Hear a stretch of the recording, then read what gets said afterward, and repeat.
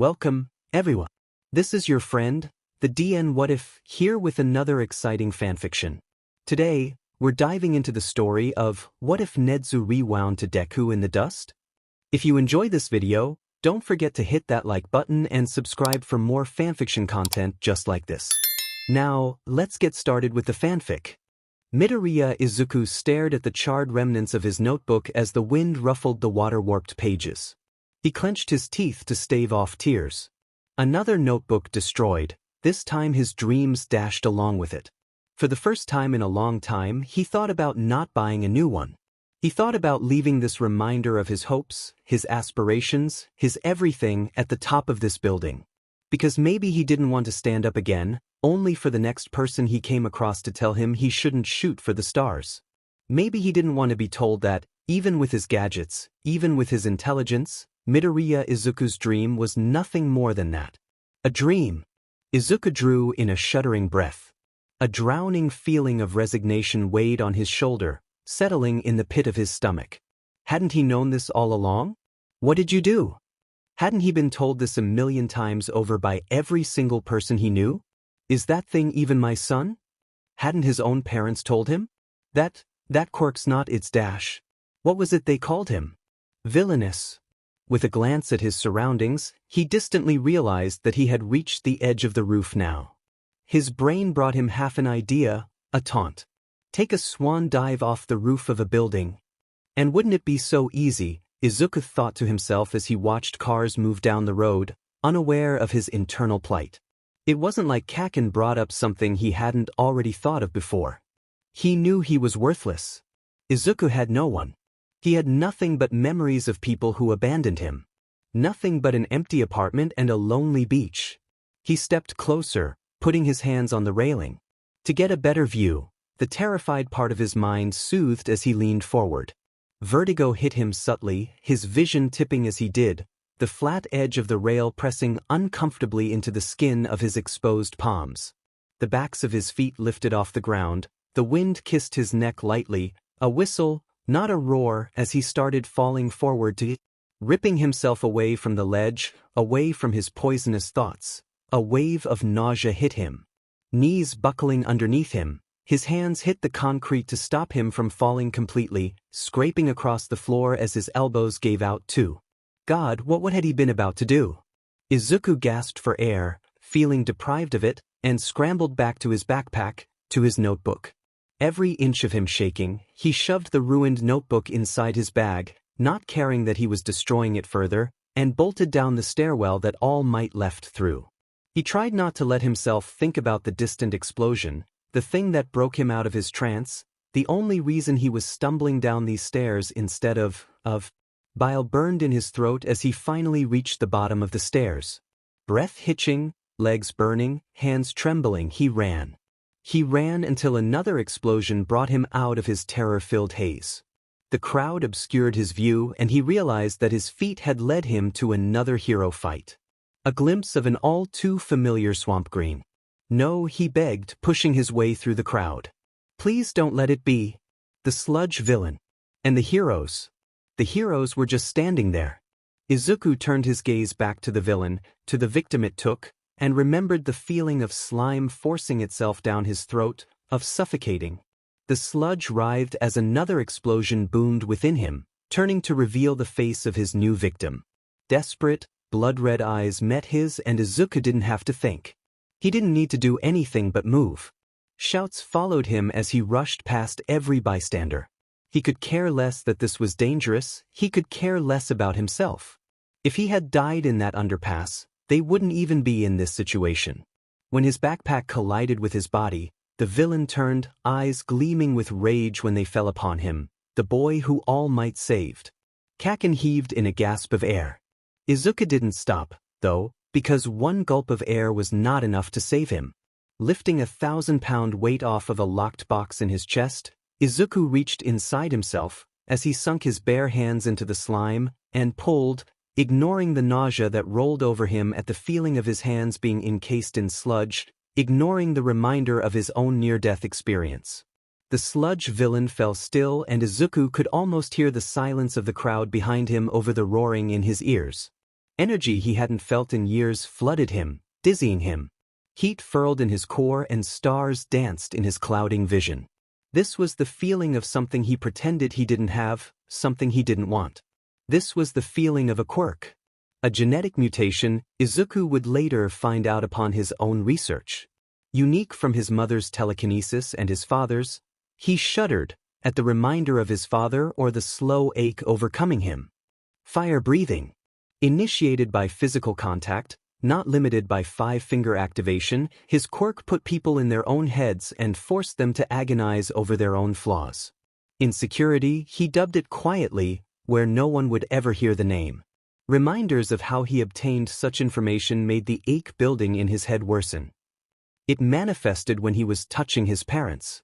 They froze at some point during the movie they were watching, and only when Izuku moved to use the restroom did they snap out of his quirk. A fight broke out. The movie had been an act of goodwill from his mother, a silent, tense ordeal to distract his father. Evidently, the night was not as subdued as they hoped it would be. That hellspawn is not my child. After his father left, she could barely stomach a glance at him. Before they shared the pain, they were in it together. Apparently, that stopped the night his quirk manifested. They never told anyone about his quirk. She told him that he was quirkless and he didn't deny it, not when it was the first time she had properly looked him in the eyes since that night. What the hell, Deku? Kaken's snapping voice tugged him back into reality. A reality where blood dripped down his nose and every inch of him ached. The pro-heroes finally moved and All Might, that FNGBSC, shouted something about having empty soda bottles. Izuku didn't wait around to see what they would do to him for interfering. The moment their eyes turned away from him, Izuku faded into the background. He had always been good at that. His feet predictably led him to Dagoba Beach. Why was it that he never failed to wander back here when things became especially unbearable? Why, when bittersweet memories stab his fragile heart every time he sees the glittering view of the sunset? For the second time that day, Izuku leaned against a railing, this time for support. He didn't even realize he was falling until his back hit the sand. Katsuki hated the way his throat couldn't get rid of the feeling of that sludge fucker's slime squirming down his esophagus. He hated that, no matter how much he spit, the taste of that disgusting slime wouldn't go away. But he hated Deku more than any of that. The nerd had a quirk. A FING quirk. The weakling had been looking down at him this whole time, huh? Laughing behind his back every time he called him quirkless? He brushed off the heroes, hell he brushed off All Might's quick check on him before reporters swarmed him and ran after that med nerd.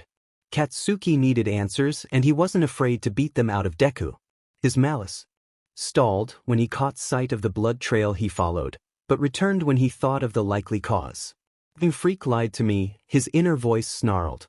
Deku was at the garbage beach, or all FNG places, leaning against the railing and casting a shadow from the sunset in front of him. "Oi, Deku!" Katsuki's smug grin froze when Deku fell forward and over the railing without so much as a glance back. The trash, his mind thought frantically as he darted forward. What if he fell on something and impaled himself? Seemed like something his dumbass would do. To a suppressed amount of relief, he caught sight of Deku laying in the sand like an idiot. Landing on the sand next to him with a thud, he grabbed a handful of the nerd's collar to yell at him, only for the blood to drain from his face when he realized he wasn't breathing. "Amnit, breathe, you be."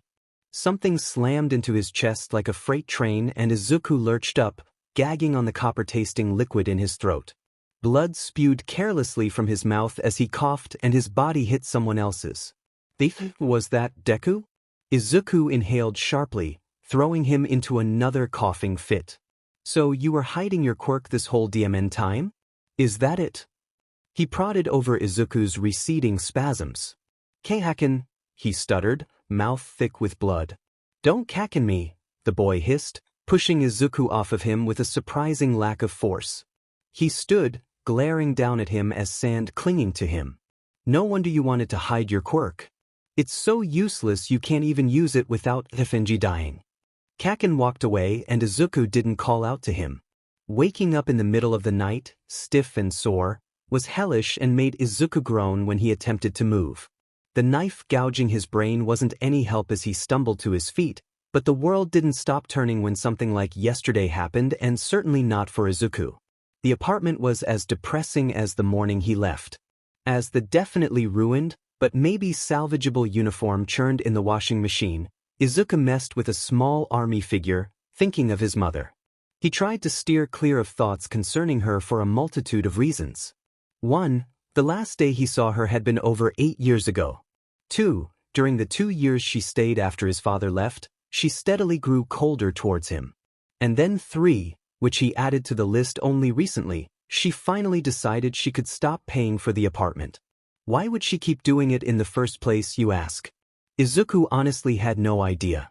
Guilt? Pity? Old-time sake? She sent in cash a week before rent was due. Always the same amount, which exceeded the actual cost of the bills since he rarely used half of the utilities. The landlady took the bills without looking up from her spreadsheet and never asked him where his mother was. Who cared, after all, when he was the only tenant who never pushed for another week to gather their money? The most Miss Tara would do was thank him for not being a little beach like all the other shitheads I house, which Izuku chose to take as a compliment. He saved the money, what he could of it at least, and planned on using it to pay for Yue's tuition. Izuku had been saving money all his life, his clothes, his shoes, hell, the untamable bird's nest on his head, was proof of his frugal ways. Sturdy trainers, patched clothes, cheap food, odd jobs, Izuku would do anything to earn money and keep it. Yue might have been a hero school with a fair price range for their tuition fees, but that didn't mean the price wasn't steep. This, sadly, was the reason he sold his hero merch, All Might memorabilia included, a week ago. Even though parting with it caused something to shrivel in his heart, even if the guy was an a-hole, he still loved heroes. Aside from that, anything with economical value in the apartment had been sold long ago, leaving him with a barren residence and a meager amount of objects with sentimental value. But, by God, it had been worth it. Izuku was in the final stretch. At this rate, he would actually be able to attend UA if he passed the exams. He just had to stay low and hope nothing FING tried him, because if something sent him to the hospital it would be a shitshow in more ways than one. Rent? He could manage, especially with that new metal and mechanics shop opening up a few miles out. Food? Pisage, he had been living off simple food for years. Tuition, in the bag, so long as he didn't break somebody's million-yen car or something. Things felt kind of great, actually. Sure, Izuku had been, well, dead a few hours ago, but damn it, he was alive now, and this wild aspiration of his truly had a chance of becoming real. The army figure in his scarred palm, small and colors flecking off from age, pressed against his skin. It offered reassurance and doubt, but ultimately, the pleasant memories won this time. A week later, when he heard the metal and mech shop opened, Izuku gathered his collection of usable parts and cleaned them meticulously. There were no other shops in the area that he could go to sell these things, so he couldn't afford for them to turn him away. Literally. Kaken left him alone, aside from the occasional fiery glare, and the others stopped asking questions on account of that signature, Kaken glare, being turned on them when they stepped too close. Something inside him writhed, the churning like a pot of boiling water overflowing. The overflowing bit especially. It was like a fish in his grip, slippery, and thrashing to escape. And like hell he would let it. Things were going well, thank you, and he did not need his jacked-up quirk FANG up his plans. The constant aching was the icing on the cake, and the piercing headaches were the cherry on top of it. That was a reasonable reaction, though, Izuku supposed. Dying seemed a little extreme, but he had kept his quirk locked up for 8 years. Was this what withdrawal felt like? The manifestation of his quirk hurt, but this was another level of danger. The banner on the inside of the windowed wall said, "Now open," in big, curvy, red and orange font.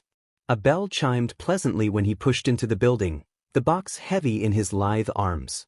The room he walked into housed bland, off-white walls decorated with succulents and objects standing out with bright color. Blue padded chairs lined the wall, the counter at the other side of the room reaching both ends of the wall. A gate and latch remained closed, and everything felt utterly new. Overall, it was your cliché receptionist room. His mouth quirked up when he caught sight of the mini present mic figure by a similarly situated plastic cockatoo on its perch. Izuku built a radio because it seemed easier than fixing another phone that actually emitted sound. His phone was a relic and it looked the part too. He found it while scavenging and kept it for no reason other than the ridiculous hope that one day someone would want to communicate with him. With the radio, on the other hand, Izuku worked until the voices and melodies came through the speaker clearly. Present Mix Radio Show quickly became one of his most visited stations. He was loud and exuberant, something Izuku could never be. The music he played stayed in Izuku's head for days, humming in his veins and beating with his heart. The man was amusing too, whipping out subtly snarky remarks and deceiving wit just as much as he said a corny joke. When because he could not afford to think if he attended UA, would Izuku meet him? God, how would he cope with meeting him and Eraserhead? How would he not faint on the spot when all of his teachers were his literal heroes? Eraserhead was an underground hero, so Izuku supposed he maybe shouldn't be aware of him, but he was exactly the hero that Izuku wanted to be. Out of sight, working primarily in ambush and close-ranged attacks. His quirk erased others, but he fought entirely quirkless against mutation quirks, so Izuku could too, especially with his inventions. A tall woman with salmon-pink hair grinned at him from behind the counter. Her cropped hair, spiked up like it had its own personality, had nothing on her golden eyes. The color dipped into copper and she blinked, her smile becoming more of a show. Quirk, his brain warned. She's seeing something she doesn't like. Damn it, he wanted to sell her sheet, not have a subtle quirk used on him. Hi, he said quickly, heaving the box onto the counter. Do you buy scrap metal in parts? She pulled the box closer and rummaged through the organized, flatter pieces of metal to see the parts he brought. I sure do from you, she said, eyes glued to the contents of the box. The knot in his chest loosened, a sigh of relief passing his lips. Again her eyes flashed bronze, flicking to him, and he tensed. Her eyes drifted to the exposed scars scaling his left arm and his patience snapped. Stop that. He took a step back, hackles rising and his eyes narrowing. Do you want to buy them or not? Stop what? Using your quirk on a minor without consent, he gritted out. That's illegal, you know. Not that he would report it. That would require going to the police, who would probably ask for his guardian. The burly woman laughed, setting him even further on edge. You're kind of fiery, you know that, green bean? She produced a pen and clipboard, sliding it across the counter. I don't know where the hell you found parts like this, but I'd be dimmin' stupid to turn you away. Read the form, write your basic info, sign on the dotted line, blah blah blah. A rivet of fear speared through him as he sat on one of the chairs and began reading. Where your parents sprout? They send you over with all this by yourself? Bitterness tasted sour in his dry mouth. Busy, he muttered, standing and handing over the filled-out papers. Right. She tapped the paper with the pen. Midoriya, you say that cash is the preferred payment. I don't presently have enough to pay you, so would you prefer digital payment? I don't think anyone wants to walk around with this much money on them, anyway. He glanced at the box, then at her. He gulped. How much money do you owe me? Stupid question, he realized immediately. If she couldn't pay him right off the bat, then it was a reasonable amount more than he guessed all this was worth. Never mind, he added nervously. 1. Never ask someone what they owe you. People will never pay if they think they can get away with it. 2. I'm guessing you've never sold anything like this before. And 3. I owe you dash. Izuku's knees went weak when she told him the number. ODMN. Oh sheet. Oh if dash. He laughed, high-pitched and unbelieving, hands rising to do who knows what. That was, oh God, that was way more than he thought he would get for a few sheets of metal and used parts. Maybe miracles did happen. Whoa, you good kid? His eyes snapped back to the lady. Kinda blanked out on me for a second. I can wait, he croaked. Pay me what you can and I'll wait for the rest. Alright, give me a second. In the apartment, Izuku held his head in his hands, a mad giggle that matched the grin on his face. I can make it, he whispered, breaking the silence. The world, I'm making it to you. At this point, I feel like I should put you down as a business supplier, Mitsu said as he put down a box full of money-making material for the third time. He blushed and took the clipboard she offered, signing his name. Izuku would keep coming here and selling what he scavenged and cleaned for as long as she would let him. Tuition fees were a beach, and Izuku didn't have time for debt or interest adding up. He needed enough for 3 years, and he would pay his way through half of his second year by the end of the summer if he kept this up. Every Sunday, 30 minutes after they open, Izuku meets Mitsu and they exchange money, metal, and small talk. Mitsu showed off a picture of her wife and daughter. Izuku told her that he built things in his spare time. She pushed, a few times, for information on his parents but relented before he became too uncomfortable. Mitsu apologized for using her quirk on him without permission and explained her quirk. It was called Current State. When she activated it, her quirk revealed the physical and emotional state of a person to her. After some questioning on his part, Izuku found out that she received her answers through feelings rather than actual words. Mitsu described it as a compass, pointing her in the right direction. "Oh hey!" Mitsu burst the 5th time he showed up. "My wife, as you know, works the books, but May's coming in today to work on her inventions. They're dying to meet you, so feel free to come back around one-ish." Internally he balked. The short interactions he had here with Mitsu still kept them at acquaintance level. Coming in and meeting her family would break that barrier, that protective wall of security. Part of him, a traitorous, longing part, wanted to. Save for Mitsu, no one spoke kindly with him. No one turned their gaze upon him as if he mattered. His brain whispered that they might be like her, like Mitsu instead of his mom. "I'll see if I can make it," Izuku mumbled, not missing how Mitsu lit up. "Hell yeah!" she shouted after him as he exited the building. Izuku arrived at 1 o'clock on the dot and walked in without any preamble, tensing when he realized other people were sitting in the chairs. This was a business and it was the middle of the day. An employee stood in Mitsu's usual spot, looking bored and utterly uninterested as they lounged in the desk chair. They had a cat quirk, it seemed. Furred, pointed ears that flicked towards the sound of his entrance and slit pupils surrounded by blue irises darted to him. Lazily, she pressed a button and spoke into a microphone. "Aye boss, ya boys here." Not 2 seconds later, a girl that looked like Mitsu's daughter burst into the room and grabbed him by his shoulders to push him further into the building. He gaped at the sheer size of space. Dozens of workers milled about and even more inventions were being tweaked. It was a mechanic's heaven. "Hi, I'm Hatsume," she shouted into his ear over the sudden whir of machinery. Future CEO of Hatsum Industries. Her hands on his shoulders sent bells ringing in his head, all of them screaming don't touch, but he put his shaking hands into the pockets of his cargo briefs and offered her a smile as she practically wheeled him around. "Midoriya," he yelled. She let go of him without warning, causing him to shoot forward and stumble.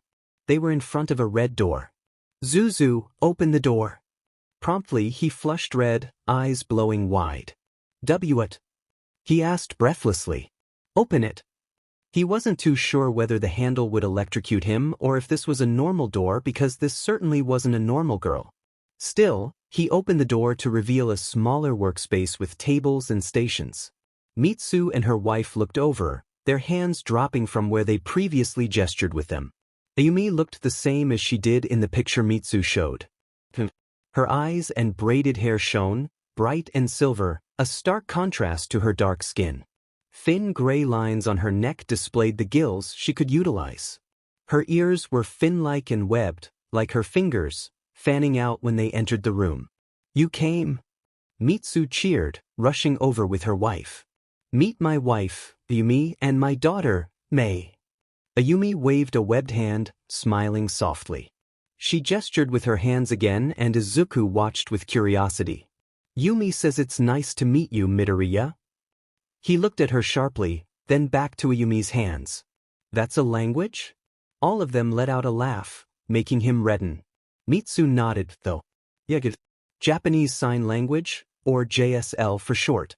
Ayumi's quirk only lets her talk underwater so all of us know it." "Really? Would it be clear underwater? Or maybe garbled? Can you breathe underwater, too?" "Wait, you have gills, sorry." Are you able to withstand water pressure if you go deep? Do your ears help you hear better above and under the water? Or just one of those? Do your gills seal when you're out of water? Do you have a preference for salt or fresh water? Does it matter at all? What about Dash? See, I told you, Mitsu grinned. He's a riot. Ayumi smiled weakly, looking at him as if he was an enigma. Mei, on the other hand, lit up and began vibrating. Mom, you didn't tell me he asked those questions. She cried out in betrayal. We could have made so many babies by now if I had known.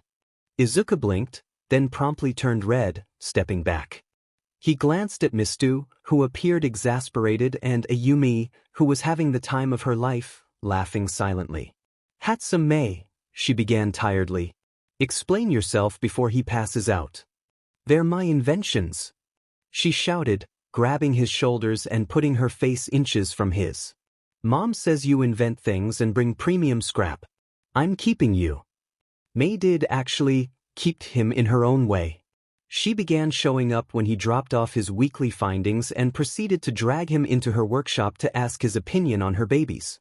See, if I can just figure out how to disregard the laws of gravity, then my baby will take flight. Why don't you just do away with the propellers and put in the hover tech that the shield company makes? Izuku questioned, thinking of the parts he had previously brought in. If they're accessible in some way, I could probably find you the parts by the time I come back. Dash.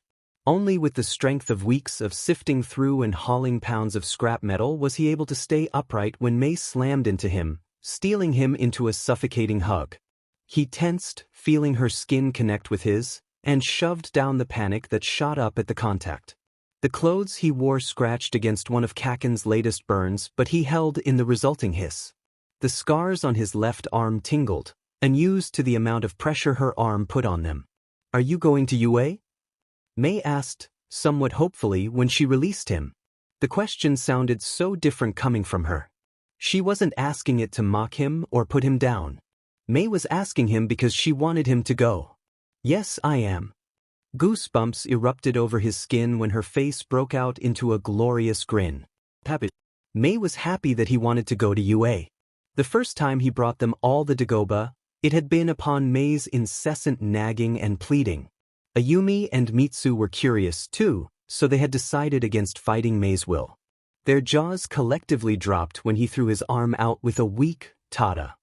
To be fair, at this point, he had cleared out half the beach on his own. Sometimes, when the thought of returning to the apartment became unbearable, Izuku holed up inside a pile.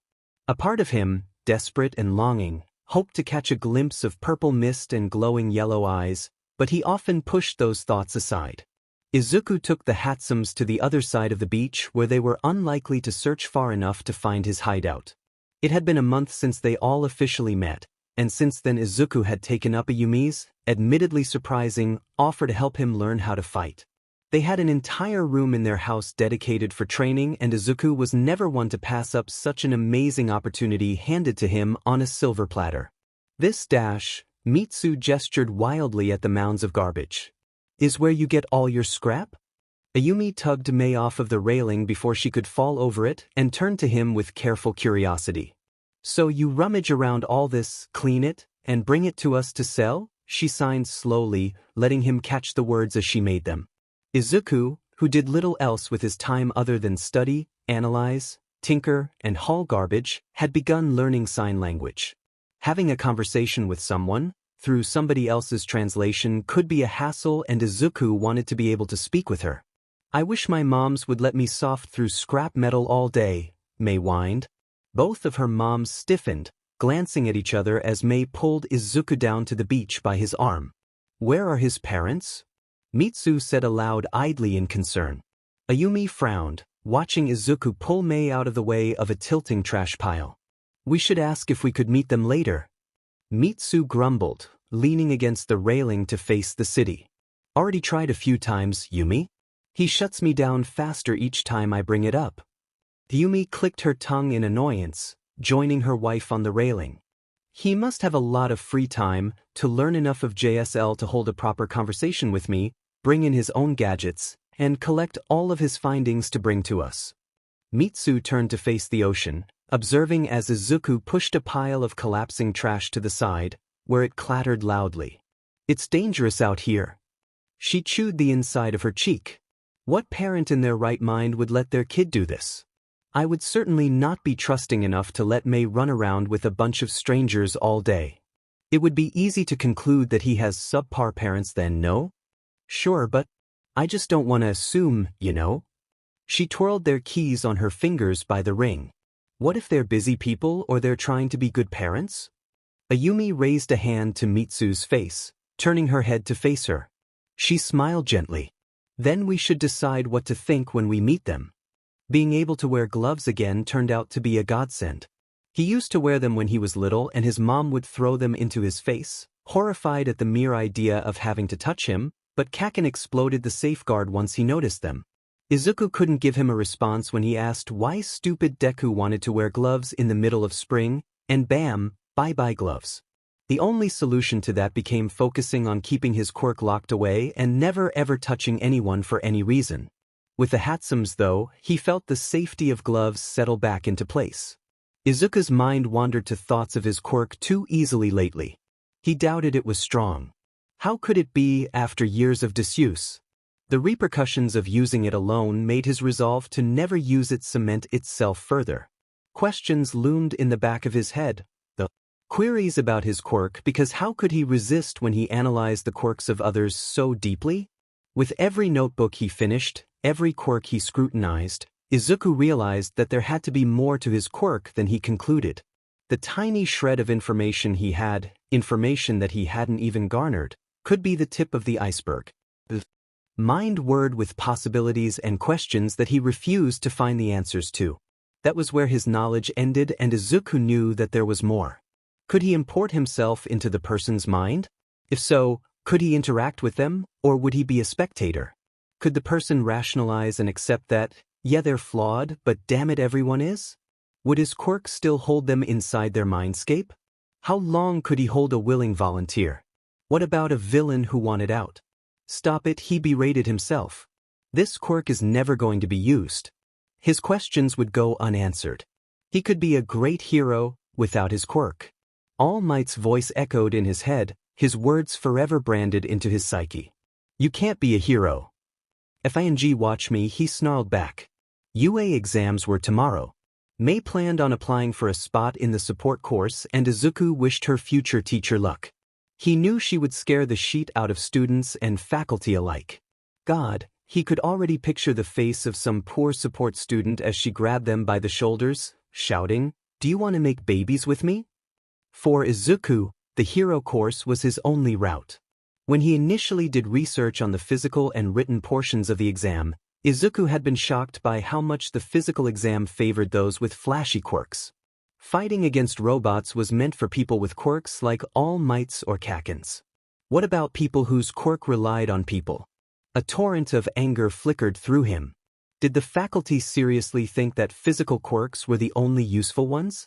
It seemed a little hypocritical when two of the teachers would have had to claw their way into the hero course. What had Midnight done when her quirk was of no use against towering machines? What had Eraserhead done when there were no quirks to erase? The guidelines of UA only recently changed to allow quirkless students in, but only a few years prior had they begun allowing people to apply for the use of homemade support items to use in their exams. How many students fell through the cracks because of their implicit bias? In the morning, Izuku picked at the vibrant tones of color on his nails that Ayumi painted on him a few days prior and checked his mental list. Granola bar, backpack. Said backpack was the most interesting part of the items he carried with him out to the car that the Hatsums were currently sitting in.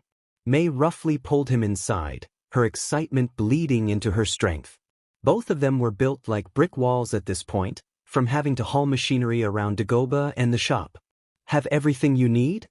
Mitsu inquired as he buckled in. Yep, he nodded. May grabbed his face with both of her hands, pulling him nose to nose with her. Zuzu, she started, sounding far more serious than he has ever heard her. Are you ready to stick it to the UA faculty? Hell yeah, Mimi. Ayumi snorted, glancing at Mitsu, who shrugged at the silent accusation. He rarely cursed when they were first becoming comfortable around each other, but after 9 months around them all, he could curse enough to make Kaken blush.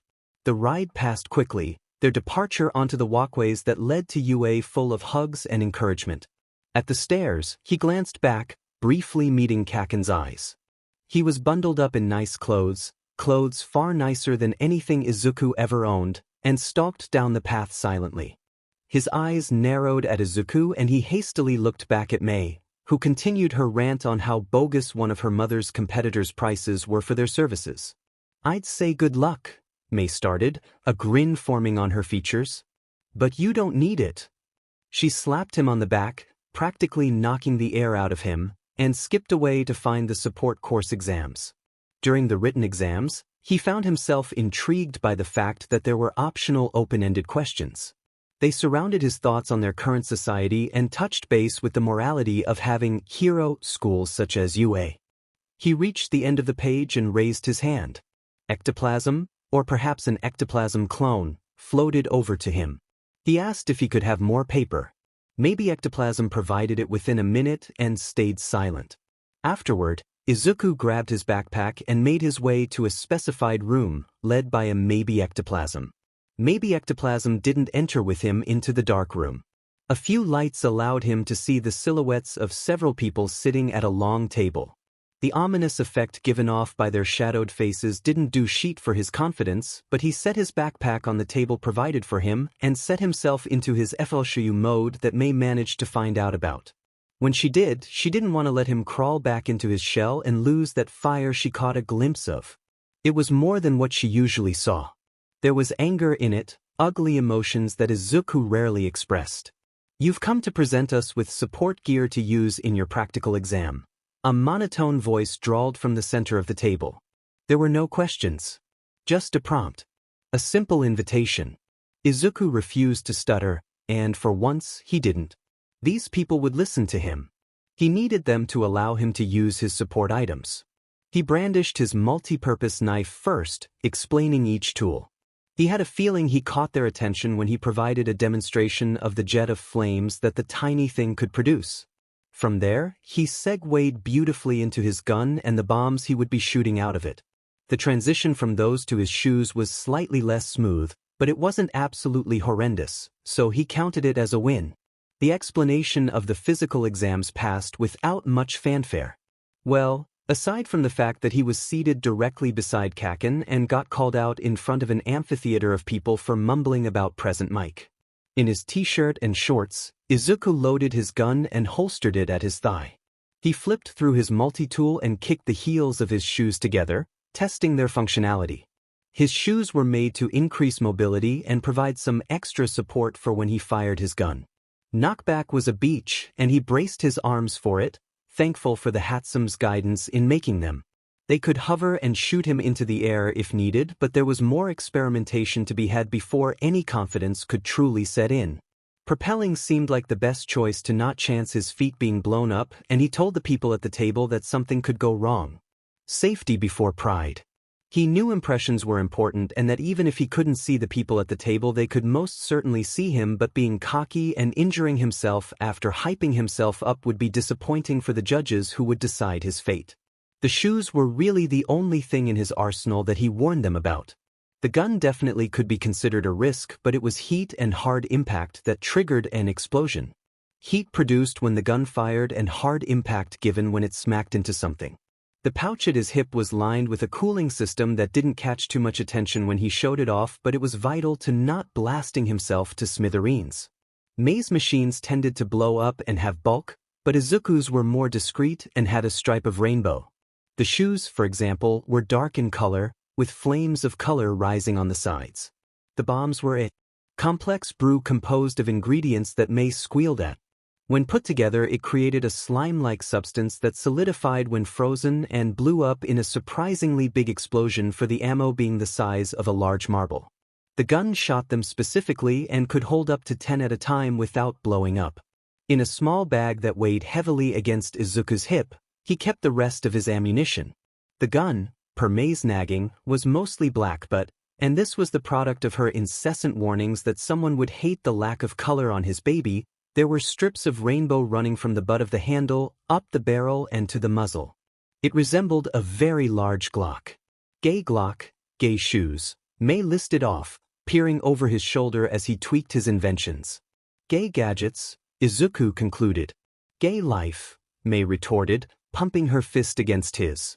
An alarm sounded without warning and Izuku shot off instantly, his shoes propelling him into the faux city and leaving the other examinees in the dust. In the Hatsum house, if you didn't have reflexes, you died. Izuku lost count of all the times he had nearly been impaled, burned, slashed, blinded, dumped in water, electrocuted. He could go on. Present Mick's voice shook them from their stupor, sending the lot of them running after him. Tackling the head of the nearest robot, he practically tore off the piece of metal protecting its wiring. A quick scan and he jabbed at the robot's insides, his shoes flinging him back in time for it to explode. He grinned and shot deeper into the city. Wouldn't the explosives he showed us be more effective? All Might asked aloud, several of the staff around him nodding as they watched the boy ricochet from robot to robot. Nedzu eyed the boy who leaped from machine to machine, charging at them and only utilizing a simple tool to take apart robots that even some with destructive power balked at. His gun remained holstered to his thigh, his ammunition at his hip. He has a limited amount of firepower. If he used it all in the beginning, there might be nothing left to rapidly increase his score in the last half. Nedzu wiggled in his seat, watching as the boy helped another student out from under a collapsed robot. When he saw that the child was fine Midoriya, Izuku ran off with a bit of good luck. The teachers around him inched away when they caught sight of the grin on his face. There was a reason some humans thought of him as a bear, after all. Nedzu picked up the sheets of paper Midoriya turned in, one among many who attempted his optional questions, but his views were controversial, bordering on radical. Nedzu designed his questions in a way from them to be taken in many directions. What do you think of society as it is? What is your opinion on hero schools? Two simple questions that garnered varying responses that were ultimately, and boringly, the same. But Nedzu was pleasantly surprised when Ectoplasm handed him the papers of the children who answered his questions. He especially liked the answer to his first question, as morality had never his strong suit. The society of heroes and villains that we have created is unsustainable. It is toxic. We see this best in the symbol of peace. For now, because of him, we are able to enjoy an era where crime is at an all-time low. But what happens when the symbol is gone? What happens when he inevitably retires? There will be a surge of crime, a wave of emboldened criminals that will be undaunted when All Might is not there to keep them in check. Who will we turn to? Endeavor, who has lusted after the number 1 slot for decades. There is a reason no one could surpass either of them. No one could pass Endeavor because he is merciless when it comes to achieving his goals. It is displayed in his ruthless methods and notorious rage. All Might is another matter entirely. He remained beyond reach because he works without stopping. Remember that month All Might vanished and everyone panicked? Even then, there had been a rise in local crime all around. Touching on Endeavor's behavior, therein lies another flaw. Being a hero does not mean the same thing it did during the vigilante era or beforehand. It is an occupation. Hero schools are where rows of children are sent to attempt to become heroes or support them, i.e. business marketing courses, support, or general education, where the majority of hero course rejects end up. Someone I knew as a child, my best friend, even manifested a powerful, flashy quirk. Like a flipped SWH, he was surrounded by yes men and praised in abundance for his accomplishments. People turned blind eye to anything he did that could be considered wrong because of his quirk. They said, he'll be a great hero with a quirk like that. And that was it. Because his quirk was suited for heroism, that made him a hero. Heroes don't use their quirks on other children for fun or belittle everyone around them. No one should label a child a hero, not with what that word means nowadays. And since heroism has been broken from its definition, it isn't a far leap to say that the term villain has as well. What about the children with not so flashy quirks, not so heroic or useful? Every day, I see and hear people throw around the words hero and villain. I think of the man Endeavor maimed for stealing a bag of groceries, Of the woman who was arrested for vigilantism because she used her quirk on a bank robber. Villains, people labeled them. That man stole because his family was starving because of the high tax rates. Tax rates that will only continue to rise because heroes cause collateral damage wherever they go. Think of Mount Lady, who destroys entire streets each time she uses her quirk. Think of Death Arms, who regularly bashes in walls. That woman's quirk was ventriloquist. She took control of the 10 robbers the moment she was given the chance and held them until the police arrived, in turn suffering from severe quirk exhaustion. When she was discharged from the hospital a few days later, the police arrested her for illegal quirk usage. I won't disparage the police for arresting her for illegal quirk use. The problem is that this situation isn't original. Many other people have quirks that, with the right forethought, could save them from a similar situation. And that's exactly what happened. Another woman with a quirk that could trap people in bubbles with a touch and make them float pulled the same thing and saved a jewelry store full of people. She got a slap on the wrist while the other woman is spending several years in jail. I think of the children born powerful, like my friend, and wonder what happens if they don't want to be a hero, wonder if they are given a proper choice. I think of those with quirks like ventriloquist, who are forced to claw their way up the ladder when others are given an escalator. And what about those who fall? What do you think happens to the outcasts and so-called freaks, who give up? They become what everyone has always said they would become. What is a hero without a villain? They have no meaning. Hero society creates more villains than it will ever be able to fight. It has created a stigma around those with less desirable quirks, and it has put people into boxes. Villain. Civilian. The world we live in is made of shades of gray, not clean-cut like so many have been led to believe. We are living in an unsustainable world, one that will come crashing down on us one way or another if we don't make some serious changes. To say Nedzu was excited would be an understatement. I anticipate the ripples you'll make with those kinds of thoughts, Midoriya. Nedzu passed the papers to Shoyuta and he internally groaned because what devil child could have possibly caught the rat's attention? He accepted the papers and took note of the fact that it was flipped to the second question. What do you think of hero schools? Shoyuta wasn't sure if he wanted to read something that gave Nedzu that kind of glint in his black, beady little eyes, but he suppressed a sigh and read the answer. Hero schools, while necessary in the current time we are in, are schools that facilitate the idea of creating child soldiers. There is a reason that there has been debate on whether or not to have them. The hero career is one that not just anyone can take up. Students apply for the hero course for noble reasons, others for money, many for fame, but the bottom line is that they are all signing up to be heroes. Heroes are faced with life or death situations daily, so one would think that training them specifically for those types of situations would benefit them, right? It does, in many ways, prepare the students for their career of choice, but it also puts them in great danger while doing so. In UA, the sports festival is a necessary event to rake in the funds that keep the school running. It brings attention to the school, allows students in other courses to gain attention, and provides hero students the chance to show off their quirks and get internships. In theory, this is great for everybody, but what about those with quirks that have specifications or limitations? Their weaknesses are being broadcasted for the world to see just as their strengths are. Villains could easily find recordings of past festivals to analyze the quirks of the latest batch of heroes. Internships happen when a hero offers to take an apprentice on the job. Hero students signed up for this, yes, but the question of, should we allow this, comes into play. Students, children who are 15 to 16 years old, are taken out on patrols and face villains with their mentor beside them.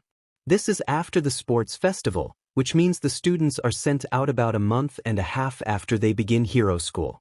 How much can the teachers cram into their heads in that amount of time? How much can they express and emphasize the seriousness of the job they are being sent out to do? What happens when a student slips up or can't handle a situation? The government places the lives of civilians in the hands of children. They put these hero students in the line of fire. There have been deaths during internships. Shoyuta stopped reading, turning to glare at Nedzu. He flipped back to Midoriya's previous answer and blinked at it in surprise. He turned to the first page, read the name, and glanced up at the screen, where Midoriya Izuku leaped onto the head of a two-pointer, saving the boy who had been cornered by 3 of them. Of course, this was the problem child that came up to them with the request of a bomb gun and a flame-throwing multi-tool. Despite the gleam in the principal's eyes, Shoyuta could feel his lips twitching to form a grin. He has potential. Toshinori could not tear his eyes from the boy if he tried to, because there he was. The child that he saved and who subsequently saved him and another student. Reporters and fans swarmed him the moment the fight was over, keeping him from following the boy for a few minutes. It ended up being too long. He wondered about the boy's quirk because, on his application, he was registered as quirkless. He wondered what the boy's quirk could be, how terrible he considered it if he was willing to lie on a formal document like this to hide it. On the rooftop, the boy had asked him, "Can I be a hero without a quirk?" And Toshinori said no. Though, watching the boy tear through the robots, seeing the light in his eyes brighter than they were during their last meeting, Toshinori cursed himself. To put it bluntly, he bungled his first impression. Telling the boy he couldn't be a hero, and not half an hour later he was willing to put everything into teaching him and making him his successor. Midoriya's mood darkened when he told him what he thought was a harsh reality that the boy needed to accept. Toshinori could feel the words crushing him, chafing on his skin and ringing in his ears. "You can't be a hero." His hands curled into fists as Midoriya finally unholstered his gun. The boy hadn't lied when he said the ammunition packed a punch. The first robot to fall victim to an explosion was blasted to pieces, to the obvious joy of Midoriya, who smiled and looked down at his gun with pride as he stood alone in a street. Toshinori chuckled. "He's already proving me wrong." He counted 5 more shots before he would have to resort to tearing the robots apart again. If he spaced out the shots or could find a group, maybe he would be able to. A window shattered as he passed it, the glass grazing the skin on the top of his nose. Izuku flinched at the sound of glass falling onto the street. Rubble left from the destruction of the other examinees shook on the street from the vibrations. Following the noise, he turned onto a street with several other examinees on it. They all faced him, gaping at something behind him in abject horror. One of them screamed and bolted down the street, others following quickly once they snapped out of their shock. The zero-pointer stood tall above them all, the deafening grind of its inner mechanics almost muting out everything around him. Izuku stumbled back, ready to hightail it out of that monstrosity's way, when he heard a shriek over the zero-pointer's thunderous movements. He stopped and scanned the street, ignoring the few who screamed at him to leave. His eyes snagged on a brown-haired girl who alternated from pressing her hand to her mouth to putting her hands on the rubble that had fallen over her, pushing at it desperately. Izuku kicked his shoes against the ground without another thought, propelling himself across the street in the blink of an eye. He nearly flew past her, the force from his shoes too much, but his hand caught the edge of the piece trapping her, the jagged rock slicing into his unscarred palm as the hunk of concrete shifted off of her. Ignoring the pain that rocketed through his system, Izuku landed beside the girl as she clawed at the road to get herself further away from the zero-pointer. Quirk overuse. Wounds in her leg oozed blood through her leggings. She must have been completely out of it by now. "I'll get you out," Izuku promised her as he lifted her off the ground. He glanced up, his breath catching in his throat when he took in the zero-pointer's distance from them. The girl was depending entirely on him to get her out of here, but how would he do that? His shoes were only stable enough to carry him long distances without blowing up. His gun. His FING gun. He let the girl's weight fall completely against his front, looking at the tiny SW at the handle of the gun with the kind of solemnness found at a funeral.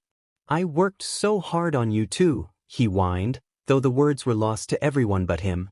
He flipped on the emergency SWH and hurled it as high and as far as he could.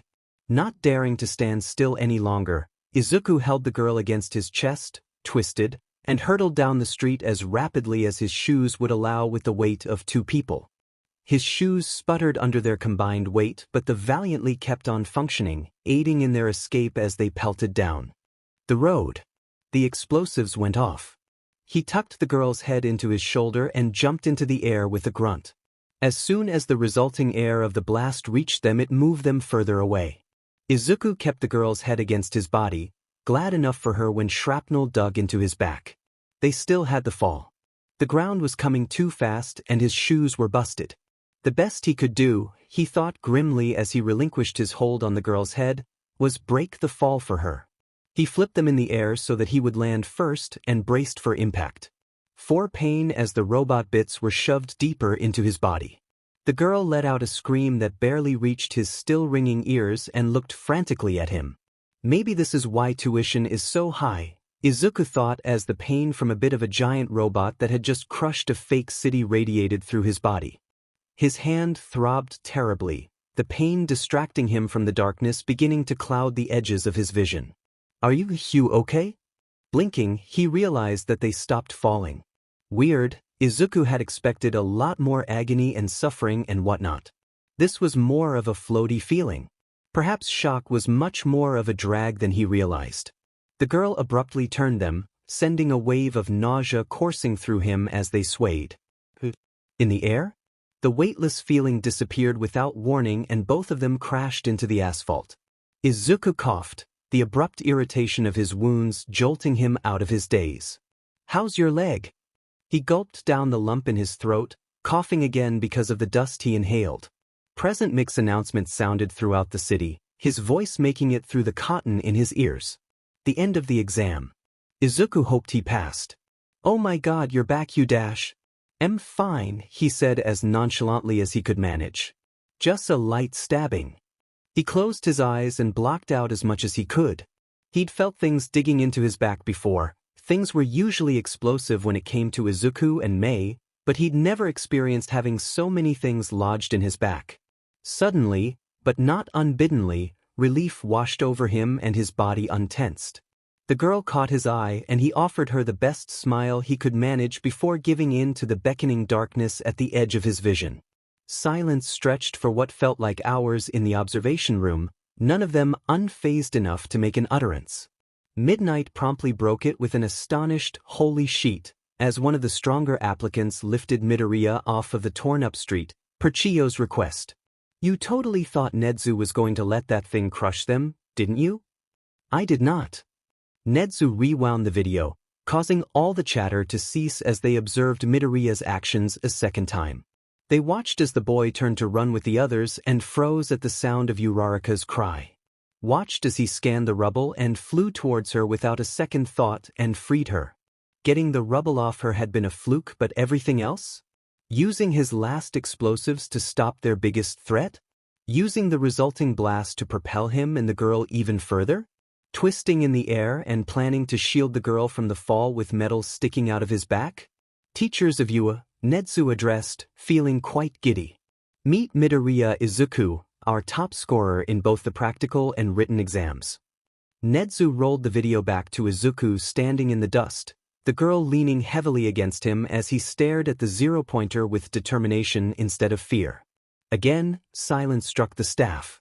Consciousness came sluggishly and he awoke to the faint smell of rubbing alcohol. Like a WHP cracked against him, he shot up, uncaring of the stings and throbbing the abrupt action caused him. Panic knocked on the doors of his mind, brandishing a key, as he surveyed the white walls and fluorescent lights beaming above him. Voices murmured through a door, their close proximity rubbing coarsely against his instincts. This must be Yue's infirmary, he thought, the cold of the tiles sending goosebumps up his legs as he slid off the bed. He glanced at the workspace nearby, freezing at the sight of his photo paperclipped to the open folder. Hastily, he approached the desk, rifling through the information they had on him. The Hatsums were his emergency contacts. He was registered as quirkless, his non-existent medical history. Izuku backed away from the table, finding nothing out of line, and lamented his t-shirt's absence in the chill of the room. Checking the windows ended up being for naught. There were no latches for him to open the glass panes trapping him from the outside world. The door, large and menacing, was his only option if he wished to leave. People still spoke on the other end of it, discouraging him from taking either option. Stay, and face them when they came in, or open the door, and hope they allowed him to exit? The choice was inevitably made for him, his indecision leaving him with too much to think and weigh on. Rather anticlimactically, an old, tiny woman shuffled into the room, her cane a giant syringe. "Recovery girl?" slipped out before he could stop it. Her eyes darted to him and he nearly cursed himself for calling her attention. Before he could properly begin having an anxiety attack, All Might walked in, effectively cutting off any ramblings he had been about to stutter out. Both of them froze at the sight of each other, neither expecting the confrontation. Recovery Girl, evidently too exasperated or too old to be willing to put up with their antics, waved him back to the bed. "You were unconscious for longer than I thought you would be. Are you sleeping all right?" He almost laughed at the notion. Izuku hadn't slept right in 8 years, nor had a proper haircut, but it must have shown on his face because he bonked him on the head with the end of her syringe. "Don't make that face at me, young man. I'll take that as a no." She paused, moving behind him to check his back. It set off all kinds of alarms when her hand gently touched the tender skin of his recent injury, causing him to tense. Recovery Girl pulled away immediately, something he silently thanked her for. "The Hatsums will be here shortly," the heroine informed him kindly. "I attempted to contact your parents through them, but they told me that they don't have any communications with them. Would you like to call anyone?" "No," Izuku replied. "My mom's always busy with work, so I try not to bother her." The lie rolled smoothly off his tongue, something he has said to anyone who cared enough to ask. The lie is bitter, but so is he, and Izuku had long ago decided that this untruth was necessary. Recovery Girl clicked her tongue, her brows furrowing. "You're in the infirmary, boy. Your mother deserves to be able to acknowledge that and haul but to see you." He gave her a practice smile, one he knew to appear genuine enough to ward off comments. "She's out on business. She doesn't deserve to know shit." Slowly, the woman nodded. "A parent should be around for their child," she told him firmly, then turned to pin All Might with a stare. "You have 5 minutes before he's officially allowed to leave." Once she left, Izuku surveyed the hero before him, unsure of what he hoped to accomplish by turning up here. His gaunt form still towered over Izuku, the distance between them permitting Izuku to examine him. He looked worse, he noted, concern addling any spite he could muster. The skin of his face stretched across his angular bones, a sign of him not eating enough. Without a stomach, Izuku imagined that such a task would be odd to fulfill. "What do you want?" he inquired in a small, yet harsh, voice. The hero shifted, somewhat startled by his words. Just as Izuku had been scrutinizing the hero, All Might returned the action, searching him for something as well. The electric blue of his eyes rose within his dark scara to meet Izuku's steady forest green. Whatever he found in his gaze as they stared at one another, whatever the hero caught sight of gazing into the windows of his soul, it left him unsettled.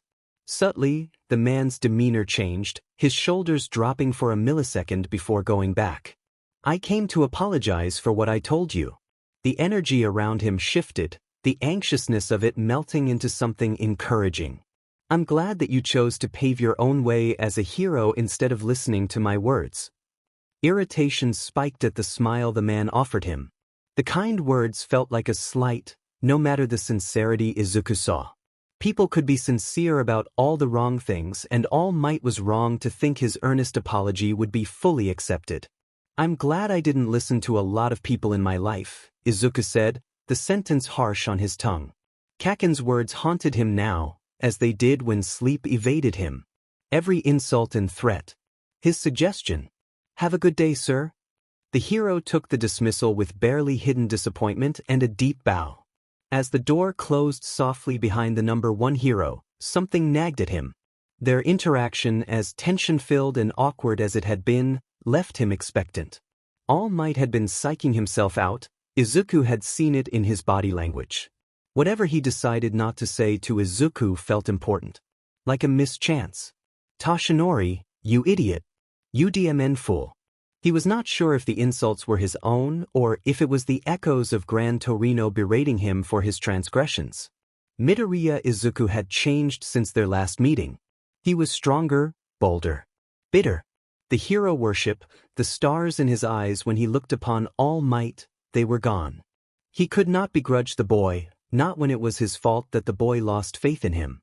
He worried for him, the scars on his body the result of something gruesome and extensive. His left arm bore gnarled, thick scars scaling from the back of his hand to just under the top of his shoulder. Long-heeled, yet flushed pink, a gruesome mark that would never fade. Disturbingly, it reminded Toshinori of the permanent scar in his side. Other, smaller, blemishes were dispersed across his exposed torso, though these were well healed and faded with age. He wondered if the boy had all of them when they met, tucked away under his school uniform where no one would see them. The boy's changes showed in his broadened shoulders, his gained muscles making him stocky. Toshinori thought that he could perhaps take one for all now, once he healed, but quickly pushed the thought aside. That was not enough. Midoriya certainly was, but Toshinori knew that when he needed his hero, he had failed miserably. Midoriya once gazed upon him like he hung the stars and moon, asking him a question he had asked others. I'm glad I didn't listen to a lot of people in my life. Instead of being among the apparent few to believe in him, Toshinori had been an addition to the list of those who dismissed him and his dreams. Toshinori had not been enough, and now he would pay the price. Chio smiled to herself as she listened to the rambunctious trio of Hatsume's dote and worry about Midoriya as they shoved a shirt on him. Her amusement dampened as she glanced back at his file. The scar on his arm was several years old, perhaps 6 or 7, but the file she held told no stories. None to explain the scar, none to even tell her about checkups. An empty medical file did not sit well with Chio, not when that scar had to have been tended to professionally to heal as excellently to allow the boy the kind of mobility he displayed when using his arm. The boy didn't mention them or pick at them. In fact, the only indication he gave of knowing they were even there was the light caress of his thumb over the disfigured skin on his left hand while he waited for the Hatsumes to arrive. Chio wondered, curiosity burning, but she remained silent. She could wring the story from him at a later date, when he was officially her student to care for. But in the meantime, she would stare at the barren file in disdain. He should feel elated, Izuku supposed, as he sat alone on his bed. His dreams were being put in motion. All might apologize to him, believed in him. But the silence around him weighed on his shoulders, dragging his head down into his hands. Damp droplet-shaped circles grew on his pajama breathes, prickles creeping up his body. The army figure in his palm bit into his flesh, carrying his thoughts back to the days before the apartment became so suffocating. The days when he wandered through streets and busy roads, dizzy with hunger when the food ran out and his mother had not returned. His searching led him to the place he now knew as Dagoba Beach. Finding a whole beach of metal and trash caught his delirious interest enough for him to stumble down the stairs. He walked along the paths carved in the trash until it all parted for a glorious view of the water sparkling with the light of the sun. His mom used to indulge them both with fantasies about what they would do on a beach together, where his dad wouldn't follow them. The two of them would swim and play in the sand, enjoying the cool waters and the warm sun. She would gush over the view and the shells, the possibility of finding something decorative and lustrous to bring home and remember the vacation. Izuku looked back at the piles of rubble, several pieces glaring at him brightly. Inside a few of the piles, shined metallic treasures, things Izuku thought his mom might like. Maybe if he grabbed one for her she would come back. Her voice squealed happily in his head, her green eyes alight with glee as she scooped him up from the sand and told him she would never leave him alone again. Before he knew it, Izuku was reaching his arm into the pile of trash, desperate, short fingers grasping for something inside the pile even as things sliced into his skin. Wrapping his hand around something, he let out a sob of pain and tugged on it, trying to dislodge the treasure so that he could bring it back to their apartment. When it stayed put, he yanked at it until something gave, not caring that his arm and hand were being cut to ribbons by his harsh movements. The space where his arm was collapsed, a scream ripping from his throat as metal and alike pierced his skin and crushed his bones. He cried out, tugging and tugging at his arm in an agonizing attempt to release it. "Mom! Help me!" He shouted desperately, agony shooting up his arm as he moved. "I'm sorry. I won't ever use my quirk again, I promise. Mom." But she was not the one who came. A man made of purple mist appeared in the clearing, his suit far too immaculate for the part of town they were in. His glowing eyes observed Izuku impassively as he wailed for help. "What is your quirk?" he inquired, ignoring the child's pleas and crying. Why would you not use it? Mom says it's bad, Izuku tried to force out. His vision clouded with spots, the blood pooling at his feet staining the sand. Mom says I'm evil, but if I could just give her the shiny thing, maybe she would love me again. The man stepped forward, nodding to himself. I do not have a habit of taking children off the street, but he may have use for your quirk. Or you. He added after a slight pause. Izuku could barely register what he spoke, much less begin to process them, but suddenly he was falling, the pressure crushing his arm alleviated as he descended. The impact of crashing into something solid racked him with pain, his body spasming before he mercifully passed out. Kurogyri. Sir. You've brought a half-dead child into the base. He's going to bleed on the carpet. Resisting the urge to cringe, Kurogyri retained his indifferent stare and gestured to the child's prone form. I suspect you may have an interest in his quirk, sir. If you wish it, I will dispose of him at once. His quirk, you say? Har extended his reach, one of his many quirks sinking into the boy. He froze momentarily, then hummed in intrigue. Call the doctor. Tell him to keep the boy alive. The vagueness of the request, a request for the doctor, did not bode well. With the boy gone and the groceries put away, he shoved away the impulse to tug at his metal collar. To the doctor, many things meant alive. Izuku peeked through the ajar door, cautious to keep his presence unknown.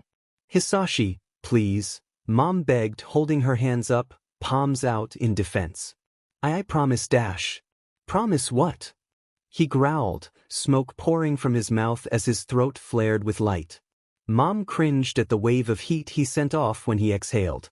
That brat of yours doesn't have a quirk like either of ours, Inko. What am I supposed to think? Please. I don't know what BS you thought was better than me. Advancing, he trapped her against the wall. But I can assure you that I'm not nearly as replaceable as you are. So tell me, who was it? Mom shook her head rapidly, tears dropping onto their floor. And no one, she sobbed. He slammed his fist into the wall, drawing a frightened yelp from her. Who is his father? He roared, heat singing her skin. I won't ask you again. He's yours. She insisted. Ichisashi, I promise he's yours. I had no part in making that demon. His throat glowed with pent-up rage, an inferno waiting to be unleashed. And I want no part of this family either. Wait, she called through her coughs. Mom batted at the smoke with her hands, stepping to follow his retreating figure. Don't leave. Don't leave. Izuku latched onto her breathed leg, his tiny body curling around it as much as he could manage. I can't take you with me, you're old enough to take care of yourself, aren't you?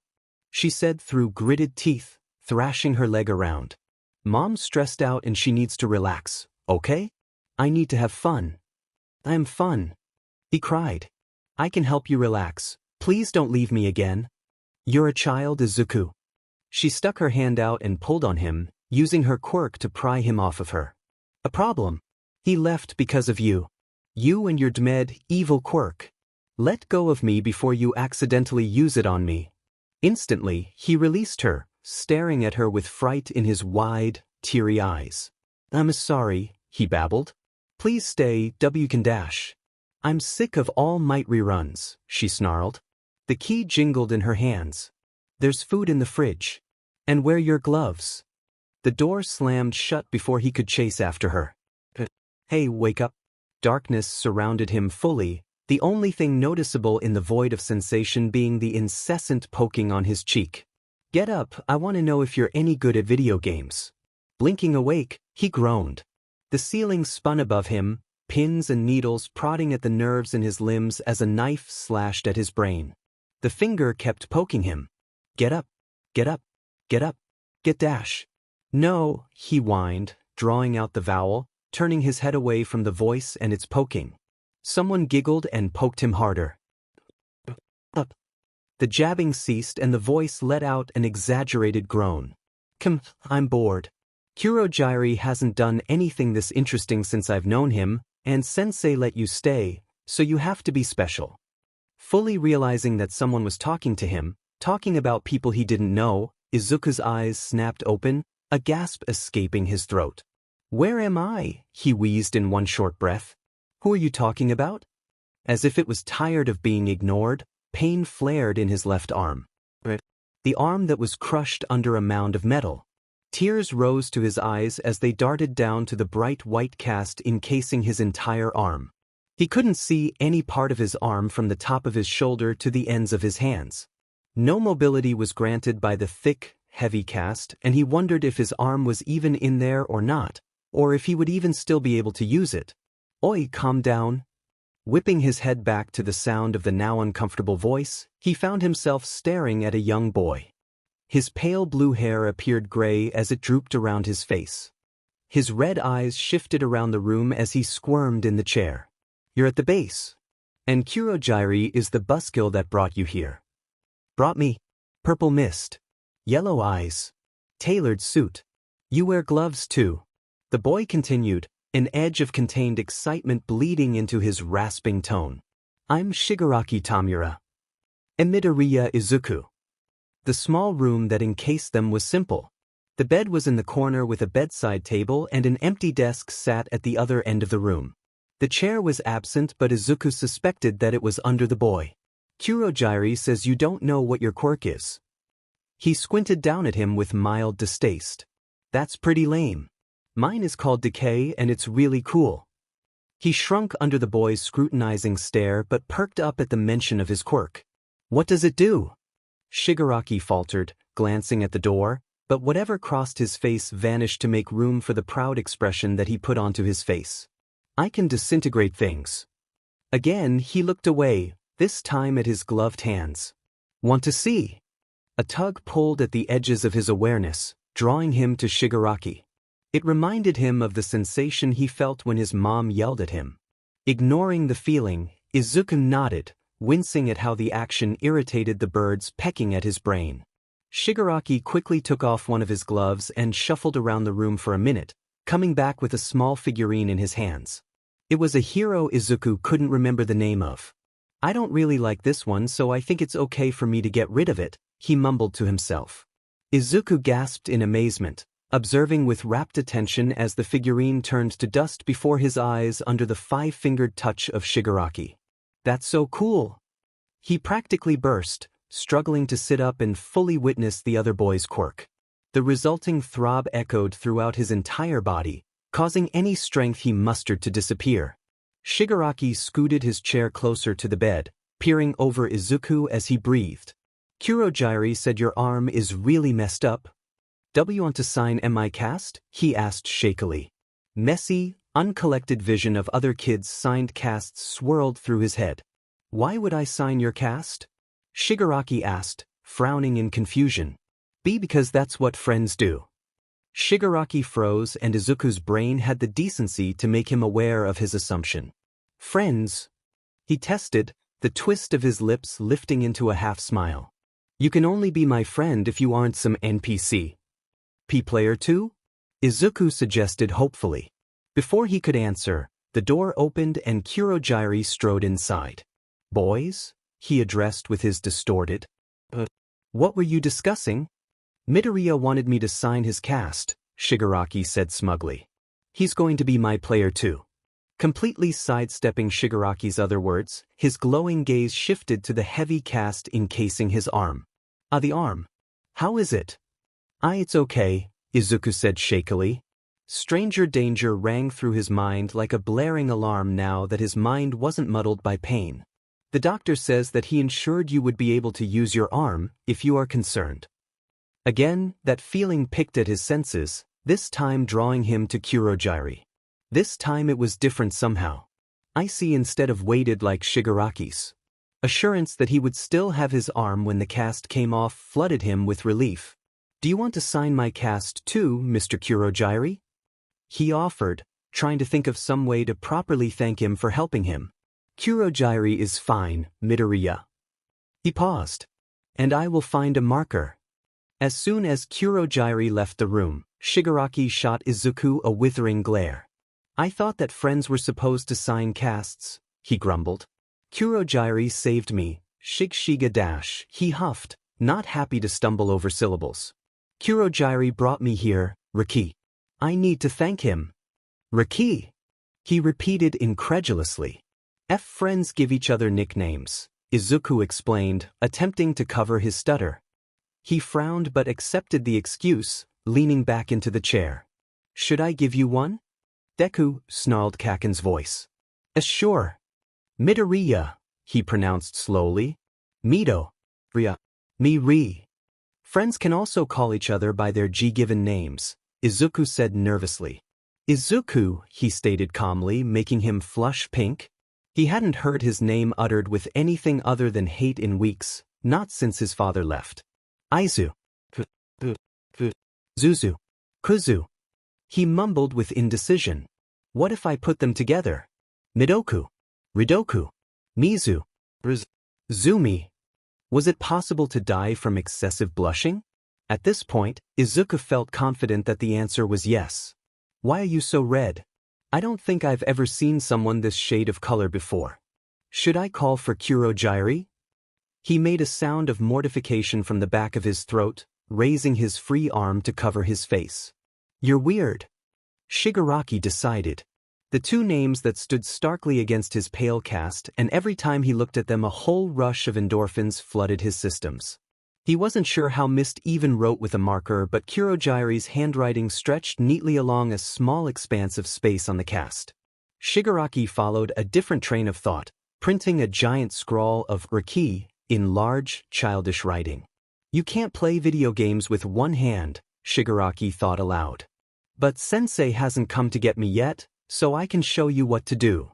Izuku cheered, shimmying in place to make room on the bed for his friend.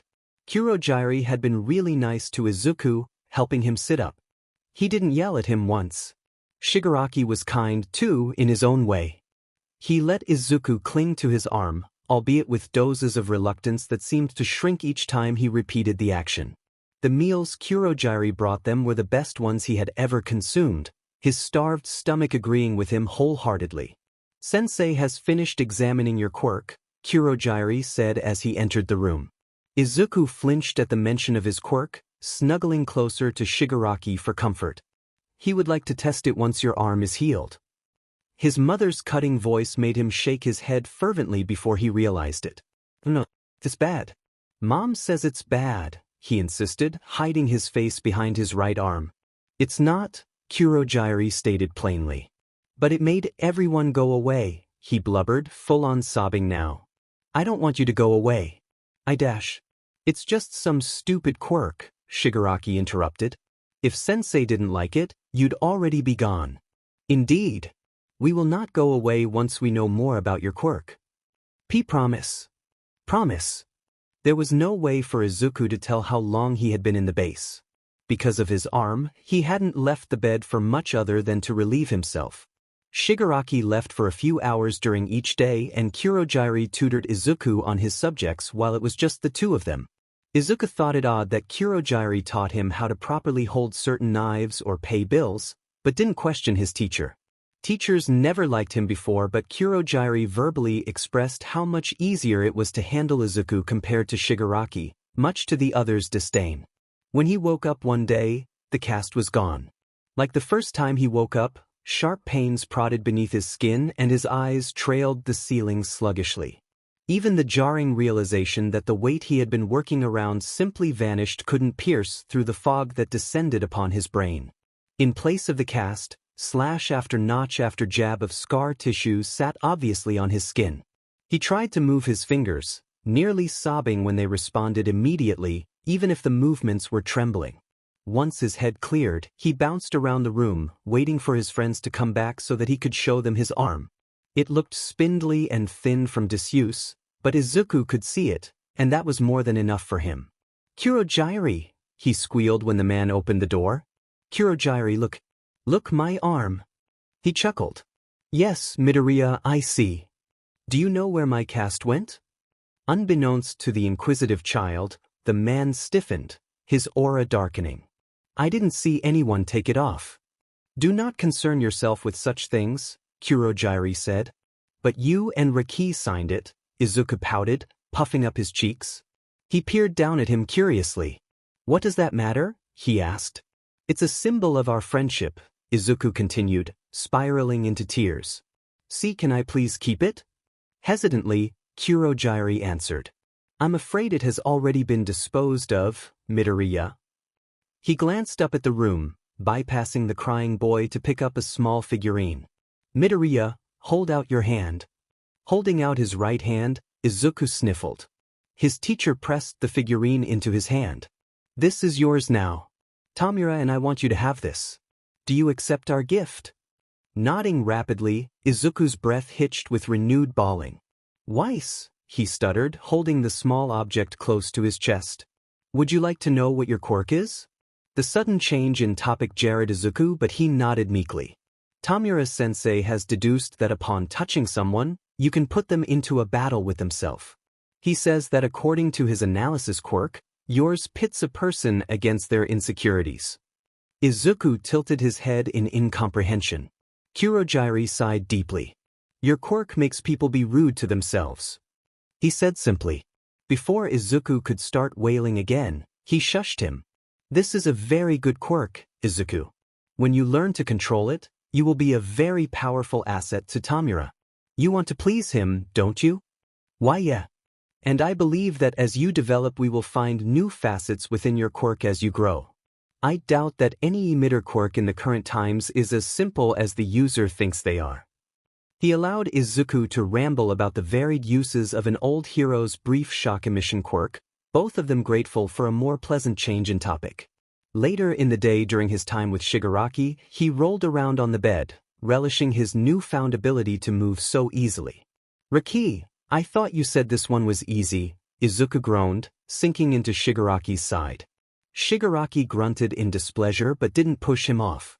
It is easy. Izuku, Shigaraki insisted. You're just terrible at playing video games. Shigaraki's casual use of his given name still made him blush. He doubted that anything his friend called him other than Midoriya would have made him a stuttering mess, but at least he was beginning to become used to his name being spoken with fondness. Izuku watched Shigaraki defeat a mini-boss with ease and finesse that he did not understand, but he smiled up at Shigaraki anyway. I think you're just amazing at this, Riki, and I'm a beginner. Shigaraki's cheeks lit up with pink and he shoved Izuku away, causing the latter to laugh and push himself up to look his friend in the eyes and say, I think you're wonderful, Riki. And as he did every time without fail, Shigaraki's face went beet red and he scowled at Izuku as he latched onto his side. Izuku had a feeling neither of them got hugged much, so he hugged Shigaraki a lot. Once he figured out what kind of reaction Shigaraki had when given an honest compliment, he drowned the kid in them. The swift change in Izuku's everyday life left him reeling, but he wouldn't change it for the world. It was nice to have a friend who didn't insult him or use their quirk to hurt him. It was nice to have warm meals and talk with people who didn't hate him. Shigaraki and Kurogyari were weird, but Izuku was too, so he didn't care. Shigaraki was his friend and he treated Izuku with the kindness he figured a friend should. Kurogyari taught him interesting things and hadn't snapped at him once. But nothing so brilliant as this new life could last. The light in the room turned on without warning and Kurogyari's usually gentle touch harshly dragged him out of his bed. Midoriya, get dressed. He commanded. That thing pulled at his brain, directing him to Kurogyari, so Izuku barely hesitated to listen. Kurogyari walked out the door, gesturing for Izuku to follow, and he balked. He whispered. Even with his healed arm, he stayed in the room, doing small exercises with his arm and continuing their usual schedule. We're going outside? He left the question unacknowledged, instead saying, Tamura's waiting. Izuku scrambled after him, latching onto Kurogyari's nearest hand.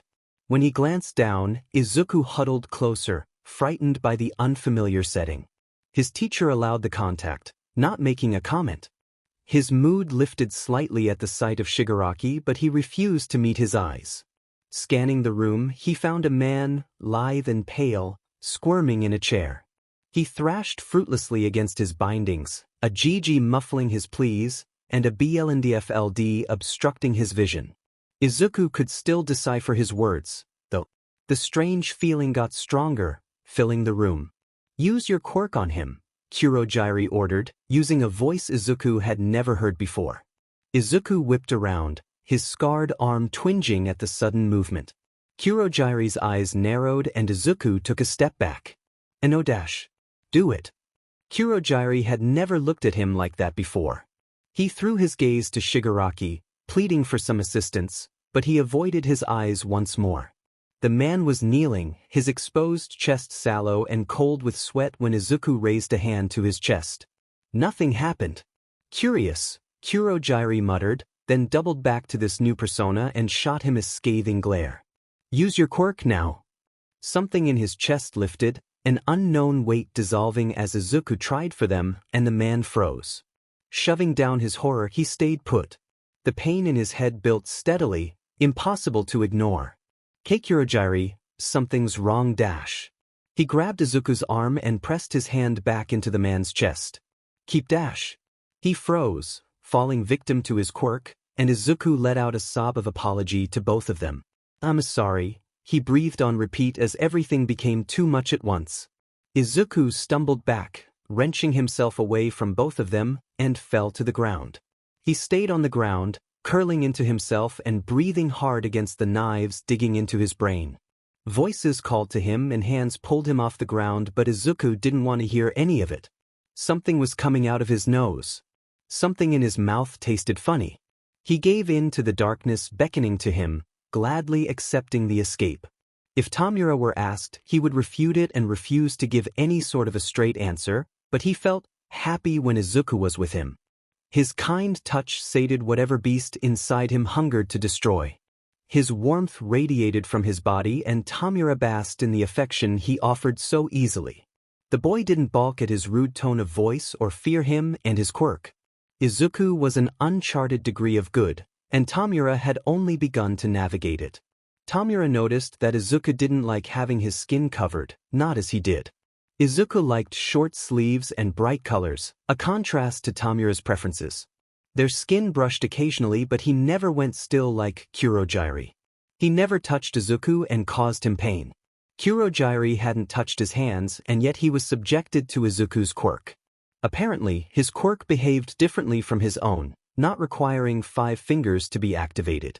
Originally, Izuku's outright refusal to use his quirk made him resist the urge to roll his eyes, but as he watched Izuku's expression twist with pain, the harder it became for him to stay put. Kurojire straightened beside Izuku's bedside, his experienced hands ensuring that his friend was safe. Alive. He will not want Midoriya around anymore. You realize this? Tamura understood. He knew that Sensei would have no use for a quirk that damaged its holder so dreadfully, even if the power garnered a certain amount of appeal. That meant Izuku had no use. He watched absently as Izuku fell through Kurojire's portal, willing himself not to cry. Don't cry. But alone in his room, the silence consumed him with taunting echoes of his friend's laughter. He shivered without the heat of Izuku's body beside him and finally allowed the dam to break. Curled into himself, muffling his cries with his pillow, Tamura mourned everything he gained and lost in such a short amount of time. He cried at the loss of those hands messing with his hair and the compliments he would not hear for simply being. He longed for his friend to come back. Please come back. But Sensei would not allow it. Kurojire already sent him off at his orders, and Sensei's orders were irrefutable. During his next training session, Tamura disintegrated half the room, infuriated at himself. At Kurojire. Sensei.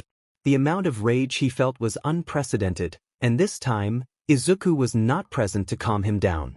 Sand blew through the tips of his fingers, chasing after the wind only to fall back a little further from where it started. Izuku thought it was like him. He chased Tamura and fell, gaining something, but not being able to move any further. Izuku sat alone on Dagoba Beach, surrounded by trash, scars racing up his left arm to forever remind him of his time with them. He didn't want to find his way back to an empty apartment. He didn't want to think about how no one would comment on his absence because he had no one. Liars, his mind hissed in fury as he bawled. Liars. They said they would stay. They said they would stay. Promise. He screamed at the betrayal, his voice as wrecked and unstable as he felt. Izuku cried for his friend, his tears landing silently in the sand as the sun set. He cried for those small smiles and blushing faces and loud cheers when he won a game. He longed to catch one more glimpse of the warmth of those ruby-red eyes that were always so relaxed around him. Izuku knew why he was thrown away, tossed out of their lives like he had never been there to begin with. It was his quirk. His stupid, evil quirk. The odd feeling disappeared. Izuku blinked and found himself in his room. He ran his hand over the scars and fought off the tears streaming down his face. He barely covered them up, but he made it a point to never mention them. No one asked either. Mei and her moms knew he'd gotten it at Dagoba, but nothing else. They did not know about his quirk either. He refused to put their relationship with him to chance. In middle school, it hadn't been the trickiest thing to cover them up. The uniforms did the job well enough, and no one ever saw him out of them besides the Hatsums. Izuku curled up on his bed and stared at the figurine on his nightstand. It was one of a soldier, not a hero, and tiny enough to have fit in Izuku's pocket. It was the only thing he had from that weird hideout. The only physical thing aside from his scars to remind Izuku of how exactly he knew about his quirk's abilities. Questions about Tamura and Kurogiri rolled around in his head, but he knew they would be left unanswered. The thing inside his chest, the Demed quirk, writhed in remembrance of its own use, begging to be let out. Izuku imagined himself adding another weight onto the locked box. He crammed it in. When Izuku imagined receiving his letter from UA after taking their exams, he pictured himself in the apartment, alone and anxious for either a confirmation or the damnation of his aspirations. But this was so much different than he could have imagined. Mitsu put her hands together, her golden eyes positively glowing with pride, as she stared at the unsealed envelopes. Ayumi vibrated in her seat as she smiled, showing off her sharper-than-normal teeth. "I'm so dash," a smile broke out across her face, tears making her eyes shine. "God, how the hell did we end up with two amazing children?" "What she means," Ayumi signed, pausing to wipe away her own tears, "is that we could not be more proud of you two. We're going to brag about this for the rest of our FFING lives." Mitsu sobbed. "Our coworkers are going to tell us to shut the hell up, and I'm going to shove pictures of you in their FING faces." She leaned against Ayumi's shoulder, sniffling and rubbing at her eyes. Not that Izuku could really judge. He had, after all, been crying since the hologram of All Might told him he managed to not only pass, but earn the top spot. Mei latched onto him after they all met in the living room, the two of them bursting at the seams with exhilaration, and hadn't released him since their initial collision. "Did either of you call our grandparents?" Izuku realized, a moment later, that he was being included in the hour. Mitsu called him their kid. He supposed that this was hardly the first time, but it stunned him how easily they included him in their family. "No," Mista gasped, jolting upright and throwing herself off the couch. "Sheet F," she cursed as she narrowly avoided crashing into a wall. "Dad, get ma, Ayumi and I are raising the pride of this family." He blushed at the words, sinking further into Mei's embrace. A voice garbled by distance and technology reached their ears, saying something that made Mitsu laugh as she re-entered the living room with her phone. "Dad, I'm talking about our kids, not the robot that Mei exploded in your garage."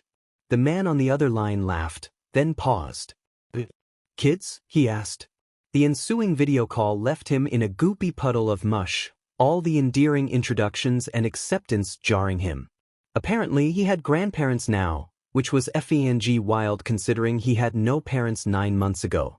Mei giggled, squeezing him with the arms she wrapped around his shoulders. "Shut up, Mimi," he muttered, only succeeding in causing her giggles to intensify. Why couldn't he have a cloaking quirk instead of some dumbass empath quirk? The door's enormity was its own brand of intimidation because apparently everything in this school needed to be ginormous. He wondered if there had been a past student with a mutation quirk that made them rebuild the entrances to accommodate them, or if it truly was an intimidation tactic. If his tuition was going to giant robots and large doors, then he had some choice words for whoever makes those decisions. He pushed the door open and thought about simply shutting it again when the sound of Bakugo's aggravated voice reached his ears. And he wanted to say thanks to whatever deity was getting a kick out of his suffering, the loud kid who called him out at the exams. Instead of doing the desired action and calmly retracting himself from the situation, Izuku sighed in defeat and slinked into the room. No one glanced at him, too involved in their own conversations to notice Izuku silently passed the threshold. Until someone practically popped into existence in front of him, the smile on her face bright, and pointed her hand at his chest. "It's you, from the practical exams," she said excitedly, breaking the cover of chatter Izuku had planned to use as his shield. People's conversations paused at her shout, their eyes flicking over to them. "I wanted to say thanks, you really saved me out there." "Oh, hey," another student shouted, coming over to them. It was the tailed boy he helped out from under some fallen robots. "You saved me too, thanks." A large figure stopped behind the blonde with a tail. "I carried you out, you all right now?" Izuku opened his mouth to stutter some response out to make them back off, but a hand chopped in front of his face. Standing taller than Izuku by a margin was the boy with the glasses, his back stiff and straight as he held out his hand. "Your performance during the practical exam was very becoming of a hero. Maybe if I just pretend I don't know what these people are talking about, they'll leave me alone. You didn't hesitate to help, even when the challenge of taking down a zero-pointer was in front of you." "Oh, god damn it." Izuku held in a sigh of mortification as the room erupted with disbelief. "You took down a zero-pointer?" A pink girl with horns cried in alarm. "That's so manly, dude." A red-haired boy exclaimed, stepping closer. "How'd you do it? Those things were huge." The room's enthusiastic interrogation halted, suspense filling the air as his classmates turned to him for a response. Izuku blinked, the expectant silence of all classmates a far throw from the clamor they created. "Support items." He deadpanned, giving them a thumbs up and feeling so effing awkward. "They're great. If you're all here to talk, you should leave." Izuku jumped, bumping into the red-haired boy with sharp teeth when he took a step away from the door and saw a raggedy man on his side in a yellow sleeping bag. "Welcome to UA's hero course." He stood and unzipped the sleeping bag, eyeing the students with a blank, tired expression. "It took 8 seconds for you all to shut up. That's not going to work. Rational students know how precious time is." With the sight of him standing at his full height, his capture weapon and hair on display, Izuku wondered if this was some sort of dream. "Eraserhead?" he muttered so softly in marvelment he didn't think anyone would have heard him. But oh god. Eraserhead glanced down at him, his expression shifting ever so slightly from the bored mask he wore. Izuku could honestly feel his death. Yup, this was how it happened. Death by eye contact. "Hello, I'm Aizawa Shoyudaer. Teacher." His eyes strayed from Izuku, slowly taking in the mass of students that accumulated behind him. Ignoring whatever reason you're all crowding the door, he pulled out UA uniforms from his sleeping bag. "Put these on and go outside." On the way to the locker room, blood-red eyes burned holes into the back of his head. The other students were mingling and talking about Eraserhead's behavior. Some of them complained about missing the orientation ceremony that every other class got to sit in on. He kept the relief he felt to himself when he realized that there would be an orientation ceremony and that they would likely not attend it. Large crowds were never his forte. Bakugo pushed past him, his shoulder roughly slamming into his as they entered the locker room. Resentment pooled in his core as he remembered their last conversation. If that interaction could be called a conversation. "What the hell, shitty Deku?" He seethed, gripping the collar of Izuku's uniform. "I told you're useless but not to apply." Izuku only glared up at him, meeting that once friendly ruby gaze, without flinching. "I don't care what you tell me to do," he said steadily, holding his burning stare even when Kaken's other hand popped in warning. "I'm going to UA, Kaken, and if any student or teacher is worth their salt, I'm not certain they'll tolerate you beating up another student." His ears rang at the too-close blast. Half his vision on one side blacked out from the flash of light. The skin of the side of his face hurt. Kaken growled. "You worthless dash." Izuku grabbed the arm pinning him to the wall. "I am not worthless," he snarled. Kaken's grip loosened, shock widening his narrowed eyes. "Stop if you saying that. I worked hard and fought for my spot at UA, so don't you dare say I can't go." He opened his mouth, lip curled and poised to beat him into the ground like he had done for years. But this time, Izuku slid his hand onto the bare flesh of Kaken's hand, watching as he froze until his touch. His skin crawled with unease, the sensation of utter weightlessness. He felt almost enough to distract him from the buzzing pain mounding in his skull. Slipping from his lax hold, Izuku made to bolt, but Kaken recovered faster than the rest of them ever had. The contact must have been too short compared to the others to put him in a daze. He bit down on his own relief because that meant Kaken had not been hurt like the rest of them. Was that Deku? He raged, flying at Izuku as he reached the mouth of the alcove. You think you can use your quirk on me? Izuku stopped, swiveling around to face him. His eyes burned with fury, the faded scars on his body tingling. His cheek throbbed with the recent burn. If you think you have any room to talk like that, then you're more of a dumbass than I pegged you for. Catching the right hook, he slammed Kaken into a brick wall. His hands popped with bursts of his quirk, but Izuku moved his knee into his gut, not daring to allow him any time to recover. Kaken heaved on the ground, giving him the chance to turn tail and dash away. His headache didn't last long. Halfway through changing, a pair of eyes settled on him, making him shove down the urge to let his eyes drift to the source of the pressure on his neck. The room's noise lessened enough for his eyes to finally snap up. Staring he had dealt with. Humiliation, a common occurrence. But that had been middle school. This was high school, and he'd be dead if he allowed himself to be gawked at like some zoo creature for them. With that deliberation, he met the sharp-toothed boy's red eyes, one so unique from the already contrasting gazes. Izuku almost startled visibly. Concern furrowed his classmate's brows, his mouth pulling into a slight frown. His eyes lifted from Izuku's scarred arm when he finished dressing, finally meeting his own. Dude, those are some gnarly scars you have on your arm.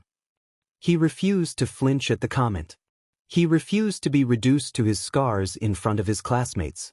He wondered if Bakugo was one of the several gazes glued to his left arm and longed for Mei's hand clasped strongly around his own, for Mitsu's arm weighing reassuringly on his shoulders, for Yumi's shadow cast over him as she stood taller than all of them and warded off the stares. When Izuku first told them that he acquired his scars from an unstable pile in Dagoba Beach, they all reacted in their own ways. Mei immediately drop-kicked the piece of scrap metal she had been inspecting, dusting her hands off, and sat down next to Izuku without saying a word. Ayumi's ear fins flared in surprise and she broke the metal water bottle she had been holding, the metal molding to accommodate to the shape of her curled palm. Mitsu's face drained of color, anything expressive in her features dropping. The fact that they were physically present at Dagoba Beach didn't help in the slightest. The confession made them back off on their questions concerning his past for a few days. He was expressly forbidden from going anywhere near Dagoba Beach during that time, and though they couldn't enforce the decree, he obeyed and waited for a chance to explain that he was fine now and knew how to be cautious. Staring into the red-haired boy's eyes, he wondered why people think his scars were their business. It wasn't a shared wound. Hero students, no, people should know how rude it is to call attention to and recklessly point out something that someone can't fix like they need to do something about it. Izuku knew that his scars were gnarled and ugly, but that didn't mean other people could say that. Yup, Izuku said snappishly, breezing past them all. He was not ashamed of his scars. Scars told stories, tales that strangers had no right to ask him about. No one could force him to hide his memories away, and for better or worse, Izuku wanted to remember his time with Tamura and Kurogiri. That was fast. The gruff voice forced him from his thoughts. Izuku blinked and felt the sun warming his side. He was outside now. With his teacher. The teacher, who happened to be the pro-hero Eraserhead. Most students take their time, make a friend or two. His eyes were drawn to his arm, but they flicked back to his face in an instant, paying the marks covering his skin no mind. I saw your practical exam, he said, his face not shifting from the bored mask he wore. You cost us a giant robot. Relieved that his respect for his hero could remain intact, Izuku adopted an amused expression. It was going to run someone over, he reasoned, daring to meet his teacher's eyes. I think my actions were justified. Do you really think we would have allowed that to happen? Eraserhead regarded him carefully when Izuku hesitated to respond. Coming to a conclusion, Izuku shook his head. No, he answered. But accidents happen. Sometimes people aren't paying close enough attention, and I didn't want to take that kind of chance when she could have been maimed in an exam, of all things. After a lapse in their conversation, Eraserhead spoke again. You recognized me earlier, he prompted. His aloof demeanor quailed and melted away, heat rushing to his face as he scoured his mind for a proper answer. Yeah, you're my favorite hero, so I basically scanned and analyzed every single bit of information about you I could get a hold on. Nope. Definitely not. Why, you're a great hero, Eraserhead. Questions whizzed through his mind, his hands twitching for a pencil. I have so many questions. The sound of voices approaching called an abrupt and unfortunate end to their conversation.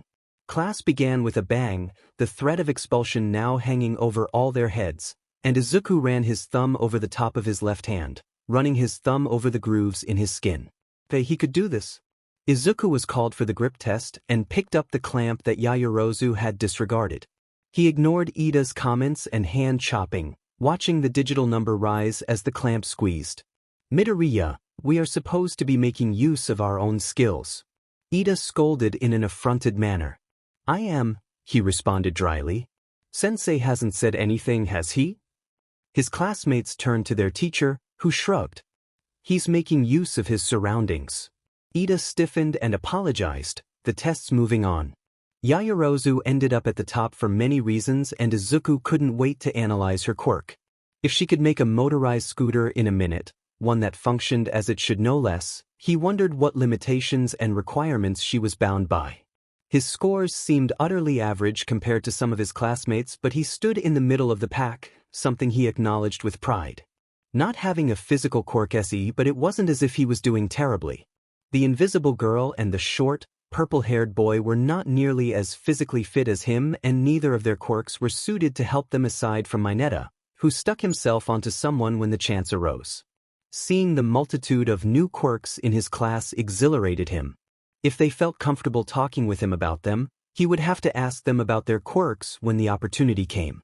To everyone's immense relief, no one was kicked out on their first day. Why didn't you use your quirk to help yourself out? Uraraka poked him suddenly in the shoulder. His classmates glanced at them, likely wondering the same thing. Why isn't Hagakure using her quirk? Izuku shot back. The girl in question squeaked at the stares that were directed at her. Uraraka blinked in confusion. Not every quirk is physical. Eraserhead's stare burned into his back, reminding him what his file said about him, reminding him of the lie that he kept alive, but he let Izuku walk back into the locker room without a word. Izuku left before any of his classmates could even start suching their clothes. Alone with Eraserhead again in the classroom, he grabbed his notebook and decided that his questions for his teacher could wait while his memories of his classmates' quirks were still fresh in his mind. His leg bobbed at an increasing speed, the sound of his rapid mumbling tumbling out of his mouth lost to him as he neatly and efficiently dove into his thoughts. When his hand started to cramp, he paused and sucked the dull pencil into his right hand to continue writing. Regrettably enough, Izuku knew there wouldn't be time to make an appropriate page for each of them because of the time restraints and his lack of knowledge. Some of them weren't able to demonstrate the extents of their quirks, and he was sure that each of them had more than the naked eye could see. Hagakure came to mind again as he jotted down questions concerning her refractability. As he commented, her quirk would have done nothing to help her during the practical exam. She did not appear to have enough brute force to break a robot, so perhaps her points were more dedicated to rescue points than to villain points. Or, a small, sneaky voice began, she stole villain points too. It would be in character with her quirk to be more sly than she let on. With her ability to go overlooked, it would make sense for her to learn to be more clever to make herself stand out. Movement caught his attention and every instinct in him screamed danger. The world crashed around him, and all he could think about were the stares burning into his back and the charred notebooks, his skin stinging with the phantom pain of his worst days. No. Not again. He could not remember where he was, but he sat in a classroom and that was enough of a warning sign for him. He tried to remember the Hatsums, but they were consumed by jeering classmates and mountains of familiar terror. What should he do? What should he do? He stopped writing, the haphazard half-thoughts halting in his panic, when another hand pressed itself over his bare skin. The cage inside him burst, the lock loosened by his lapse of concentration. He scrambled to reverse his mistake, but pain descended on him like a flock of hungry vultures picking at his body, and clarity struck him, leaving nothing but the expressionless face of his teacher, who stood stock-still beside him. Shoyuta wasn't exactly sure what he expected Midoriya to act like, but he was simultaneously aligning with his assumptions and completely disregarding them at the same time. The kid was intelligent, resourceful, and possessed the foresight to build muscle mass. He moved with the dexterity of a fighter and bore the scars on his arm without shielding them. Shoyuta granted the kid a pass when he dodged Uraraka's question, his deflection enough of an answer for every other student. The boy intrigued him, to say the least. When Midoriya entered the classroom again, his quick-paced gait accompanied by jittering hands, he expected him to bombard him with the questions that he had unabashedly yearned to ask when they were outside. Midoriya ignored him completely, though. Not even sparing his teacher a glance, he plopped himself into his chair and pulled out a notebook. He watched his student steadily delve deeper into his own world as his foot tapped quietly against the desk leg, incoherent mumbles reaching his keen ears as he wrote and sketched. The nature of what could possibly absorb so much of Midoriya's concentration evaded his knowledge until he heard snippets of his student's jumbled thoughts. Hadn't he mentioned a hobby during his support gear evaluation? Analyzers in the field of quirks were severely understaffed and undermotivated. Too few could grasp quirk science because the field of study was so abused by people in the industry. Quirk analysts, especially those in support, needed to think further than what their quota would be fulfilled by, but most did not. Students trickled into the room slowly. The one named Kirishima stepped closer to Midoriya, something heavy in his gaze, and Shoyuta held up a hand and shook his head. He wanted to see how long this kid could continue for. More students came in, taking their seats and speaking, but Midoriya paid them no attention. He paused his writing for a moment, and Shoyuta wondered if that was it, but then his pencil was in his right hand and he began anew. Ambidextrous, huh? He grimly wondered if the skill had been acquired when the scars marking his skin were bandaged wounds. Shoyuta had been careful not to stare, unlike some of his students, but he allowed himself the chance to scrutinize his memory of the times during the apprehension test that he did look at his arm. The scarring was old and unirritated. Midoriya's motor skills were obviously intact. The surgical way some of the less prominent lines presented contrasted the more jagged ones, but he chalked that up to whatever medical treatment he managed to find. Bakugo, the aggravatable boy with the explosion quirk, glared at Midoriya with a burning fury of a multitude of suns the entire time they were in the same room. He stood on the edges of the group of spectators that watched Midoriya work. The bell rang and his students filed out. Midoriya didn't seem to take notice. Sighing, Shoyuta made his way over to Midoriya's desk. He didn't make it far before every bit of movement the boy had been making, the bobbing of his leg, the muttering, the darting of his eyes, all of just stopped. Except for the writing. His hand valiantly kept moving, even if the rest of him froze. Shoyuta dipped forward, trying to catch his eye, but the boy's eyes were worryingly distant. He put his hand over the still-moving one of his student, prepared to say something when everything disappeared, a sudden darkness swallowing him whole. Shoyuta wondered briefly if the coffee Nedzu forced him to drink during the faculty meeting that morning had really been terrible enough to cause him hallucinations. He wouldn't put it past the rat, but quirk, his brain supplied, remembering Midoriya. He has a quirk. Rage simmered at the realization that this boy had lied on multiple legal documents. Why would he lie so thoroughly to avoid people knowing about his quirk? Should have expelled him. A voice hissed in his ear. His own voice. You should have seen it. You were just distracted. Midoriya, he called over the rising noise around him. No answer. In the midst of the pitch-black expanse, something began forming, a figure. It startled him to see it turn and watch his own face make some twisted combination of a grin and a snarl, words spilling from its mouth. Ripped from the world of nothing and moved back into his classroom, Shoyuta fell onto his butt, disoriented. The lights of his classroom assaulted his vision, The world's spinning. Midoriya, he said hoarsely. Instead of an answer, Shoyuta heard hacking coughs, and he hauled himself upright. Facing the wall, Midoriya braced himself against the wall and coughed blood into his hand in an attempt to stop the liquid from spewing everywhere. His legs buckled and Shoyuta caught his quaking body. My Chuquir dash. He didn't manage anything else before delving into another fit of wet coughs. Standing, Shoyuta burst out of his classroom and sprinted down the halls, distantly aware of the fact that he bypassed several lingering students, but he could care less when his student was coughing up as much blood as he was. Midoriya stops coughing, his body going dangerously limp, and Shoyuta bolts down the halls with renewed speed. Shouts follow him in the voice of one of his coworkers, but he ignores them, not stopping until he reached the infirmary. He barged inside and put his student down on an empty bed. Shizenji is by his bedside in a moment. What happened? What happened? Shoyuta wasn't sure if he could accurately answer that. I don't know. She cut him a sharp glare. He used his quirk. I don't know, he stressed. Quirk? She questioned. I thought he didn't have one. It had been a big deal for the UA staff when it was announced that a quirkless kid made it into the hero course. He would have been the first. I guess we know why he never used it, Shoyuta muttered darkly. Shizenji cursed loudly. Aizawa, chest compressions now. His blood turned to ice, but he obeyed the order. This was not how the year should be starting. This should not happen at any point in the year.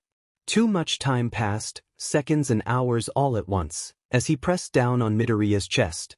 He pushed harder, hoping that he wasn't hurting his ribs too much, but damn it, he would rather have the boy whine about pain than not be able to feel anything at all. Please, Shoyuta begged the boy on the bed.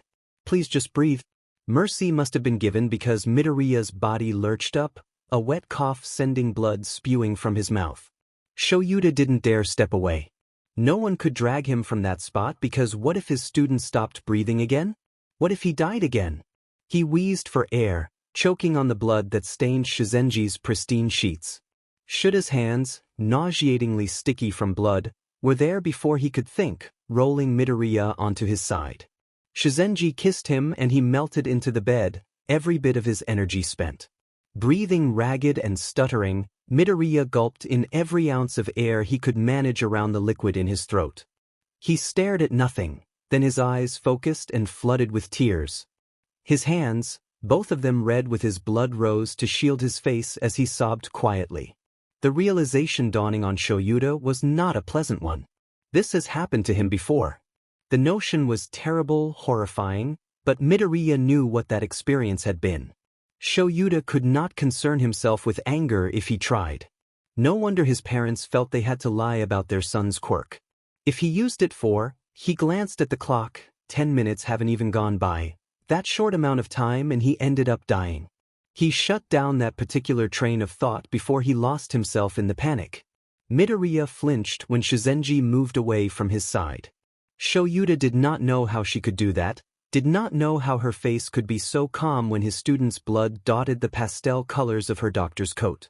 Midoriya curled further into himself when Shizenji spoke, her voice soft and steady. I'm not entirely sure what caused that, but he will fall asleep soon.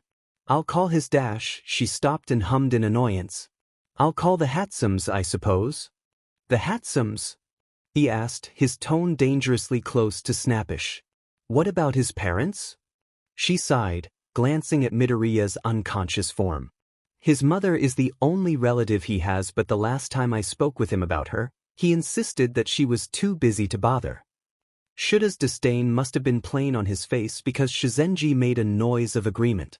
I know, but he wouldn't budge. The Hatsums are good women. He trusted them. His medical file is worryingly empty too. What? Finally, his feet unglued themselves from his previous spot, allowing him to WHP around to face her. But his arm dash. I know, she interjected grimly. That kind of injury combined with his lack of disability would require extensive procedures and physical therapy. Shizenji called the Hatsums, the implications of their resident mystery student left to settle. Hello, this is Recovery Girl from UA High School. I'm calling about Midoriya Izuku. She glanced at Midoriya's file once more before tossing it aside with a roll of her eyes. At the moment, he is stable, but is there anything you could tell us regarding his quirk? The line went silent before a garbled voice said something. No, you heard me correctly. I would like any information possible on his quirk. She paused, listening to the woman talk with a pinched expression. I see. If you could make time to come to you? All right, thank you. I will tell the principal to expect you. Shizenji clicked her tongue in annoyance. No file, no way to contact his mother, no information on his quirk. And that woman didn't even allow me to explain his condition. With the time given to them, they situated Midoriya properly, hooking him up to a monitor. After pulling it to Midoriya's bedside, he sank into one of the plastic chairs provided. The door banged open and Hisashi burst inside, huffing and disheveled. Shoyuta, he gasped, his shoulders sagging in relief. Hisashi, he greeted monotonically, all his energy drained away with his adrenaline. There was blood, he explained, jerking his thumb to the general area outside of the infirmary. There's a lot of blood in your classroom, Sho. His eyes gradually drifted to Midoriya and widened behind his tinted glasses. He rushed to the other side of Midoriya's bed. What happened? He asked, scanning his prone body for injuries. Shoyuta explained the situation, Shizenji intervening where he wavered, and Hisashi returned his stare to Midoriya with shock coloring his features. His quirk killed him? He whispered, rightly horrified. That is the unfortunate conclusion, Shizenji replied solemnly. And his emergency contacts, who are not his parents, are on the way? Yes. Shoyuta rubbed his head to stave off the oncoming migraine. Something is wrong here, but we need more information, something this boy seems to be particularly skilled in hiding. Hisashi set his jaw, eyes sharpening. I'll inform Nedzu. Mei scanned the cafeteria, her golden eyes snagging on the bunch of hero students spilling into the lunchroom. She zipped over excitedly, wondering if Izuku was inadvertently hiding behind one of his classmates' broad-shouldered backs. They appeared perturbed by her sudden emergence at their sides, but she focused on examining the crowd. A frown pulled at the corners of her lips when she realized he was missing from his class. You. She grabbed the shoulder of a blonde boy with a black streak in his hair. Where's Midoriya Izuku? We aren't sure, answered a tall girl with a large ponytail. We haven't seen Midoriya since our homeroom. Scenarios flitted uselessly through her mind and she shoved them all aside. Not one of you has seen him? They shook their heads and her worry skyrocketed into the stratosphere. The last time he went missing at UA, he ended up in the infirmary with injuries and new scars, so where was he now? Her cell phone rang, jolting her out of her thoughts. Stepping away, she answered the ringing.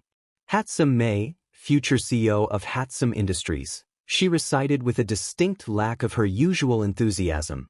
Hello, this is Recovery Girl from UA High School. You are the daughter of Hatsum Ayumi and Mitsu, yes. Yes. Mei was no longer in the cafeteria. Instead, she was sprinting blindly down the hallways, attempting to recall the maps and directions they had received at orientation.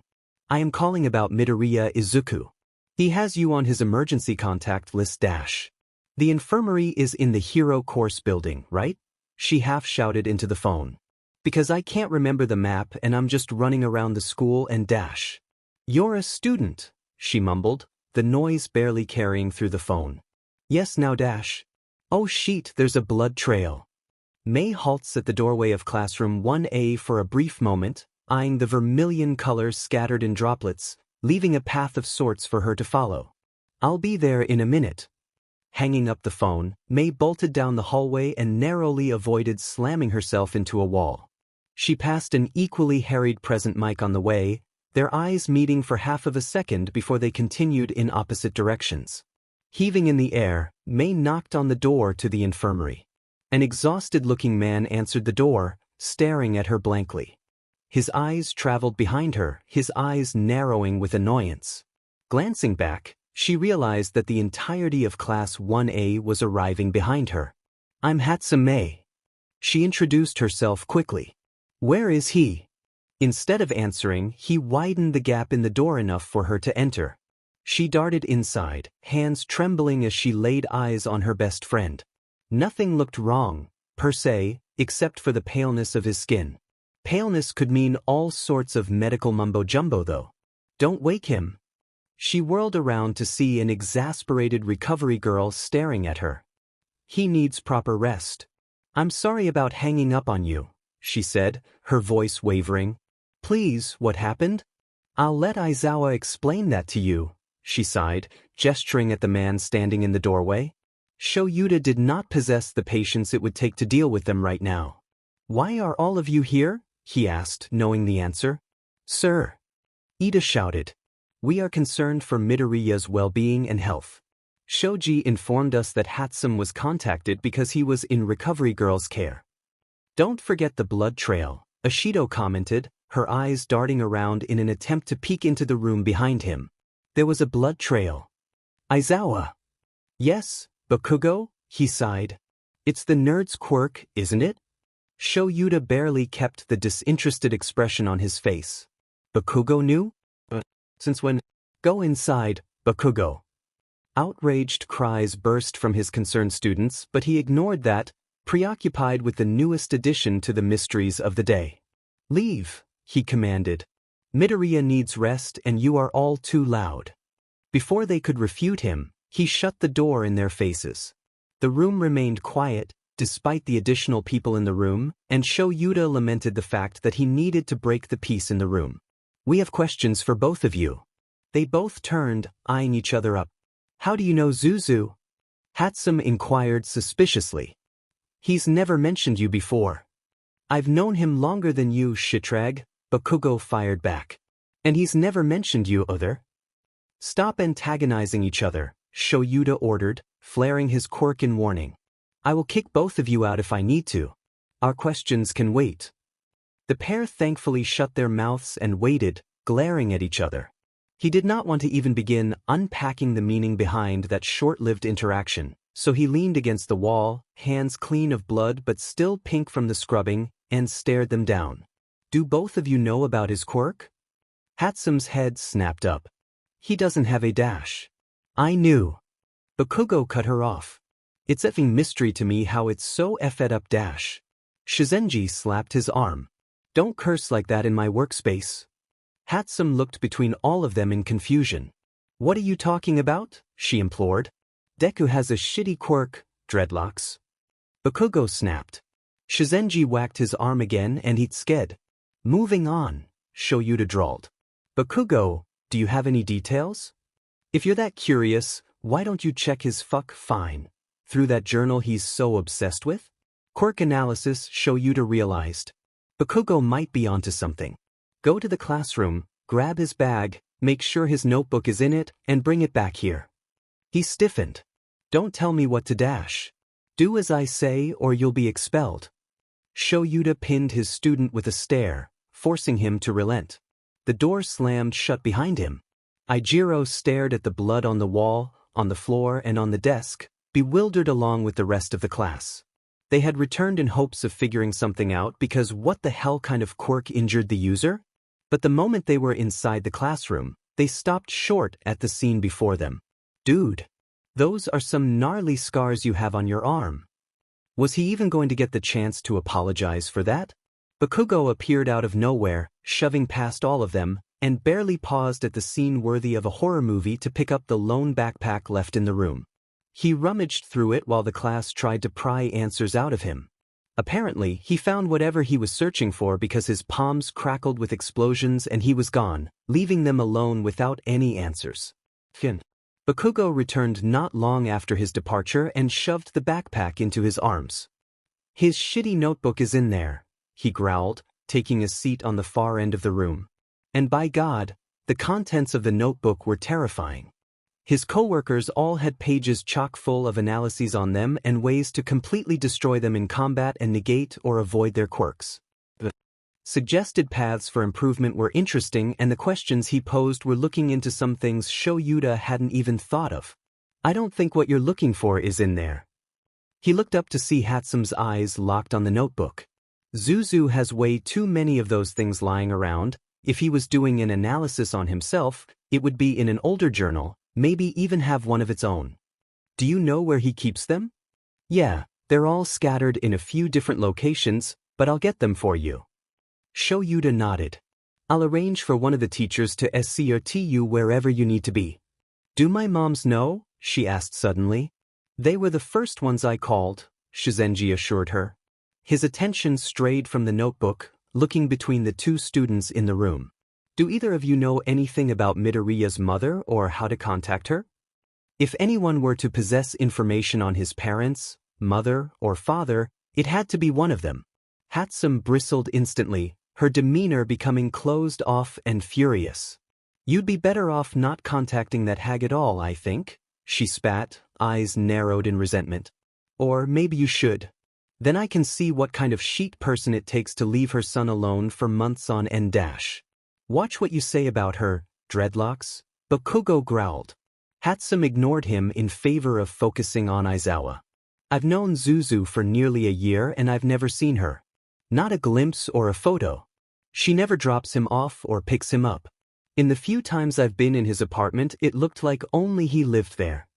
She scowled at the floor, curling her hands into fists. Honestly, he sort of lives at Dagoba Beach and that place is homier to him than the apartment. Inko, whoever she is, isn't part of Zuzu's life and I don't think she should be at this point. Bakugo seemed to be having his own revelation, his hands falling to his sides as he lost himself in his head, but Shuta's number of questions to answer just raised itself. You think he lives alone in an apartment? Hatsum winced. He stays at Dagoba and my house mostly, but yeah, that's what I gather. Bakugo, in your experience, what is Midoriya's mother like? Startled from his thoughts, his head snapped up. All I remember is her being really freaking nice, he said lowly, more to himself than to Shoyuta. My mom hasn't mentioned her in a while and I can't remember the last time I saw her. A name finally registered in his mind. You said he stays mainly at your home in Dagoba Beach? Isn't that where most illegal trash dumps are? Hatsum nodded and wiped at her red eyes. It's also a great source of scrap and parts. That's how we met actually, she chuckled softly, glancing at Midoriya. My parents run a mech shop and he started selling them parts he salvaged. All by himself? Shoyuta almost asked. Bakugo, see if your mother has any means of contact with Midoriya's mother. Whoever this woman was, wherever she disappeared to, it undoubtedly rested in Shuta's mind that she left her son alone for far too long. Exactly how long he could only guess. As to why, he looked at Midoriya's pale face, his freckles splattered across his cheeks, and thought of how society would see him. It only fueled the fire of fury within him to think of why Midoriya Inko would leave her son on his own. Hatsum's mother's arrival was akin to that of a strike of lightning. Everyone already present in the room jolted at their sudden entrance. On their tail, ectoplasm glided into the room, silent and serene. The shorter of the two looked like Hatsum's relative. Her hair, like her daughter's, was a salmon pink but it stood spiked on her head, close cut to her head. Her golden eyes landed on Midoriya and her daughter at his side. The lankier one stood silently at her side, like an executioner standing by her queen as she examined the room. Her dark skin and silver eyes swept over the room, her webbed appendages fluttering when she saw Midoriya. The gills in her neck vibrated slightly, a rumble sounding in the room. Their daughter nodded at them, silently passing information, and Hatsum, the short-haired one, there were too many in the same room now, stalked over to Shizenji, her figure looming over her with an expectant look plainly written across her face. When they explained, their intimidating demeanors dropped, and she sat heavily in a provided chair by her daughter. I knew something was wrong, but not dash. She lifted her head out of her hands and peered over to Midoriya. Not this. Ayumi, as they'd thankfully been introduced, put a reassuring hand on her wife's shoulder. Mom, I need to go find Zuzu's journals, Mei said, standing from her seat. Determination blazed as she locked eyes with Shoyuta. Ectoplasm, could you escort Hatsum wherever she needs to go? Of course. He inclined his head to the occupants of the room and they swiftly disappeared through the door. Do you have any information on Midoriya's mother? He asked on a whim, figuring why not at this point. Ayumi's ear fins flared, shuddering in disdain, and she met his eyes with a glare. Mitsu's response was a smothered snarl into her hands. That beach? Never had the chance to meet her. Good for her though, her eyes glinted with rage. Because as soon as I see her, I'm going to sock her in her child-negligent face. Bakugo shifted in the corner of the room. Anytime she comes up in a conversation, Izuku swerves hard to avoid answering. He doesn't mention her, and from what Maze told me, he barely ever stays in that apartment. She stopped and fixed her gaze onto Shoyuta, making sure he heard her. The apartment, by the way, I've been inside a couple of times and it's so barren. You wouldn't think a person lived there at all if you walked in. His room had a few items, notebooks and sheet, but the other bedroom is completely devoid of knickknacks and clutter. Are you aware that he stays at Dagoba Beach as well? Her head snapped up. He'll take that as a no. That dump. She swore and curled her hands into tight fists. Nah, to hell that, I'll adopt him, I've been planning to anyway, and he can live with us. My wife's fully on board, has been since she met him, and she cursed again and put her elbows on the bed. How to convince his overly selfless but, though. He'll say he's effing fine and that we shouldn't worry, Mom's just busy my butt. Can you understand, Giselle? Yumi asked. Shoyuta signed the affirmative. I would like you to know that we're his family now, and I don't particularly care if that woman comes back. We love him, and the only reason I would ever want her near him was so that she may apologize for being such a subpar mother. Shoyuta gave her an appraising look and decided he liked her. It sounds like there's a general consensus surrounding Midoriya's mother. He glanced at the boy, watching the rise and fall of his chest. Getting this done won't be easy. Shoyuta had a feeling he didn't need to reference what wouldn't be easy. I know. God, I know, but we can't just dash.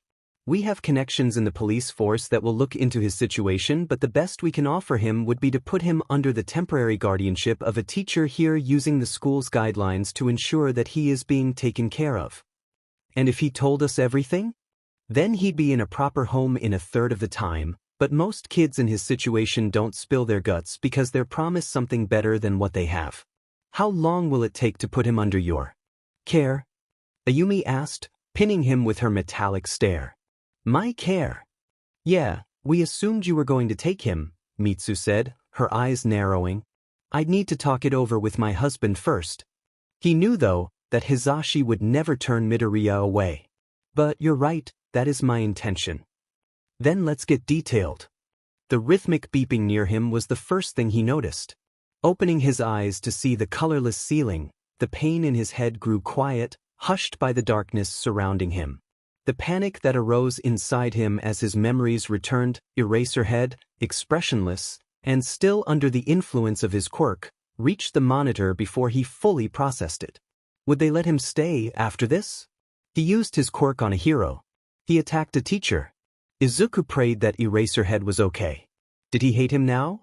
He didn't want Eraserhead to hate him. He hadn't even made it past his homeroom class. What time was it? Maybe he could... An unsympathetic 142 stared him down from above the door.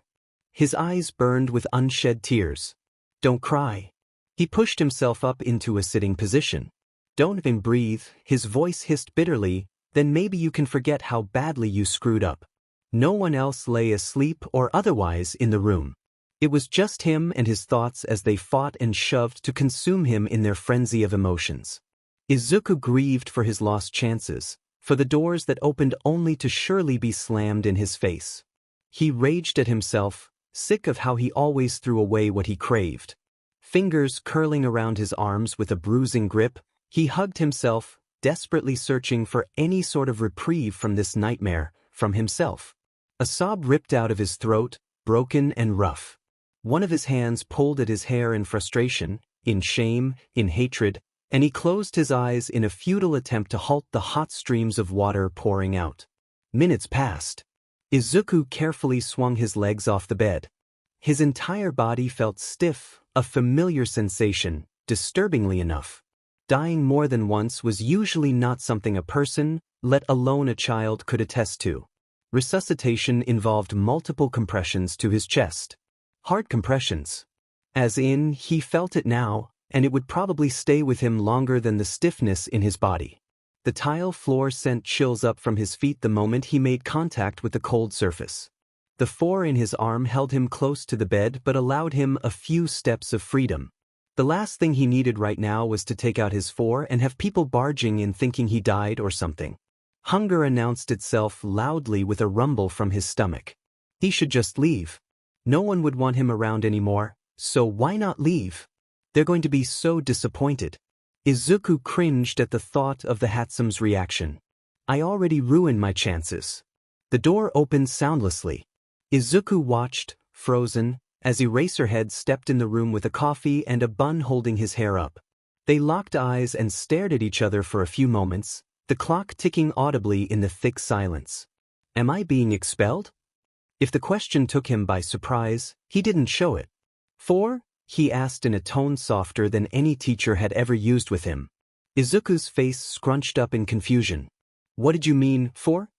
I've read all those long-winded rules for grounds of expulsion and suspension.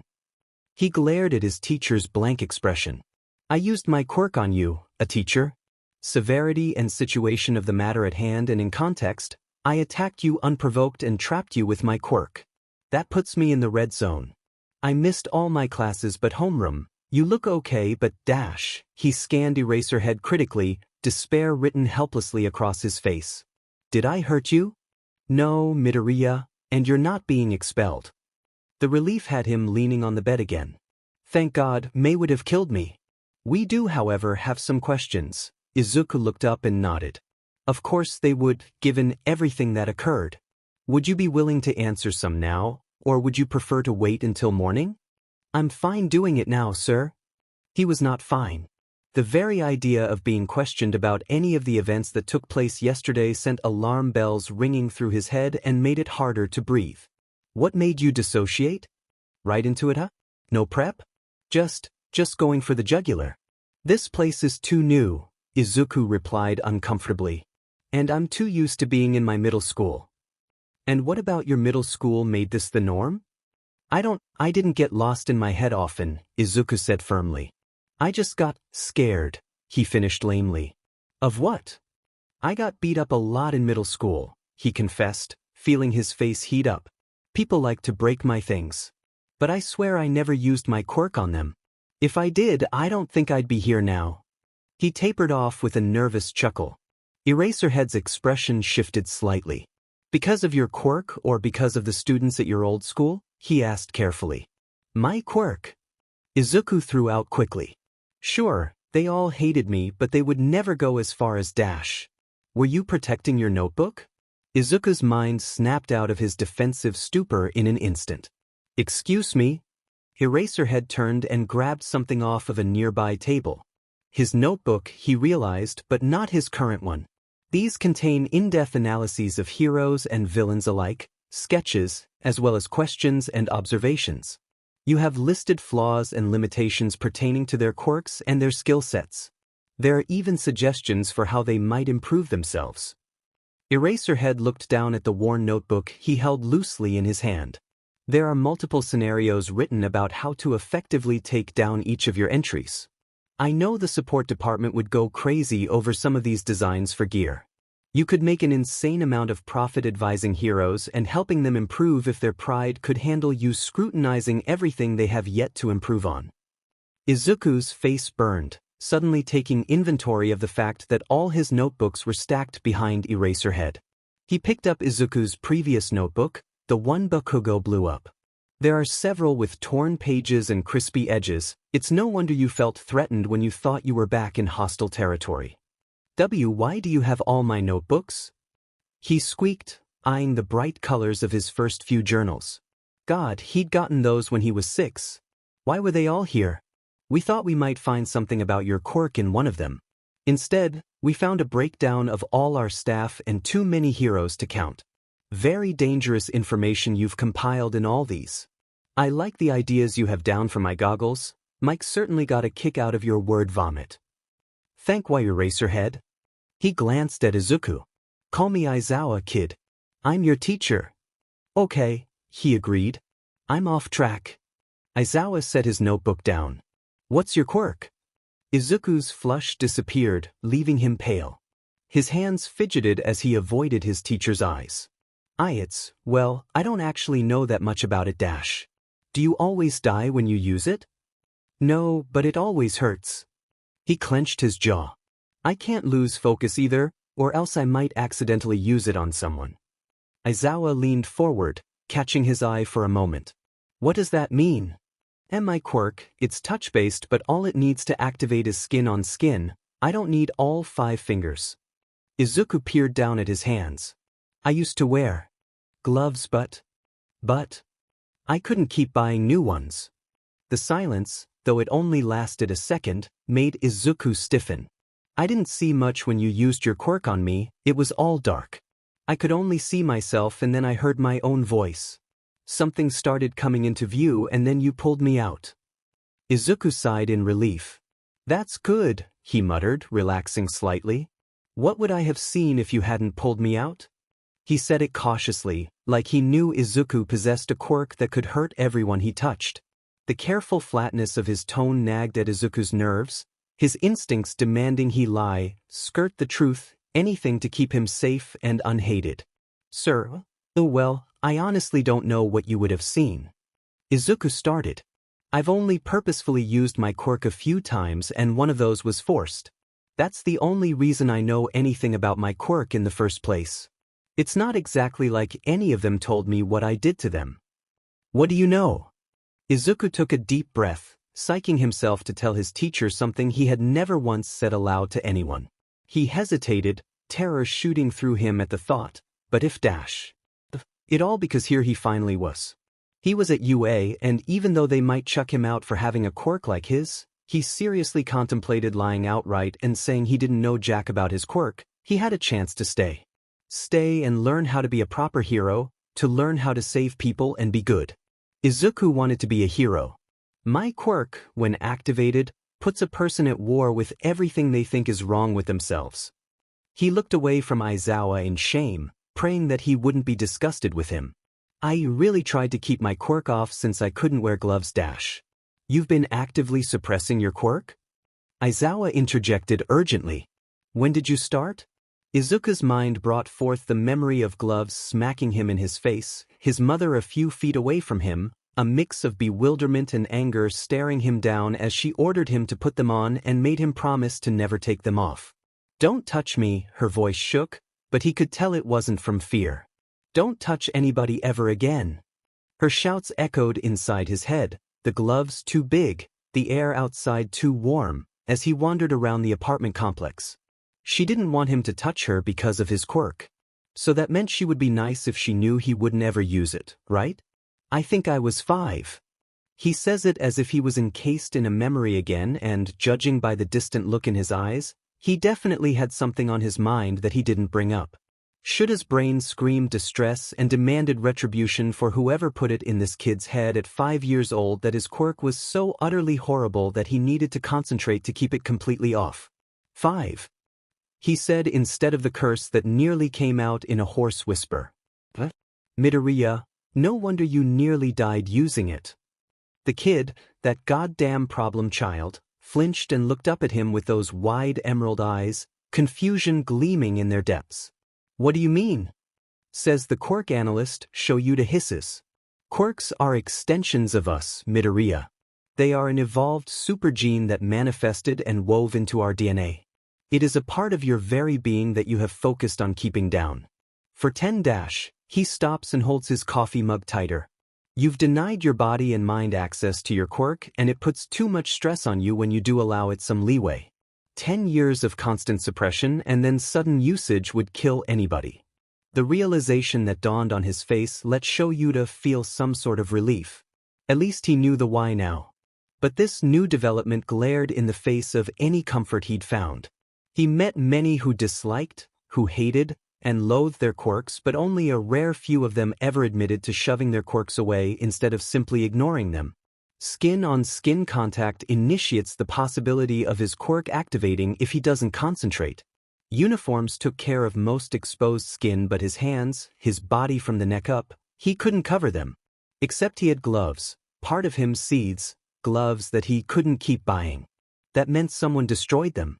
Someone stole a safeguard and a reason to let himself relax his focus. Let me be clear, Midoriya, Shoyuta said calmly. Do not suppress your quirk anymore. We will provide you with gloves if you need us to, and I'm going to offer you quirk counseling so that we may train you to safely use your quirk without such deadly consequences. But what if dash? What if you need to use your quirk and you can't? Shoyuta cut in, his eyes glaring down at him. What if you do use it and you die? What then? Is there someone to resuscitate you, or do you just die because you're too scared of your own quirk? He paused, pinching the bridge of his nose. You have potential, Midoriya. Be rational and accept Yue's help. Accept my help. Midoriya stared at his bed, thinking hard for a few moments. When he looked back up, Shoyuta resisted the urge to grin. I accept your offer, Aizawa-sensei. Can I go to class? Recovery Girl mocked with distaste. I feel fine, I promise. Izuku pleaded, attempting to placate Recovery Girl. She scoffed, Aizawa walking in with another cup of coffee. You were dead for 2 minutes several hours ago. You are not going to class. Izuku dropped his head into his hands and groaned in despair. They'd been doing this for 5 minutes, her shoving medical jargon down his throat, him refusing to swallow it. Aizawa didn't seem to be inclined to argue on either of their behalf, which Izuku wasn't sure whether he should be irritated about or not. No offense, but I have more experience with this than you do. I know I'm okay. He insisted. The first time it happened, I walked home with stiff muscles, slept, and went to school the next day, good as new. The stiffness passed, so I'm good to go. Good as new was stretching it a little. The day after the sludge villain incident, Izuku had nearly skipped school because of how terrible his body felt. Apparently, being nearly suffocated to death and, later, actually dying was not the best thing for one's body. She pressed her lips into a tight line. How many times has this happened, exactly? Recovery Girl stepped closer. Who helped you afterward? Nobody, he almost snapped. It only happened one other time, now will you please let me go to my classes? I already missed pretty much the entire first day. Young man, I assure you, your excuse is irrefutable. She tapped her cane on the tiled flooring and glanced back at his file. You woke up 30 minutes ago, I still need to give you a thorough check. Homeroom is in an hour. He turned to Aizawa, searching for any kind of assistance he might find. Come on, I haven't even been able to see the Hatsums yet.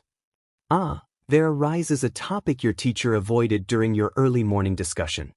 Recovery Girl turned around, shuffling to her desk. What? Izuku glanced between the two adults, unease welling up within him. Aizawa sighed, eyeing his defensively drawn-up shoulders. We know you live alone, Midoriya. Izuku froze, then peered back at the notebooks stacked neatly on the counter.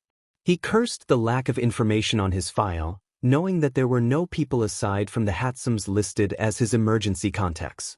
He should have put together that May gathered all his notebooks for them, possibly with a teacher. That meant they knew about Dagoba, and Aizawa clearly stated that they knew he lived alone. How did he explain this? What reply would make them leave him be and let him return to the beach, where the waves still reached his little space carved out in a heap of metal? What could he say to them for him to be allowed back to the Hatsum's house without fanfare? How did he get back to the comforting warmth, to the never-silent home the Hatsums had given him?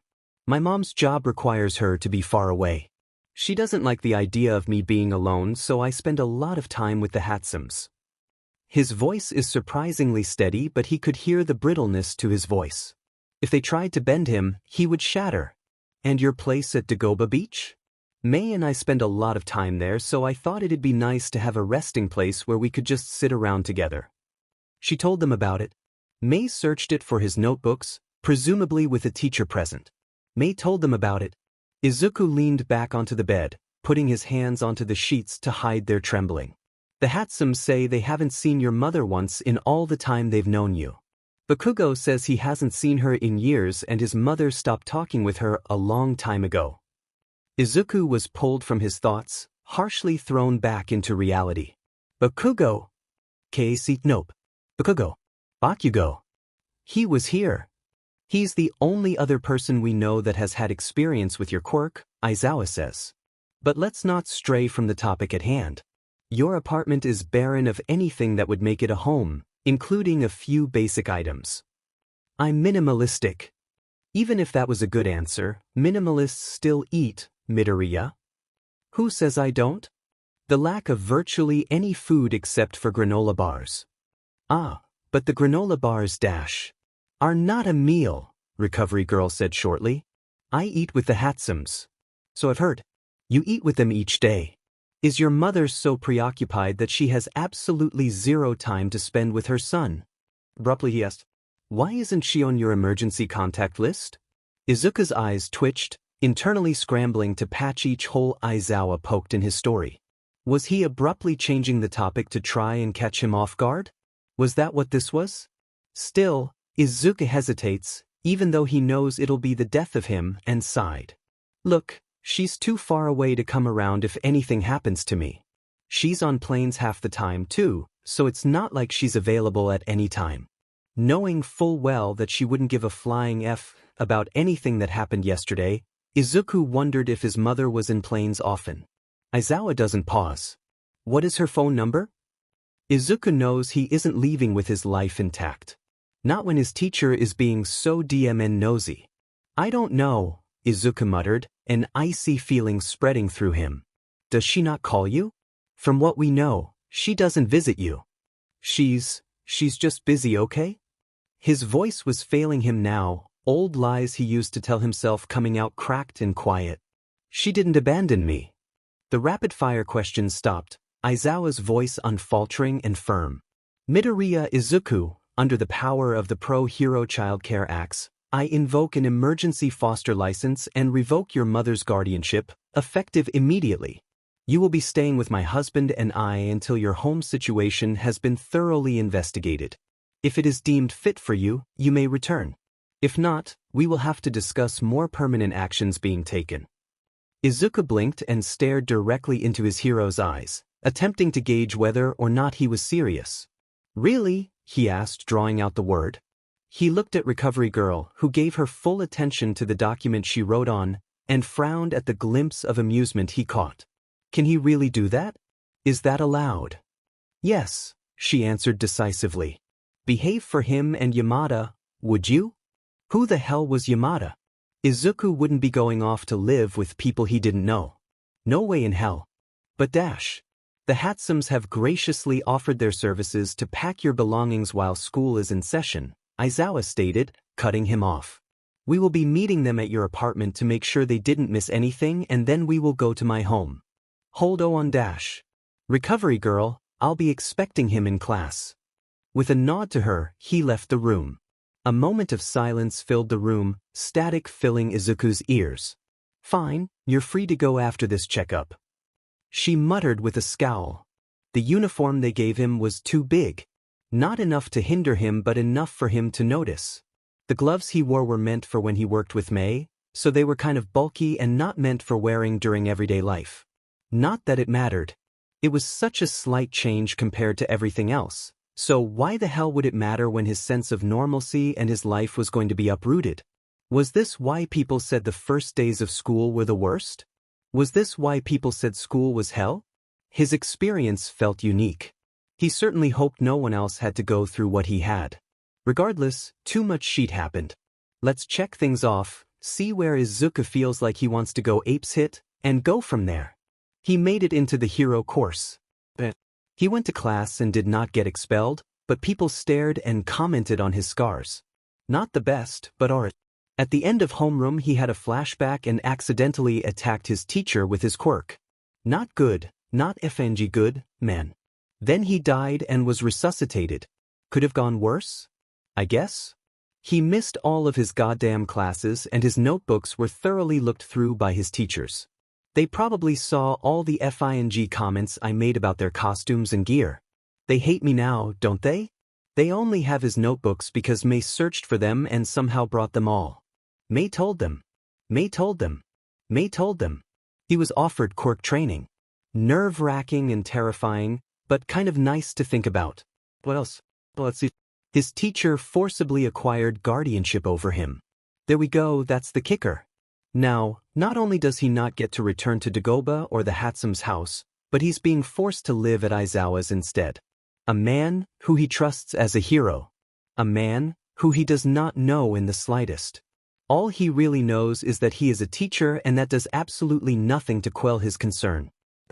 Here seems like a good place to lose his goddamn mind. Izuku stopped his stroll in the middle of the sidewalk and looked over at the entrance gate of the school.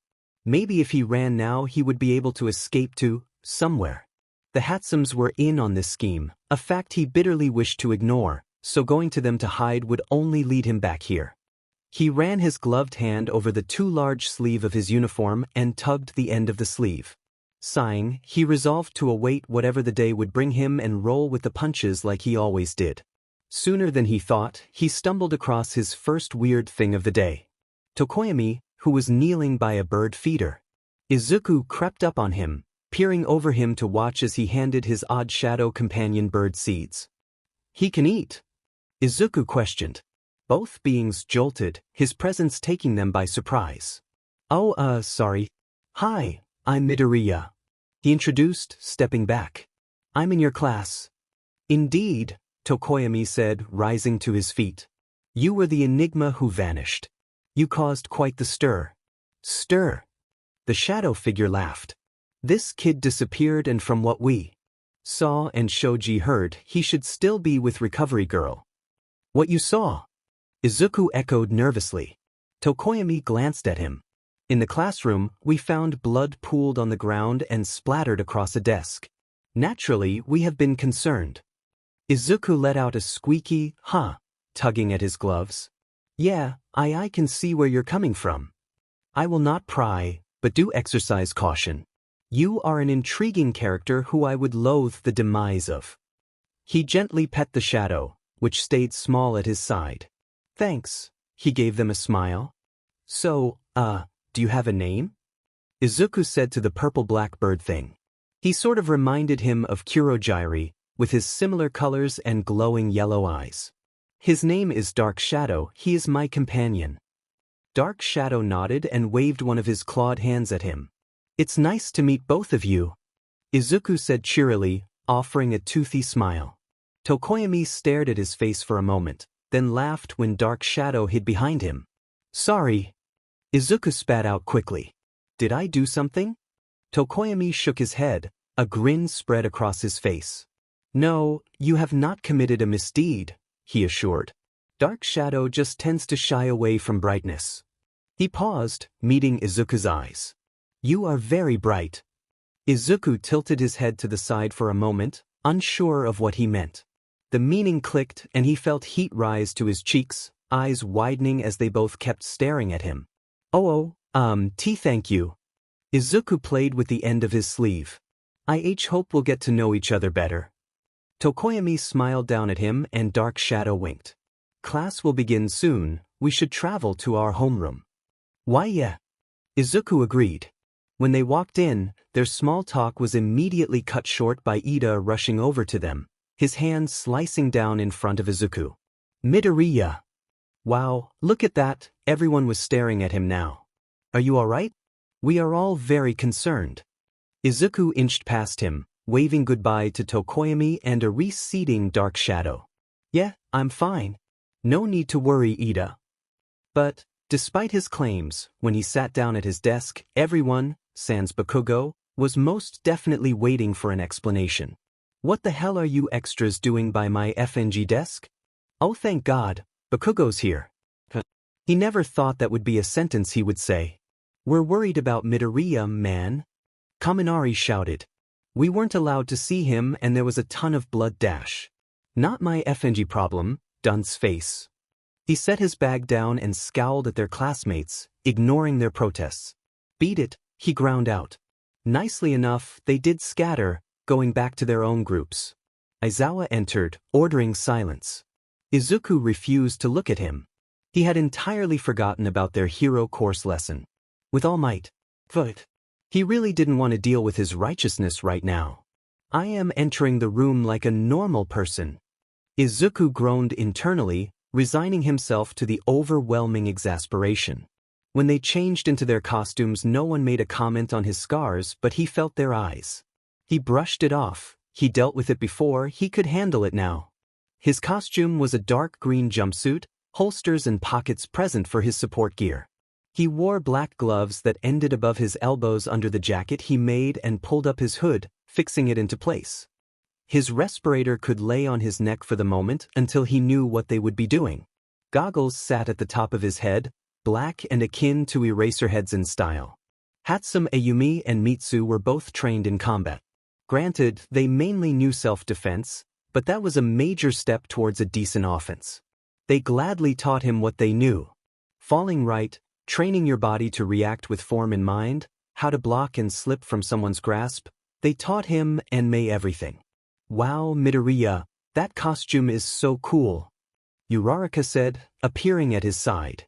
Her voice dropped and she gave him a sideways glance. You actually are okay, right? You don't need to sit out or something? Izuku nodded firmly.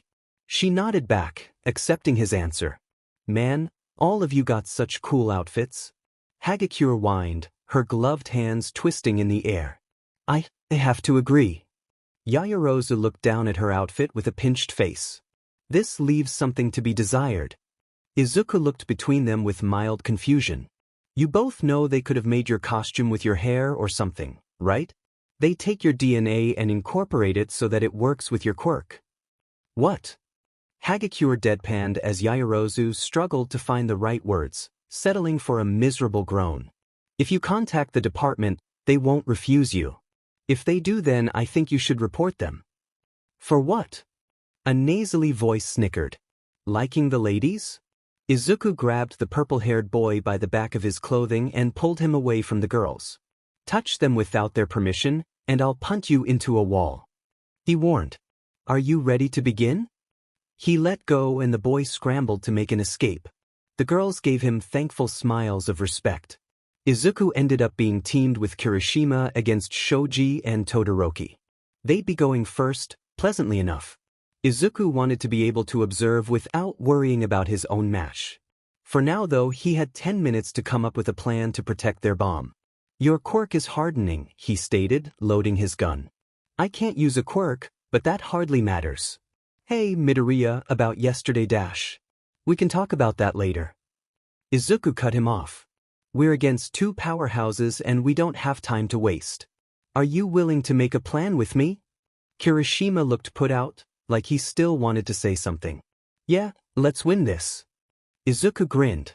All right, give me feedback as I start saying things because I tend to talk a lot. Right? So, Todoroki has a temperature manipulation quirk but he's frozen his left side. Maybe he won't use his fire? From what I gather, he's got extraordinary ability and control. He could, theoretically, try to freeze us out.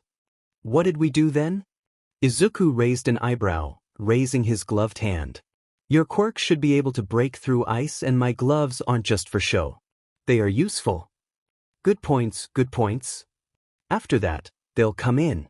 Todoroki seems like the loner type but Shoji is friendly enough to try and plan with him.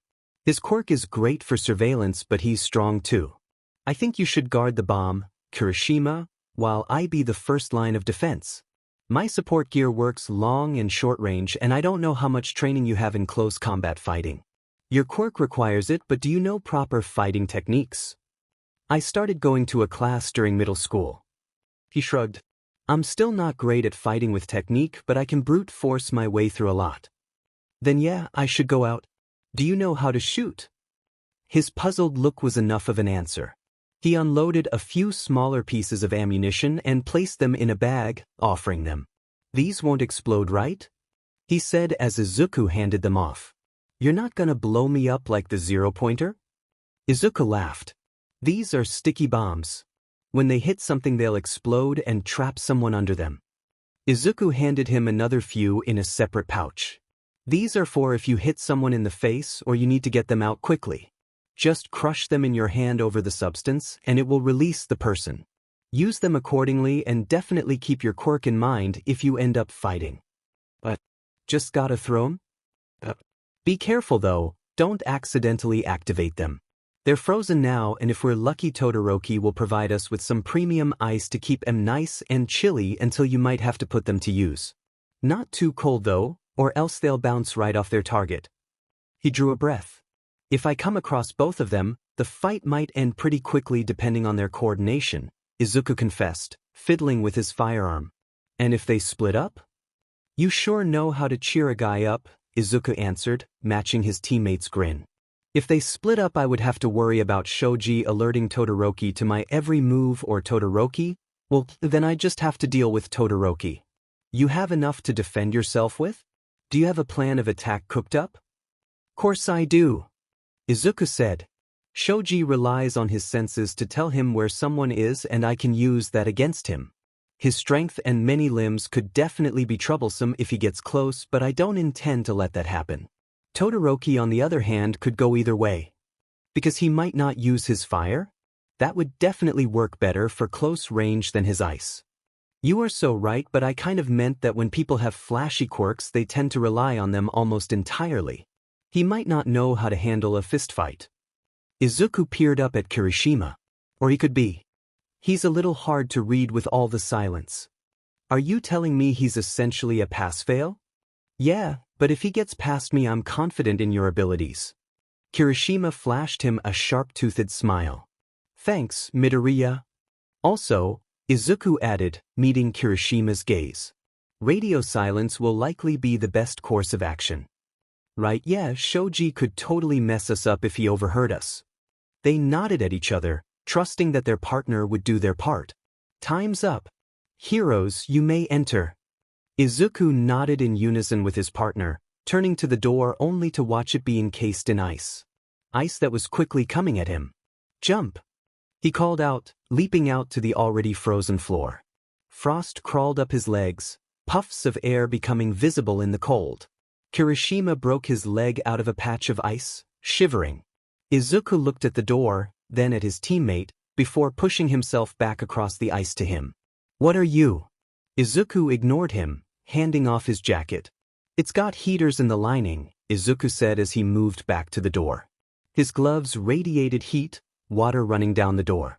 He waved to Kirishima without looking back and left the room, closing the door softly behind him. Pulling his goggles down, he switched to thermal vision, striding down the hallways until he caught sight of Todoroki. He was alone, half cold, half lukewarm, likely from his ice side. Izuku focused as Todoroki turned a corner, heading into the hallway where he'd hopefully meet his demise. He switched back to normal sight and looked down at the gun in his hand. He'd given Kirishima 3 rounds, leaving him with 2 sticky bombs. For Shoji, if he showed his face, he had his own unharmful flashbangs and some awful-smelling gas in a capsule. He would have to use them sparingly. Todoroki turned the final corner into Izuku's path. He lunged at the unsuspecting student, knocking into him and leading with a hard crack at his face. Todoroki stumbled but managed to push him back, throwing a layer of ice Izuku's way. He surged over the wave and out of the corner pocket, to the hallway. Todoroki glared, sending another wave of ice. Izuku jumped the hurdle and fired at an angle. The momentum smacked them both into a wall on their ends of the hallway, but Todoroki, for all his struggling, couldn't break free from the goop that held his right side against the wall. Ice still came, but Izuku dodged and rolled and leaped until the capture tape was secured around his right arm. Todoroki has been captured. Izuku shuddered and pressed his gloves to the ice that encased the lower half of his body. God, he was cold. He stepped away with wet clothes, activating his thermal vision again to see Shoji entering the building at a swift pace. Shivering in the frozen building, Izuku turned to Todoroki. Freeze that sheet and it'll take longer to get it off. Heat it up and it'll just expand. I'll get you out after this is over. Taking off down the hall, he readied his mini arsenal and reloaded his gun. The pathway he'd come from was effectively blocked by Todoroki's ice, leaving him to find another way to get back to Kirishima. He had a sinking feeling that his plan wouldn't work as well as he wanted it to. He would slow Shoji down, but if he didn't want to be captured, he would need to lead Shoji back to Kirishima to waste his time and let Kirishima attack. Hopefully by then the time would be up. He was close enough. Shoji would have heard him by now. He secured his mask. Darting into the hallway Shoji was in, he threw out the capsule and a watered-down flashbang. His goggles and mouth cover protected him, but Shoji cried out at the assault. He charged and pushed off the wall, flying over Shoji. Izuku ran, his shoes aiding in his pseudo-escape. Shoji in hot pursuit, he did his best to avoid the tentacles that shot at him every 2 seconds as he led him back up the building. In all honesty, it wasn't his best plan to lead the enemy to the prize, but Shoji might notice a wild goose chase, and if he finished Izuku off, Kirishima would have no backup in a fight with him. Something latched onto his ankle. He crashed into the ground, the hard thud audible as he saw stars. Rolling over, Izuku threw out his last flashbang. Scrambling out of his hold, Izuku realized they were coming up on the room with Kirishima and the bomb. He didn't know how much time Shoji had, but if his tentacles lashing out at half the speed they were before was any indication, Izuku would bet it was nearly up. Kirishima! Incoming! Izuku yelled into the comms, sprinting into the last hallway to the room. He slapped a tentacle away and burst into the room, shooting to the side instead of running straight. Something behind him made contact with a splat and Izuku rushed to Kirishima's side, breathing and shaking. The bomb had been pushed to the corner of the room, too far for Shoji to reach as Kirishima pelted him with all 3 bombs. Only his head stayed visible over the expanded slime compound. Shoji has been immobilized. Villains win. All Might declared. Izuku huffed and took off his mask and goggles. Yay! He offered breathlessly to Kirishima, who whooped and rushed to free Shoji. Let's get Todoroki, Izuku said as Shoji stepped away from the doorway he had been glued to. His face ached from its meeting with the floor and his shoulder pulsed with pain and it was still so cold. He wrapped his arms around his middle and attempted to fight the sluggishness. A small weight was added onto his shoulders and warmth encased his upper body. He melted into it, knees going weak at the relief. Hands steadied him and he stilled at the touch. It receded as fast as it appeared, gone in an instant. Sorry, Kirishima said sheepishly, then smiled. Thanks for the jacket, it's really nice. His eyelids drooped. The hands were back. This time he allowed himself to lean into them. More appeared and he was lifted off the ground, more warmth following as he was wrapped in something. His whole body continued to tremble, but he stayed awake. When they arrived at Todoroki, Izuku had to be let out of Shoji's arms to give them the anti-stick. His hand shook embarrassingly as he handed them to Kirishima, who threw him a concerned look. You have a fire quirk, right? Kirishima pointed out. Use it to help him warm up. His toes were numb when they exited the building, but at least he could feel his fingers. Todoroki's left hand stayed on his back, a constant presence of heat adding to his jackets. The building was indeed unfrozen, and when they arrived back to the group, Izuku, accompanied by the human space heater, Todoroki, was immediately sent to see Recovery Girl. DMN, that put quite the hole in his plan to observe his classmates' styles and quirks. He hadn't thought about what might happen if he got injured. There was a fleeting thought that Recovery Girl might be able to get him back to class quickly enough for him to catch the rest of the class's matches.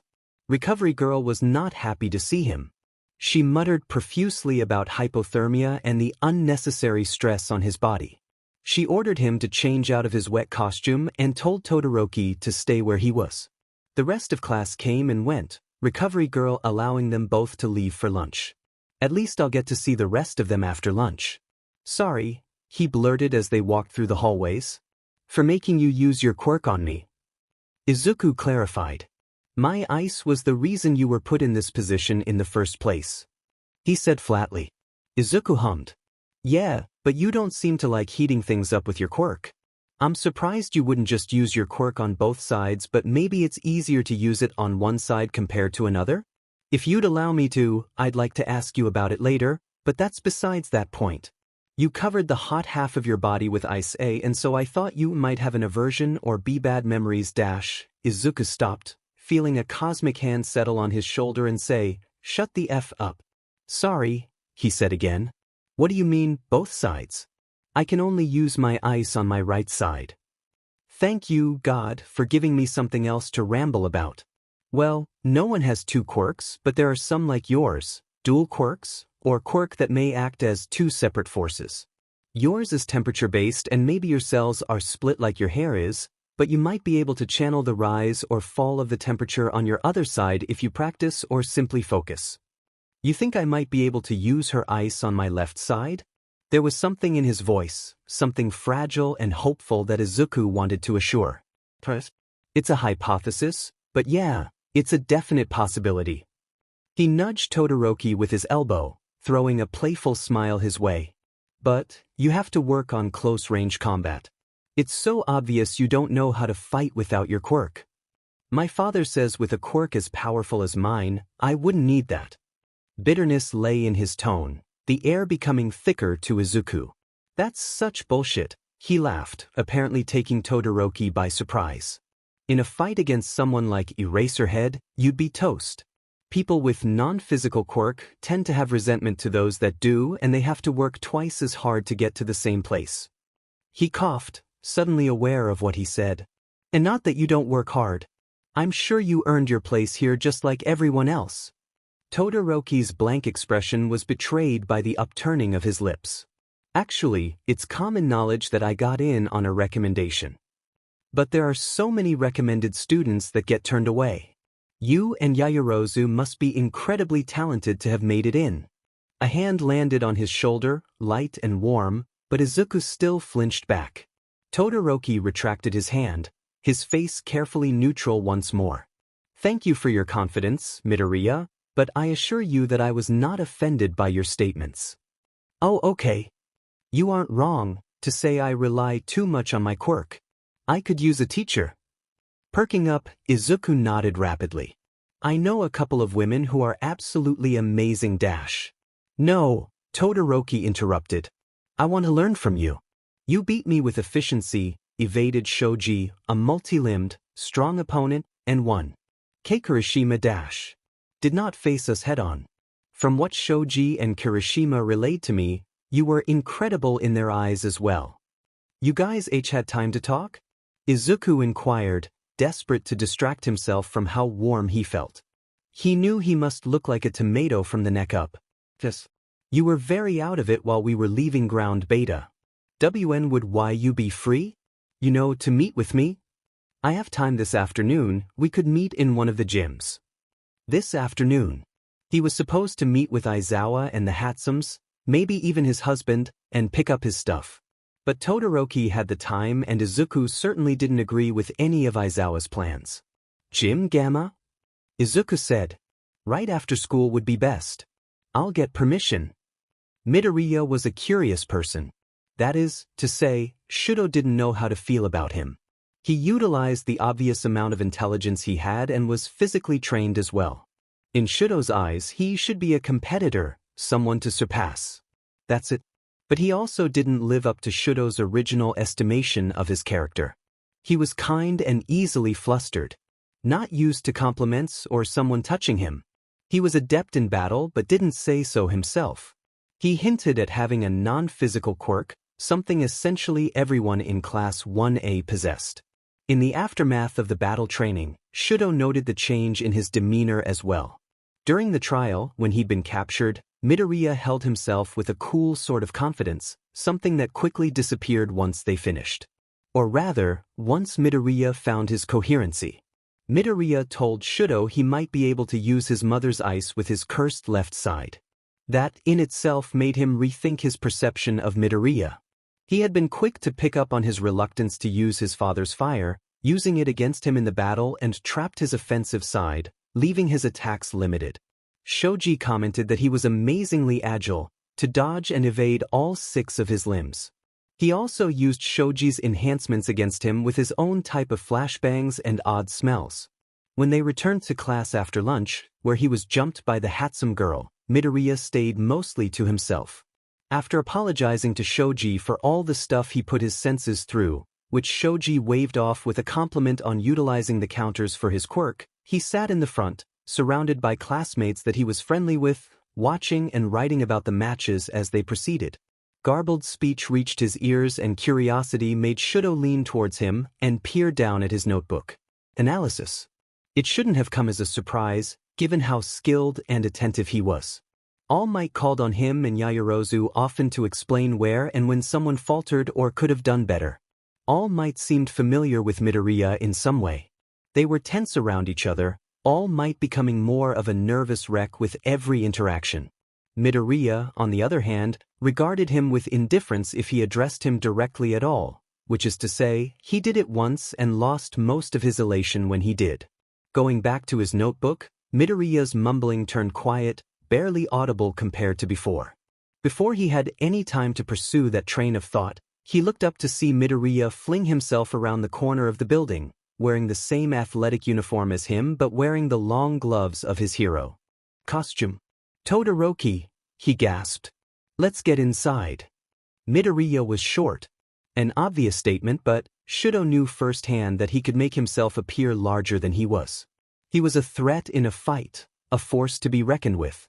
He stepped onto the mat, readying himself for a fight, but Midoriya stepped on, looked him up and down, then shook his head. "We aren't going to start with fighting. First, you need to know how to fall without breaking your neck." So that's what they did. Midoriya manhandled him gently, something he hadn't thought someone could do, and corrected his form. Most of it was embarrassing. Some partial moves that Midoriya performed with him were especially bad, but the green-eyed boy continued unfazed and Shudo followed in suit. Then they heard doors opening. Midoriya's muscles tensed at the noise of footsteps, but didn't look as Aizawa and Yamada, their English teacher, entered the gym. "I think we're done, Todoroki," Midoriya said softly, giving him a forced smile. He knew the uneasy tension that filled the air, the uncomfortable expression on his face, but Shudo also knew that whatever this was, it didn't concern him. He bowed to Midoriya. "Thank you for the lesson. Goodbye." Though the temptation to stay gripped him strongly, he walked away from Gym Gamma without a backward glance. The air tasted sour, but Izuku blamed his nerves for wrecking his taste buds. His hair stood on end and something heavy surrounded both of the figures that stopped a few feet away from the mat. Izuku was almost able to forget everything but teaching Todoroki. Ayumi's lessons were ingrained in how he moved, Mitsu's made into deep-rooted instinct. Were they angry with him now? They expected him and he ditched them for Todoroki. Maybe, if Aizawa was furious enough, he would rescind his emergency fostering and let Izuku go back to his old life. "Hey, little listener, are you still there?" Izuku flinched at the familiar voice, finally turning to see Aizawa and present Mike, or Yamada, as they called him in class. "I just want to go home," Izuku confessed quietly. "You don't have to do this." "Yeah, kid, we do," Aizawa told him softly. Yamada advanced, cautiously stepping onto the mat. "The Hatsums put your stuff together, but we can stay in the apartment for a while, if you need to." Izuku shook his head. That wasn't what he meant. Mei told them about Dagobah, but apparently, she kept some of it to herself. He didn't want them to have access to such a private part of his life. He hoped they didn't live too far from Dagobah. They were pro-heroes, but he might still be able to slip out and find his way. In the car, Aizawa broke the strained silence. "You haven't been suppressing your quirk at all?" Izuku shook his head. "Those are some nice gloves you have on," Yamada commented from the front seat. "We can go look at more later, if you want." Izuku signed a quick thank you, finding himself unable to speak. Yamada beamed, glancing excitedly over to his husband. "Show, he knows Giselle," he whisper-shouted. Aizawa grunted in acknowledgement, approval lurking in his eyes. Ayumi was mute and Izuku had been quick to pick up JSL during the many nights he stayed too late and the Hatsums wouldn't let him leave without apparency. He, of course, mentioned that they could just drive him to the apartment themselves, but they said they didn't like the idea of him being alone. This caused many sleepovers and eventually he rarely saw the apartment unless he had to wash his clothes or the urge to scour his notebooks to review crept up on him. "Hitoshi will certainly be pleased." Yamada hummed cheerily. "Mac too, she hates noise in general, so I'm naturally the target of her fury." "Who?" He signed, glad that his teacher's attention had turned back to him so he didn't have to speak. "Mac is one of our cats. Hitoshi is our son." "They're what?" "He's adopted, of course, and we love him. He's in UA too, actually. The Gen Ed course, but he wants to get into the hero course via the sports festival dash." "Hizashi," Aizawa interrupted. Right. "He'll have the chance to tell you himself when we get there." The rest of the ride was Yamada chattering away, filling what would have been tense silence. Izuku was undeniably apprehensive about the whole ordeal that would take place, but he relaxed into his loud, joyful personality. It reminded him of Mitsu without the cursing. He kept it up until they reached the apartment's door, gesturing for Izuku to open the door. He was very suddenly reminded of everything that had fallen away in Yamada's talk of which cats would love him. Grabbing the doorknob, he twisted it and walked in, the air as empty and cold as the last time he was inside. But now it held something else. Something more. Ayumi peeked around a corner, her face lighting up at the sight of him, and he tilted his head in wonder. She was glowing. And not that she wasn't totally beaming at the sight of him, bustling over with a box in her hands, but she was literally glowing. It was subtle, but in the dim lighting of light bulbs Izuku never bothered to replace, he could most definitely see the halo of brightness around her. Izuku, what's wrong? Mitsu, he guessed she'd come in when he was busy staring at her wife, walked over and cupped his face in her hands. Her golden eyes turned bronze as she activated her quirk. You're glowing. Izuku stared at Mitsu, then glanced back at his teachers. Why are you all glowing? Glowing? Ayumi questioned after setting down her box. We're what? Mitsu looked down at herself, then at everyone else. Aizu, you're seeing something we can't. They have different colors. His hands stilled before he turned to Aizawa, signing, quirk. Quirk. He raised an eyebrow. You think this is part of your quirk? What else could it be? Mitsu stared at Izuku in wonder, grinning. Kid, what's my color? He focused on her outline. Dark orange. She thought about it, then shrugged with a dramatic sigh. Of course it's dark orange. My childhood decisions are coming back to bite my butt. Ayumi slapped her arm, rolling her eyes fondly. What's mine, Izuku? Bright green. She pumped her fists in the air, shooting him a blinding smile as her wife scoffed. Course you got something vibrant, Yumi, you're an attention hog. She snorted in response. Must I remind you of last year's family cookout?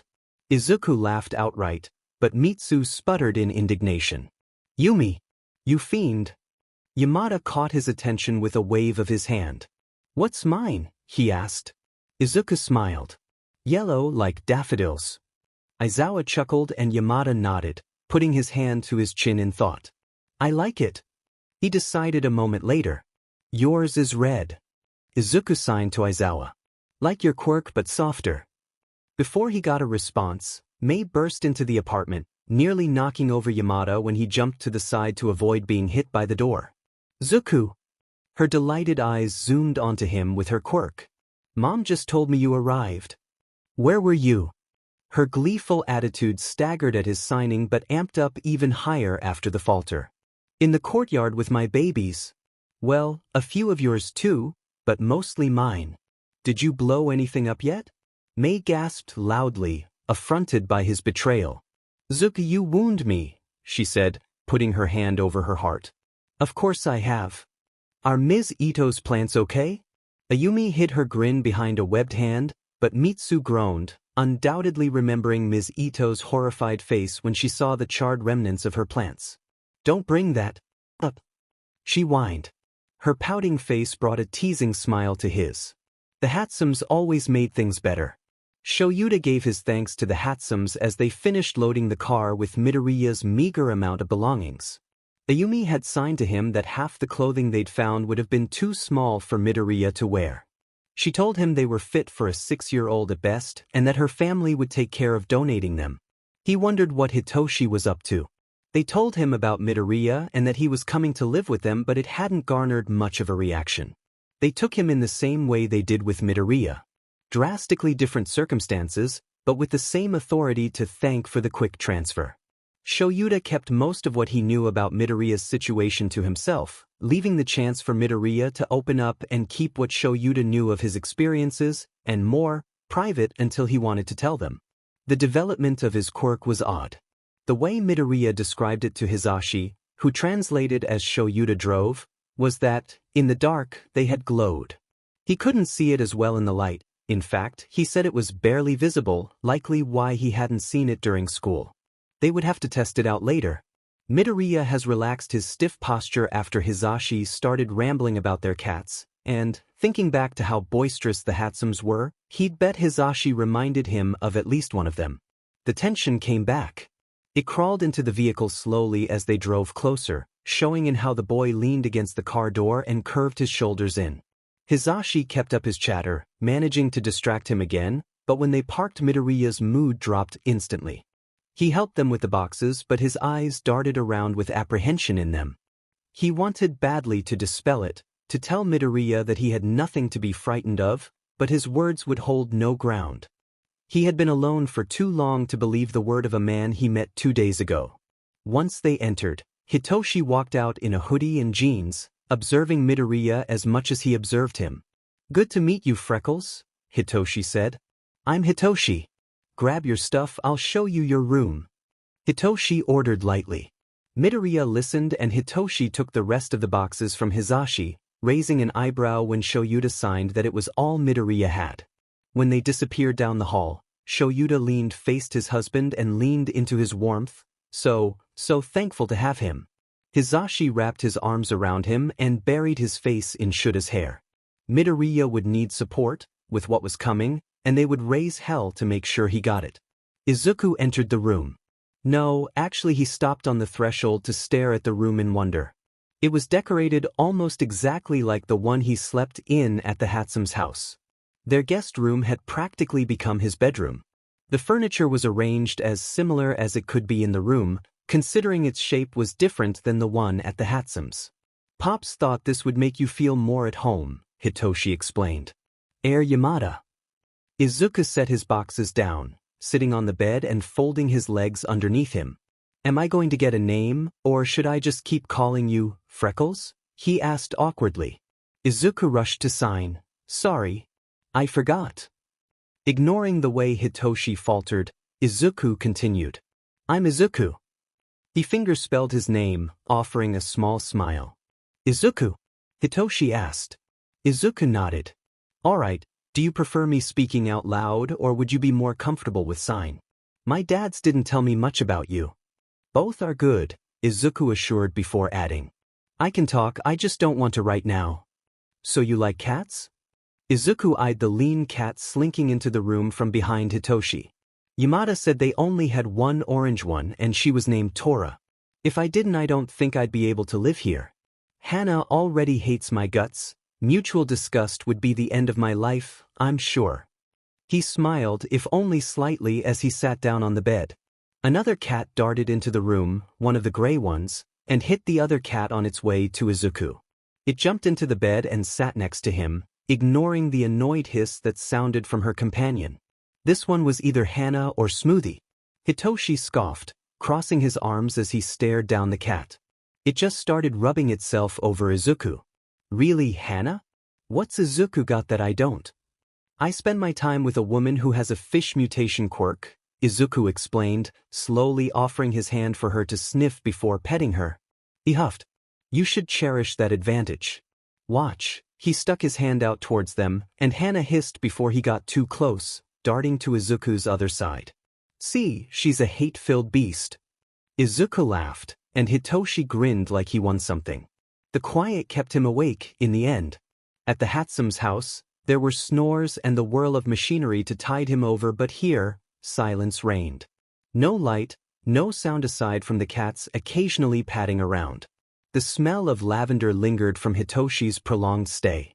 He lasted about an hour of simply staring at his ceiling before sitting up. The desks sat empty, like the closet, and he had no longing to fill them. That would mean accepting that he would be staying here for a long time. He refused. The night bled into early morning and he left the room. Cats bombarded him and twisted themselves around his ankles, but he eventually made it to the kitchen and sat on a stool. The clock declared it 5:38 and a few minutes later, Hitoshi strode in, glowing purple in the darkness. "Heard you get up. Did they take in another insomniac?" he said as he reached for the upper cabinets. "It's quiet here," Izuku said, taking Hitoshi by surprise. "I'm used to ambient noises. Waves and stuff." "Oh, like from your phone?" Hitoshi guessed. Izuku shook his head. "No, I used to sleep on a beach a lot. He pulled out his phone from his pocket and slid it across the counter for him to see. That salvage thing can't project sound, anyway, so it's not like I could even if I wanted to. Carefully, as if picking up a baby, Hitoshi lifted his phone from the counter and examined it. They told me you made support gear. I do. Izuku retorted defensively. Then why is this your phone? Can't you, I dunno, make a better one? I guess, he admitted with a shrug. I've just never had to try. May, my friend, says she hates it and that she's making me one for my birthday, so I think I'll just wait and see what she cooks up. Hitoshi stopped making his coffee for a moment to stare at Izuku. Handsome May? That May. Izuku nodded slowly. Oh wow, I'm not sure you want that phone when she gives it to you. Last I heard, she blew up half the support department. He laughed, imagining her grin as she waltzed out of the smoke waving her wrench around, ideas pouring from her mouth. Definitely that May. You like coffee or? He asked after a moment. I'll take some please. Sliding him a cup and sugar, Hitoshi poured himself a cup. Do you know anyone that's likely to drop out of the hero course? Izuku thought about his classmates and nodded. Apparently we all have potential, according to Aizawa, but there is a boy who acts really pervy when it comes to the girls. Izuku made a displeased face. His name's Mineta and I already threatened to dropkick him yesterday when he started making comments about the girls' costumes. Nice, then I won't have to feel bad about replacing him. Dealing with both of you in class is going to be a nightmare, Aizawa grunted, entering from the hallway. Thank you so much, Hitoshi smirked, raising his mug to his lips. The rest of the morning was spent exchanging light conversation before they were told to get ready for school. Aizawa held him back, switching off the lights. Can you still see it? Yes, he paused. Actually, I think it's brighter now. What do you think it means? Aizawa said, turning the lights back on. I'm not sure. Aizawa cut him a look, raising his eyebrow. Fine, I have an empathetic quirk, right? Well, empaths deal with auras all the time, colorful or not. The colors obviously represent the person it surrounds and maybe the color will change with their mood? Or, since my quirk focuses on insecurities, maybe when they start to feel bad something will happen.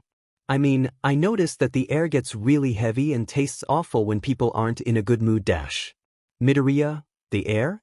Explain. Oh, he said nervously. When we were in the gym it was like something was rotting and I'm pretty sure it was me, but since I can't see my own aura, it might have been you or Yamada since nothing was up with Todoroki dash. Thank you. Go get ready. The abrupt dismissal jarred him, but he listened. They all rode in the car, Aizawa and Yamada in their hero costumes. Yamada has his hair down, groaning about the time it took to gel. No one spared them a second glance and Hitoshi snickered, telling him that even though he was a popular hero, no one recognized Yamada as present Mike with his hair down. Hitoshi and Izuku parted from the heroes, walking on their own in an odd, but not necessarily uncomfortable silence. Thank you for being so hospitable. Izuku rubbed his thumb nervously across the ratty fabric of his backpack. I know you must not like me barging into your home dash. You aren't. Huh. Your arrival was sudden but you aren't imposing. Hitoshi caught Izuku's eye, a steady reassuring gleam reflecting in the sun. The moment shattered as the rumble of chatter rose ahead of them. The press? What were they? Oh. A reporter elbowed their way out of the crowd and approached them, shoving a microphone in Izuku's face. Your students here at UA. What do you think of All Might as a teacher? They were quickly swarmed. Izuku stumbled into Hitoshi's side, panic rapidly setting in at the sight of so many people crowding them. Someone put their hand on his shoulder. He jerked away, suppressing the urge to grab their wrist and throw them. A voice spoke, their breath ghosting along the skin of his exposed neck. Too close. Too close. Don't touch me. Don't touch me. Please leave. Get away. Don't. Someone grabbed his wrist and pulled. He tried to wrench himself out of their grip, hysteria and fear leaving him a mess of ragged breaths and blurry vision. The person held on. The noise stopped and the person sat him down somewhere. Izuku, a familiar voice called. You're safe, no one is going to hurt you. But what if I hurt them? I'm dangerous. I can't touch them. Don't touch me. Don't touch me. I won't touch you, I promise. Just breathe with me, it'll be okay. An exaggerated inhale from beside him registered, but barely. Another, this time, he tries to imitate it. Fin. Steady. Toshi. His slurred voice cracked under the pressure of his breaking dignity. He feels distant, yet there. Can I put my hand on your shoulder? After a moment of thought, Izuku nods. The warmth that placed itself onto him is grounding and a much welcome tug back into a more conscious reality. Are you back with me? Yeah, and God, does he hate the tremor he hears? Hitoshi shouldn't have to be here, comforting him. Sorry I had a panic attack? He sighed, pressing his fingers into the back of Izuku's hand, different to the previous touch, present, but not firm. It's not your fault reporters are such inconsiderate assholes. He starts, wanting to say something. He falls short, gazing up to Hitoshi's lavender eyes already observing him carefully. The fingers on his hand don't falter. Thank you. He settles on, unsure that, should he argue, he would make any progress. Be thankful that you still have 2 minutes before we're late to class. Aizawa isn't fond of tardiness. Class, he murmurs. Class, I'm so sorry. Don't be. Let's go. I don't know where your homeroom is, but I doubt you being late would be good either. Ida would flambe me. Izuku agreed, then hesitated. Well, maybe not.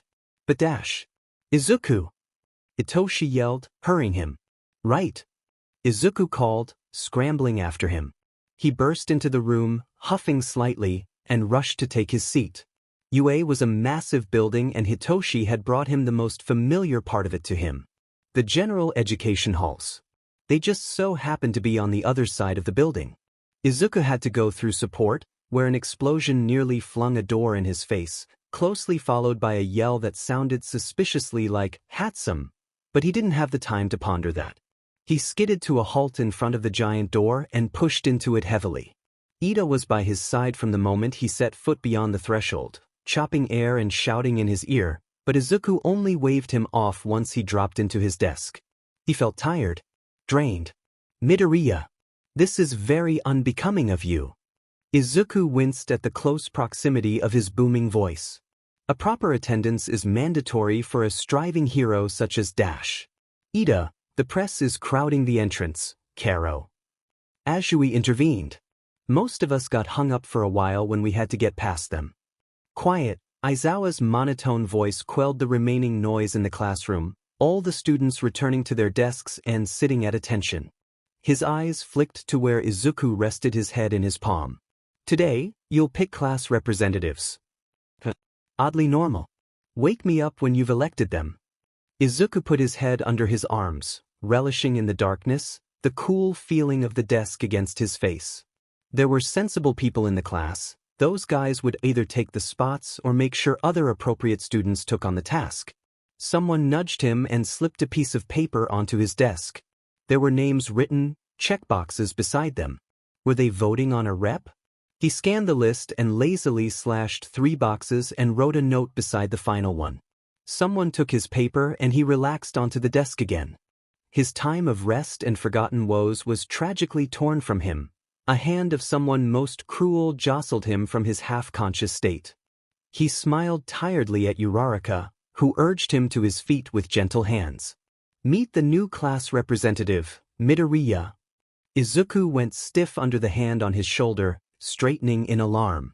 And our vice rep, Yaoyorozu. His classmates cheered. Izuku blinked in total bewilderment. Wait, what? He said weakly. The bell rang and Aizawa emerged from his cocoon. Good, you've chosen. Leave. What? Izuku tried again.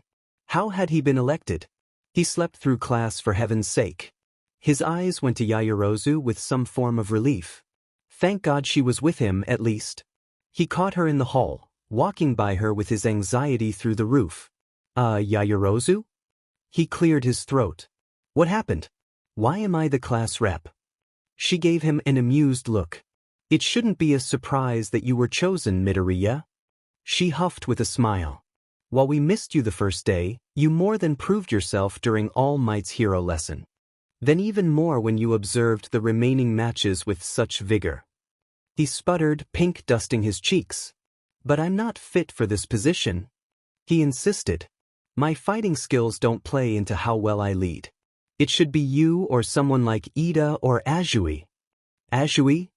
Yaoyorozu says, sounding rather interested. Yeah, I mean, I've talked to her like, once in passing, but Tokoyami hangs around her and she's pretty cool-headed, based on her hero course matchup. I don't know much about her, which is why I chose her after you and Ida, but she's definitely sensible and a good fighter. Plus, she stopped Ida from yelling at me with sound reasoning, so I think she could handle the class. Yaoyorozu tilted her head, a fond expression crossing into her face as she stared at him. What? He stuttered, finding himself much warmer than before as she just kept looking at him. Again, I have to say that you shouldn't be surprised by our trust. She paused, glancing at their classmates ahead of them, then back to him. Why did you vote for me? We've barely spoken before now. You mean aside from the fact that you clearly have a head for strategy and act more responsible than half the class does? You made it into UA by recommendation, and you've certainly proved yourself to be impressive during the quirk apprehension test and the battle training. Your quirk, while versatile, would be extremely difficult to use if you weren't dedicated and intelligent enough to remember the chemical composition of whatever you decide to create. You possess a level head and have more approachability than Ida when it comes down to it. You are kind, and while I do not know the depths of your character, I know enough to realize that you are a formidable ally, an adverse opponent, a compassionate friend, and a strong leader. Our classmates would be idiots to disregard you in any way. I certainly know that you are far better suited for the role I've been voted into. At her silence, he quickly looked up to her. She had stopped walking, a stunned expression stuck on her face. Speaking of her face, it was beginning to become very pink. And her eyes were watering. Sheet, what the hell did he do? Alarms blared in his head, scolding him for whatever the hell he did to make her cry. Yaoyorozu, I'm so sorry dash. But then she was hugging him. He stiffened at the contact, instinctively blocking his quirk when she wrapped her arms around him. It turned out to be a fortunate thing too. She grabbed his face when she pulled away from the hug. You may not believe you belong in your position, Midoriya, but I assure you, you are more than worthy of it. His mood rose and fell like a roller coaster. His heart swelled at the soothing words, but his brain began blurring his thoughts from the hands that touched his bare skin. No one touched his face. It just didn't happen. The Hatsums didn't grab him without warning, they didn't touch him without letting him know what they were about to do. Yaoyorozu removed her hands from his face. Are you all right? Great, she was concerned now.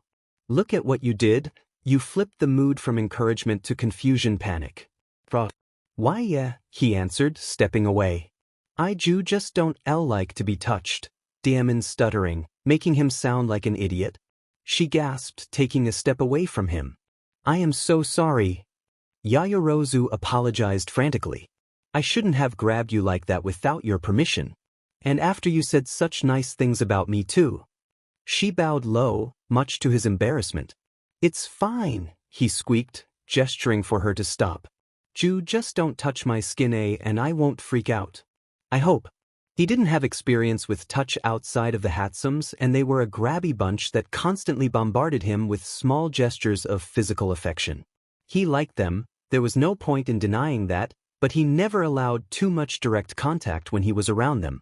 For example, Izuka dodged Mei's cheek kisses, which she tried as a joke, then began attempting to catch him off guard, like the plague. He let himself relax his control when he was around them, wearing concealing clothing and gloves. It was a stark contrast to what he used to enjoy wearing. Ah, so is that part of your quirk? Yaoyorozu questioned as they walked forward. His hackles rose at the query, but he knew his quirk would come up eventually. It's not like they wouldn't realize something was up when he continuously wore his gloves all the time. But knowing never helped him calm down. Finding himself unable to speak, he nodded. Thankfully, Yaoyorozu let the topic drop. I heard you thought I should have been considered as a class rep. Izuki eeped, flinching back and slightly into where Kirishima sat beside him when Azui dropped into the seat on the other side of him. What Yaoyorozu did put his entire being into a state of perpetual panic, never mind his earlier panic attack. They didn't know about his quirk. They didn't know that they couldn't touch him without him having to suffer the consequences. Sure, he wore his gloves, but the phantom pressure of Yaoyorozu's hands kept his nerves on edge. Maybe I should tell them? The thought, while rational, only served to counteract any relaxing he had been able to do. Midoriya? Huh. His head shot up, finding Kirishima gazing down at him in a slight panic. Are you okay? Uraraka chimed in, her concern alerting him to the fact that the rest of his classmates that sat at their table were also worried. He nodded hastily. Waya, I'm fine. The wobble to his voice was dim near unnoticeable, thank God, but it stubbornly stayed in his voice. If he couldn't get a grip, Izuku would have to start worrying about not being able to speak at all. Just extra jumpy today, he said sheepishly. Are you sure, Ribbit? Azui croaked. You've been pretty pale since homeroom. Why, you had a question, smooth transition, or it was a statement? There was a pregnant pause between his words and Azui's. They all undoubtedly noticed his swift change of topic. Shoji told me that he overheard you and Yaoyorozu's conversation after homeroom. Azui tapped her forefinger against her chin, her cheeks dusted with pink. He said that you recommended me for one of the spots. Izuku nodded, heat rising to his face. Right? Shoji had a surveillance quirk and walked a few meters ahead of them when they had that conversation. Can I ask why? We haven't spoken that much. But her presence itself was FENG calming him down, and after what happened in her battle training match, calming someone down certainly wasn't her only skill. He tilted his head, slightly baffled. We haven't spoken a lot, yeah, but I can tell you would fit the role nicely. I'm not sure if you actually have time or anything, but if I go off of what I've seen from you, then the vote was easy to make. What you've seen? Azui prompted. You've got a level head, Azui. A calming presence and a mature aura to match. In your and Tokoyami's match against Bakugo and Ida, you collaborated well, and whether that should be attributed to the fact that you're a friendly person or not, it's an invaluable trait. Dark Shadow was a bad match for Bakugo's quirk, and while he wasn't working together with Ida at all, his brute strength still could have overpowered him if you hadn't been with him. Tokoyami was flustered and Dark Shadow couldn't defend against Bakugo's assault. You stepped in and used your tongue to stop Bakugo from dealing what would have been a devastating blow in an ambush maneuver, flinging him against the wall. You didn't give him a chance to recover and use his gauntlets, smiling him into the wall again and swiftly using his disoriented state to allow you to get in close and capture him. When you finished, you made sure he was all right and then checked on Tokoyami. Your partner was slightly debilitated by Bakugo's quirk, Dark Shadow in worse shape from all the bursts of light, but you managed to calm him down and keep the two of you moving. When you reached Ida, he had removed any furniture for you to jump around on and moved the bomb behind a pillar for less of a visual. Tokoyami isn't familiar with too much combat, relying on Dark Shadow to fight for him, and Ida would be too fast for him to fight with his quirk still reeling from his earlier fight. You made the decision to go in first as a distraction. You are fast and can jump out of Ida's reach if he tried to capture you. Tokoyami entered when you fully distracted Ida, responding to a signal you made through the comms, and when Ida eventually noticed him slinking along the wall and halfway towards the bomb, you defended him long enough to allow Tokoyami to grab your team's victory. I personally don't see why you would find my faith in you surprising, considering all of that. To put it simply, you're reliable and calm, you work well with others, and you have the determination and kindness of a leader. A sound mind and quick thinking never hurt either, especially in a fight. Izuku rubbed the back of his neck, staring at his lap. Also, you stopped Ida from yelling at me this morning, so that was nice. Silence. Did he say too much? Immediately, he turned red. What was he thinking? Why would they want to hear what he thought of them? Bakugo never liked hearing anything he had to say, whether it was praise or anything else, they wouldn't be different. I'm sorry, he said, curling into himself. He wanted to disappear. They were being so nice to him and he went and rambled about their match. In front of Ida, Stalker, Bakugo's voice jeered. Worthless Deku, just shut up already. You must think I'm weird. I'll shut up, I promise. You won't have to listen to me talk. Whoa, where'd that come from? Kirishima said. Dude, you just gave her really sincere compliments. Why are you apologizing? We don't mind listening to you talk either. Uraraka said firmly. Based on all the notes you take, I think we could all improve our techniques if you gave us pointers. Plus, you're cute when you ramble. He looked up sharply at that. Cute? No one ever called him cute. Ayumi and Mitsu did, but they were family. Uraraka abruptly became the color of Kirishima's hair, breaking off into incoherent mutters. I don't know why you would apologize, Ribbit. He looked back to Azui, who was smiling fondly at him. Thank you for what you said, Midoriya. Oh, and call me Tsu.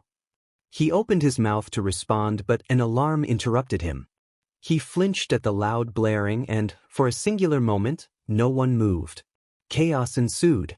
Everyone stood and ran for the hallway, his friends included. They dragged him with them once they realized he wasn't moving. He broke out of Kirishima's grip and backed away from the exit, backed away from where he knew there would be a large crowd of panicking students.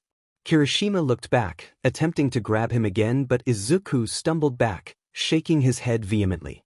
He tried to speak, to communicate his fear, and why they should absolutely not go into the hallway, but Ida grabbed him and meshed him into the crowd of students.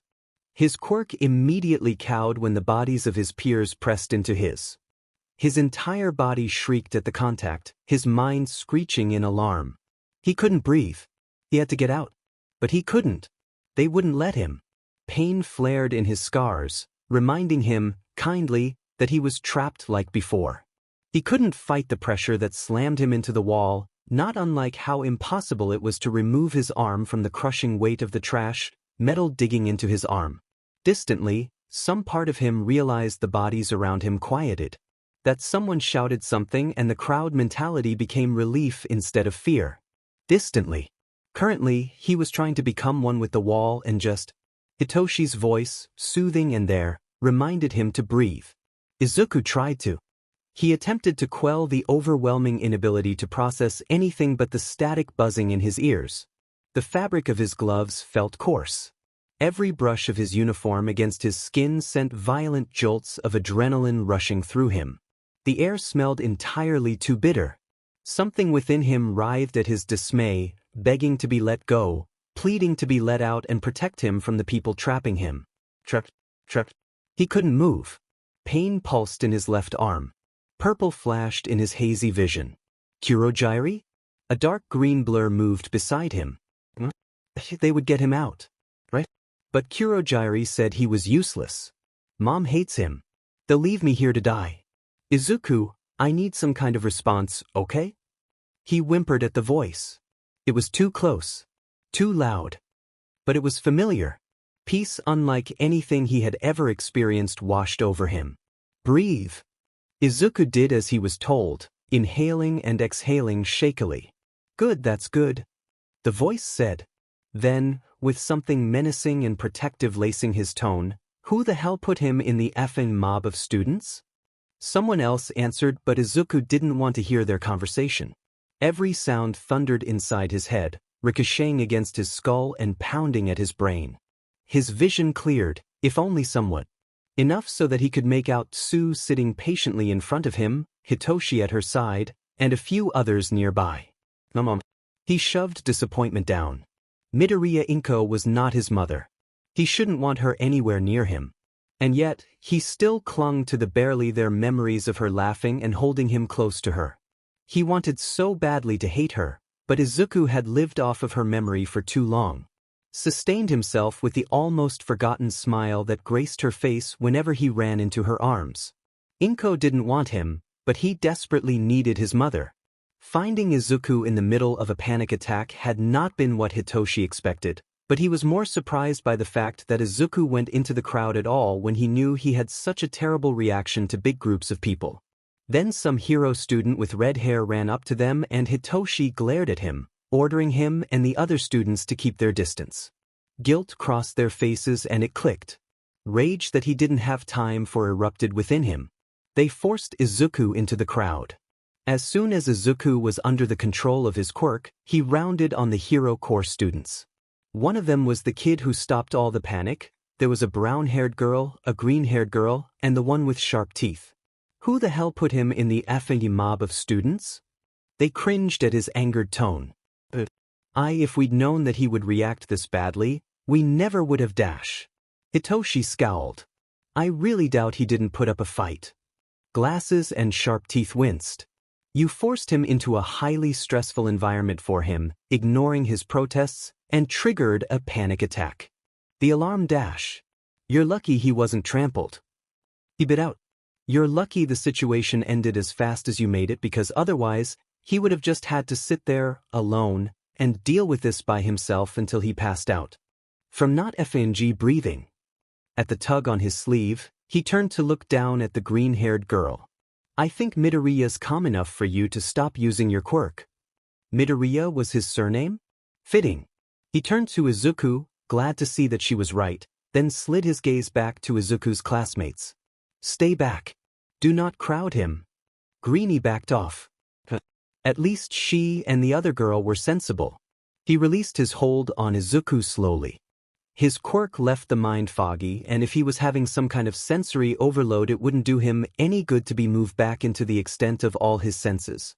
When he fully let go, he sighed in relief when Izuku didn't immediately begin hyperventilating again. Izuku! He murmured, leaning in but not breaching the space they had given him. Can you hear me? He nodded but curled tighter into the ball his body formed against the wall. Can you speak? Izuku paused, then shook his head. Hitoshi pursed his lips. Do you have the energy to sign? Again he hesitated, this time lifting shaky hands out of his lap. A little bit. It was trembling and nearly unintelligible, but something in his chest loosened. Would you like me to sign to you too? Hitoshi had seen his reactions to his classmates' argument with him. He might not be comfortable with too much noise. Izuku squinted at him, then shook his head. Damn it, he cursed. If he couldn't concentrate enough to read signs, that definitely raised another red flag. Okay, I'm going to move closer to you, is that fine with you? He sent a glance towards the unspeaking students, wordlessly ordering them to stay quiet and unintimidating. Lord help them if they don't. When Izuku let him know it was indeed fine, Hitoshi scooted over to the wall and leaned against it beside him, making sure he was close enough for Izuku to know he had someone beside him. Do you think you can stand? Hitoshi shifted, showing his movements to Izuku so that he didn't startle. I can find headphones so that you have white noise. Beach waves or anything dash. Beach, Izuku said simply. Hitoshi moved and held his hand out for him to take if he wanted to. They stood together, Izuku on shaking legs. I can give him my headphones, Greenie offered in a low voice. And thank God she did. Hitoshi had seriously been considering straight up stealing one of their headphone sets if no one had the decency to do it. They're in my bag and it's not that far. We'll be in Aizawa's classroom. Choosing to ignore their blatant shock, Hitoshi guided Izuku down the halls until his body caved on him. Hitoshi held him up, not liking the faint whine that Izuku made when he was taken off the ground. The bell rang and he winced as Izuku shuddered and pressed into him as students filed out of their classes and into the hallway. Hopefully, his dad would clear up his absence and no one would scold him for ditching. Because, well, he looked down at Izuku, who gripped his uniform in a vice grip, clinging to him like he was a lifeline. Hitoshi thought he had an adequate excuse. Shuda's class emptied out and Hitoshi walked in, gently pulling Izuku in with him. His dad sat straight up in his sleeping bag, glaring death until he took stock of the fact that they must look like they are worse for wear. Shoyuta shimmied out of that stupid birthday present Hitoshi had given him over a year ago. It had been a goddamn GG gift because Aizawa Shoyuta could sleep anywhere. But no, he used that obnoxious thing every day. What's wrong? He asked, eyes scanning each of them before settling on Izuku. When we got to school, reporters mobbed us and Izuku had a panic attack. I calmed him down fairly quickly, but it probably left him on edge. Shuda's expression soured immediately. Tim helped it. Then the alarm went off and he tried to stay in the cafeteria because obviously he and crowds don't mix. but a couple of your students pulled him into the hallway despite Izuku trying to stop them and triggered another, much worse attack that went on for at least 5 minutes. His eyes narrowed dangerously. Who? I don't have names, Hitoshi admitted sheepishly.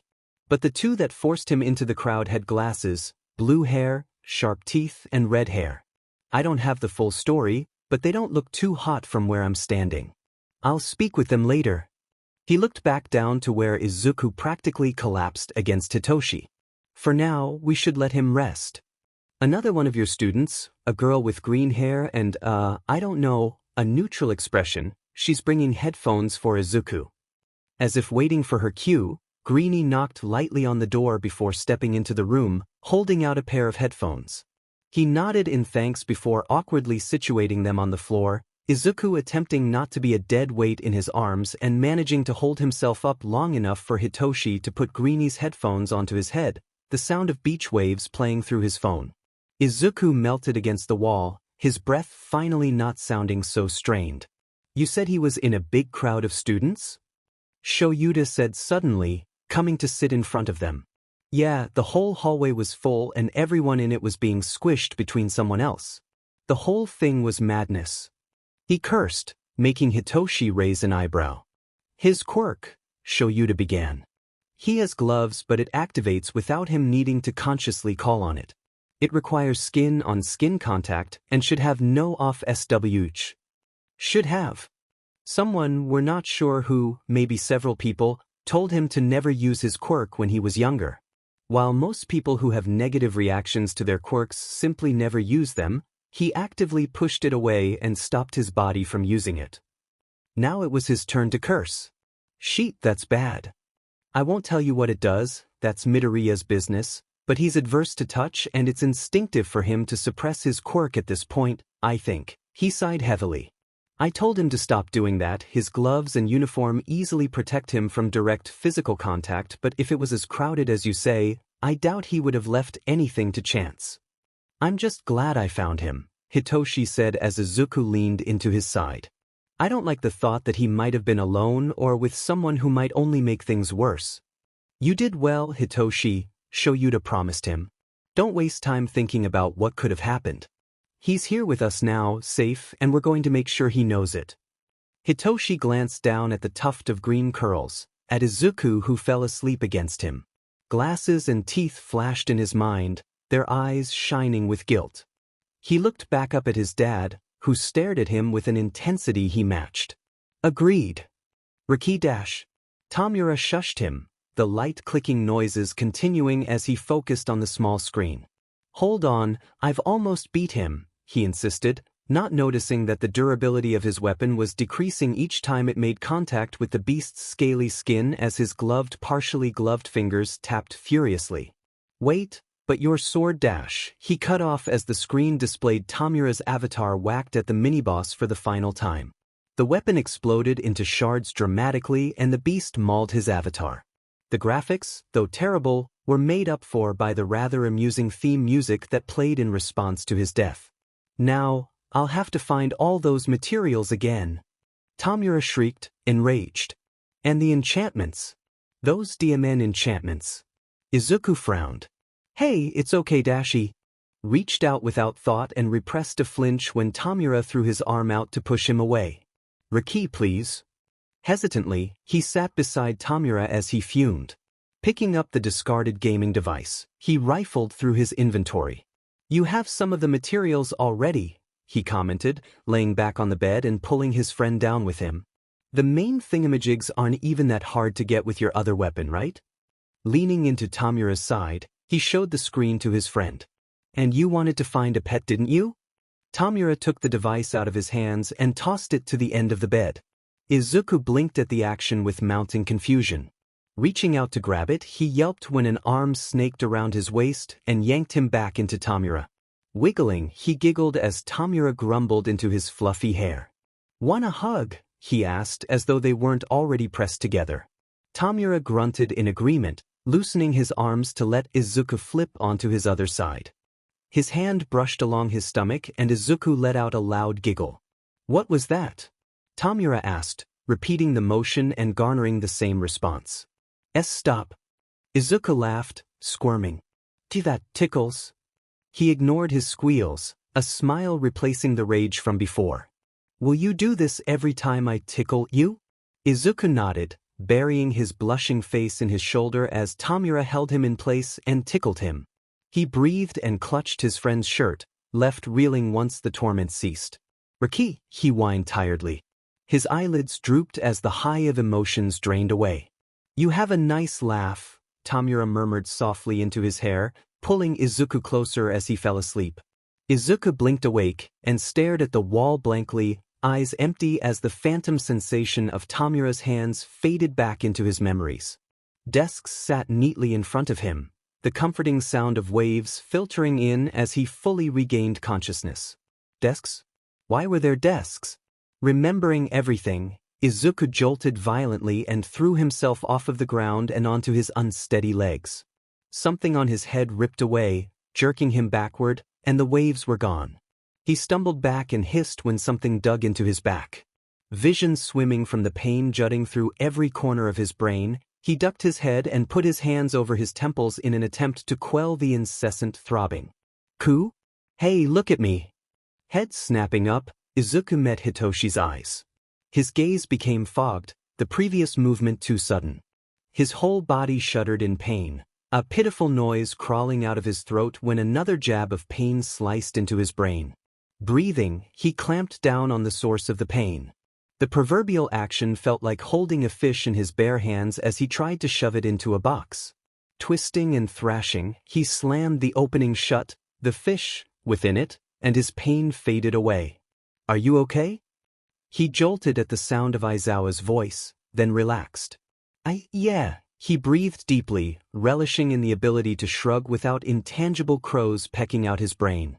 "I made it go away." Immediately, Aizawa and Hitoshi stiffened. "Midoriya," Aizawa began. "You made your quirk go away?" Izuku looked up in confusion. Hadn't he just said? Right? He wasn't supposed to lock away his quirk. He looked away, ears burning, and bit the side of his cheek. "Do I have to let it out?" God, he sounded like a child. "Yes," they answered at once. Aizawa continued firmly. "The longer you wait, the worse it will get. You saw how I was, right? I could barely move," he chuckled weakly, hugging himself. "We're in homeroom. Teachers need room to teach." "The infirmary?" Hitoshi offered. "I don't think Recovery Girl will put up an argument."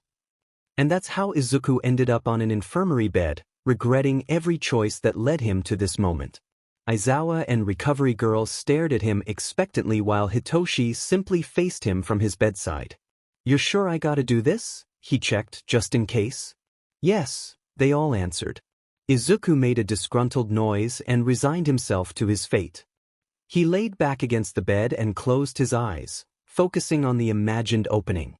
"Heads up," he warned, an inkling of what was about to hit him trickling through a gap in the box as he readied himself to open it. "I might pass out." The moment of peace that occurred in the split second after he ripped open the box would be forgotten, but he took solace in the brief moment of time before agony washed over him. Any notion of the world around him was swiftly done away with as his entire body tensed and convulsed. He choked on a gasp and, God, why didn't he stay asleep? He groaned, muscles twitching with oversensitivity. "Fucking quirk," he hissed, slurring the words terribly with his tongue of lead. "Recovery Girl's got you hopped up on some pain medication, but I guess biology is doing you in, huh?" Izuku turned his head slowly, squinting at a figure by his side. "You're so," he raised a hand and waved it at Hitoshi. "Purple. Heh, and you know who you remind me of." His mouth stretched into a smile and he moved his hands to his hair. "You remind me of Kurojiiri. He was always so nice to me, you know." He paused, frowning. "Until the end." He left. Kurojiiri left him. Why did he leave? He pulled his hands away. He said he'd stay. He promised me. Why did he dash? Izuku blinked, a foreign feeling becoming apparent. He looked at his hands. Aizawa stood and stalked over from the other side of the room. "Whatever he told you, dash." "He promised me it wasn't bad," Izuku whispered, cutting him off. "He promised. But when I used it, he dash. Why was it out? Why had he let that thing out? He could feel it in his skin, he could feel it surging through him. Why did I let it out? Why is it out? This is wrong. It needs to go back dash. Hey! Aizawa snapped his fingers in front of his face, his expression serious. Listen to me, Midoriya. Your quirk is not bad. It's not wrong to use it. Izuku laughed, eyes distant. They said that too, he mused.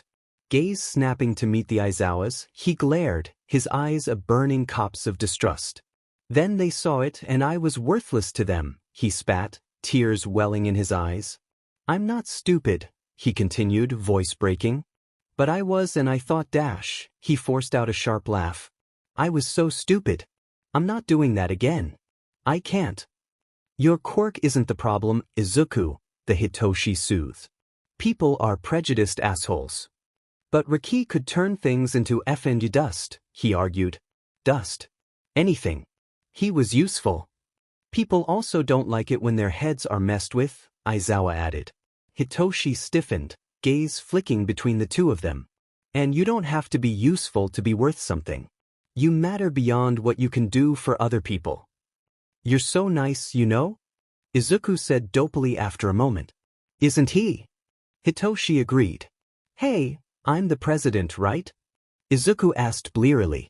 Aizawa blinked at the sudden change in topic but Hitoshi merely laughed. Are you the dash? He paused. Actually, you are the president, Midoriya. Hitoshi's snickering stopped. Wait, what? I don't want to be prez, he whined.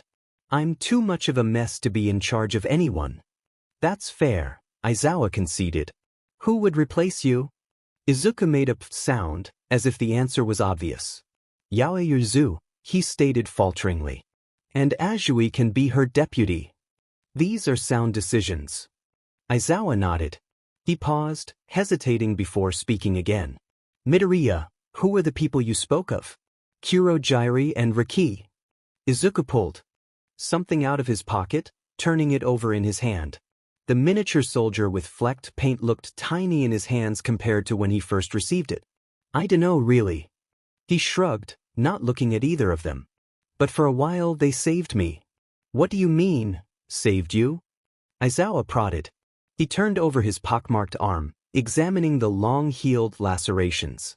With Mom gone, I wasn't gonna make it much longer. They helped me. His expression soured. And then they put me back. Aizawa didn't ask him anything else about his past. You can't just take all my journals. Izuku argued, standing in front of the accumulated stacks of notebooks. Semitas and Snipe politely ignored his indigent shouts from the other side of the lounge. I have seen the interior content, we can't have those things just lying around, Aizawa said, nodding at the stacks. If you'd like to code them, we can see if Nedzu would be willing to let you learn one of his convoluted ciphers. It's that or they burn. He bristled, glowering at his teacher. I made one of these when I was 6. Izuku snatched a neon-striped notebook off the top of a pile and waved it in front of him. How is this, or any of them that I did before the age of 13, worth burning? Midnight stood from her seat on one of the couches, eyes bright. Actually, she piped. Your notebooks helped give a lot of us pros at UA perspective. Of course, we are kinda worried about what this info could do to us if it got into the wrong hands.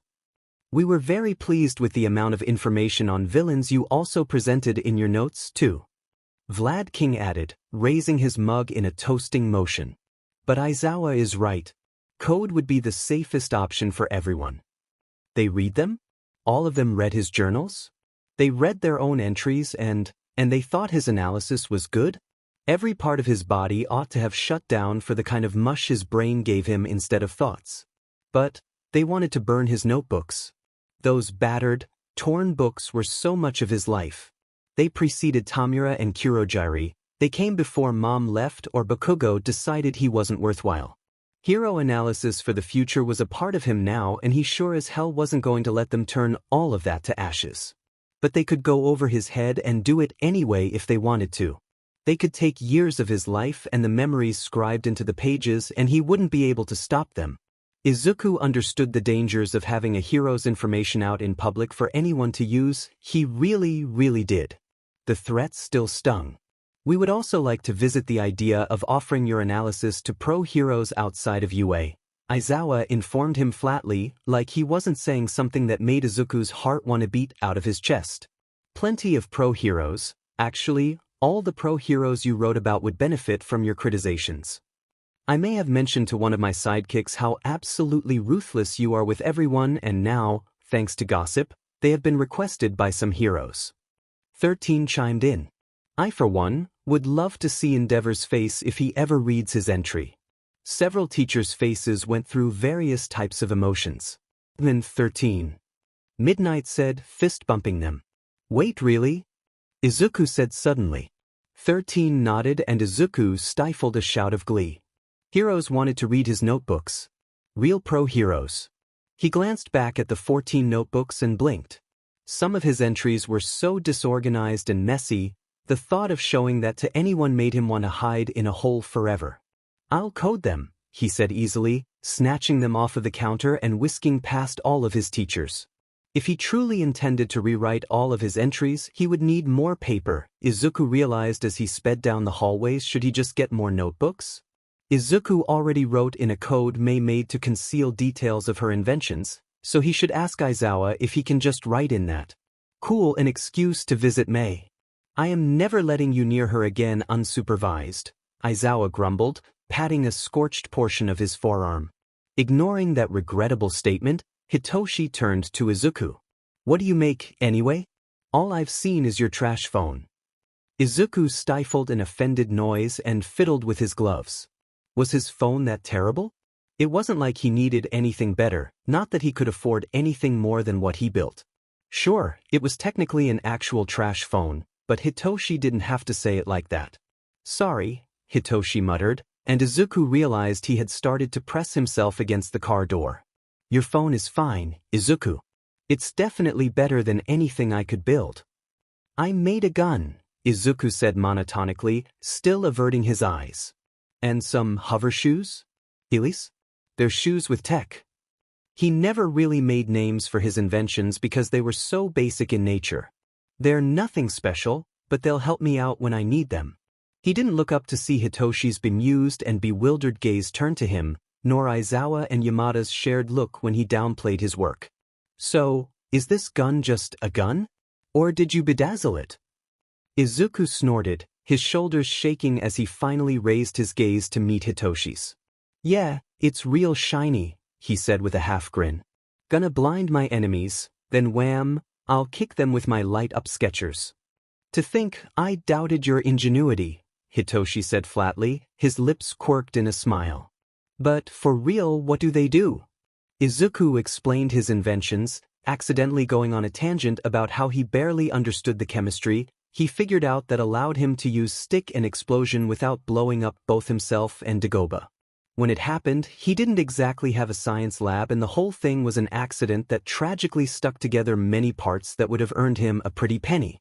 Not one to let such a travesty happen, Izuku figured out what went wrong and created a way to reverse the chemical reaction. Hitoshi stared at him for a few seconds when he stopped talking. To recap, you accidentally made an adhesive substance that has yet to be broken out of by anyone and engineered a way to make it obsolete, all so that you could sell scrap metal? Izuku stiffened at the amused tone of his voice. Be glad I did, or I never would have made it here. All of his companions paused at that. What do you mean? Aizawa asked daringly. Tuition's a steep thing to pay when you're your only source of income, Izuku stated quietly. The car was silent, the others paying him their full attention. Why do you think I got a trash phone? He said self-deprecatingly. Sheet, I'm sorry, Hitoshi winced. I shouldn't have said that. To be fair, it is made of trash, so you're not wrong. Wait, really? Hitoshi asked incredulously. Actual trash? Izuku flashed him a grin. Straight from the beach, he said proudly. I also made a radio, which is my pride and joy. But what about your Nerf gun? Hitoshi asked. That glorified multipen doesn't play his radio show, Izuku said easily, gesturing at Yamada. Or anything but you get it. Yamada gasped, twisting in the passenger seat to get a better look at Izuku. You listen to my show, he exclaimed. I do, Izuku confirmed. It's specifically why I made a fully functioning radio. Yamada's squeal of excitement put cracks in the windshield before Aizawa canceled his quirk. Where did they find this kid? He sleeps on a beach on occasion, knows just enough. Chemistry to not die, builds electronics out of trash, and has a tragic backstory. His eyes shined when he trailed off into a tangent about frequencies and rust, and he looked adorable. The change was so drastic from earlier in the day. His hands were moving animatedly, not shaking and gripped around his uniform like a vice, and Hitoshi found he preferred this much more to the panic. They arrived at the house in a flurry of movement, each of the cats coming to the entryway to greet them in their own ways. Tora, being the affectionate puddle of purrs that she was, ran up to them immediately and began rubbing against them, trying to trip them into falling into the floor and into the other cats. Hannah glanced over from the counter and then diverted her attention elsewhere with obvious distaste. Smoothie waltzed out from the hallway and actually tripped Izuku, forcing Hitoshi to hastily steady him. Mac and Cheese, however, kept their distance, peering out from the end of the hallway before slinking away. Izuku gasped and unslung his backpack from his shoulder, kneeling down to rifle through the yellow bag. The remaining cats swarmed him, and he made a delightful sound before pulling odd-looking headphones out of the bag with a quick, "Tada!" He fiddled with something on the sides and smiled. "These are headphones for white noise, so don't worry about getting me any." Hitoshi glanced at his dad's, then back at Izuku, who gently nudged Smoothie to stop her from eating his backpack strap. "I thought you were reviewing code?" "I can multitask," Izuku said defensively.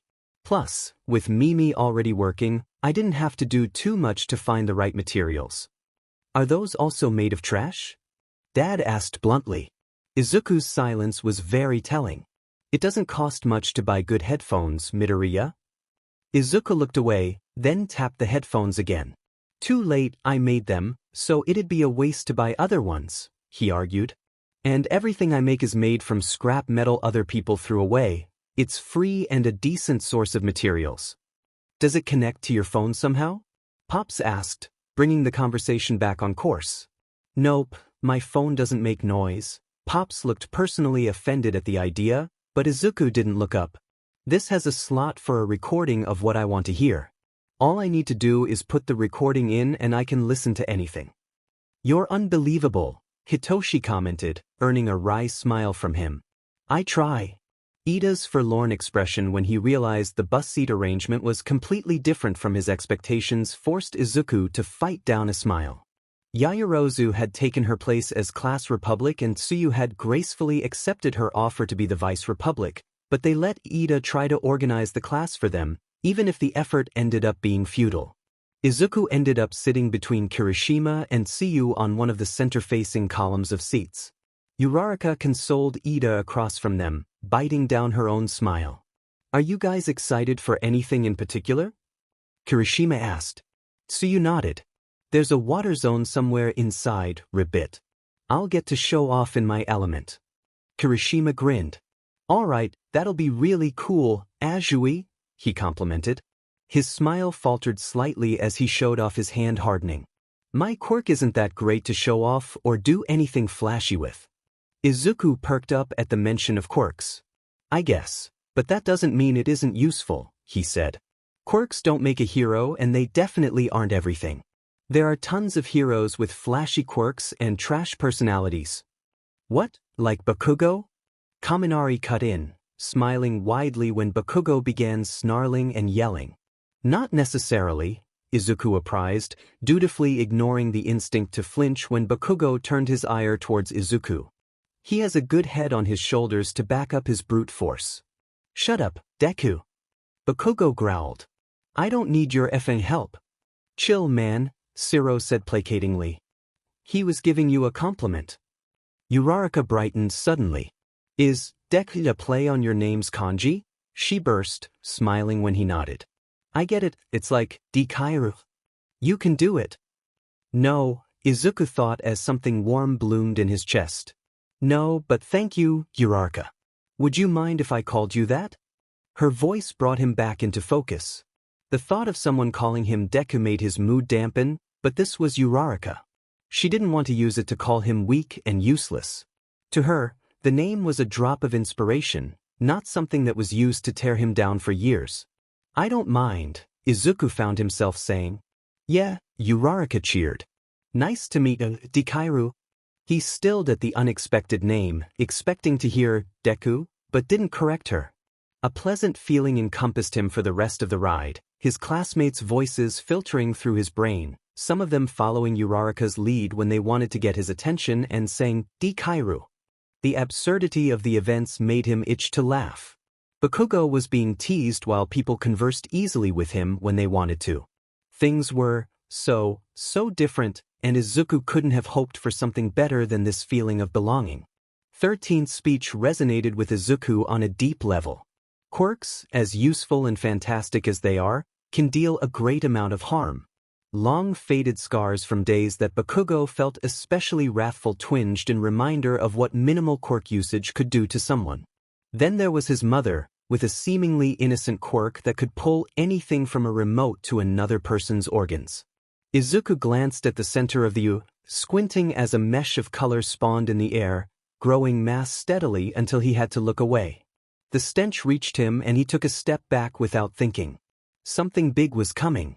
People were going to enter the USJ, and he didn't think they were the friendly sort. Catching Aizawa's gaze, he began signing, hoping that 13 could understand too. People are coming in, is this planned? His eyes widened and Izuku wished his instincts had been wrong. All right.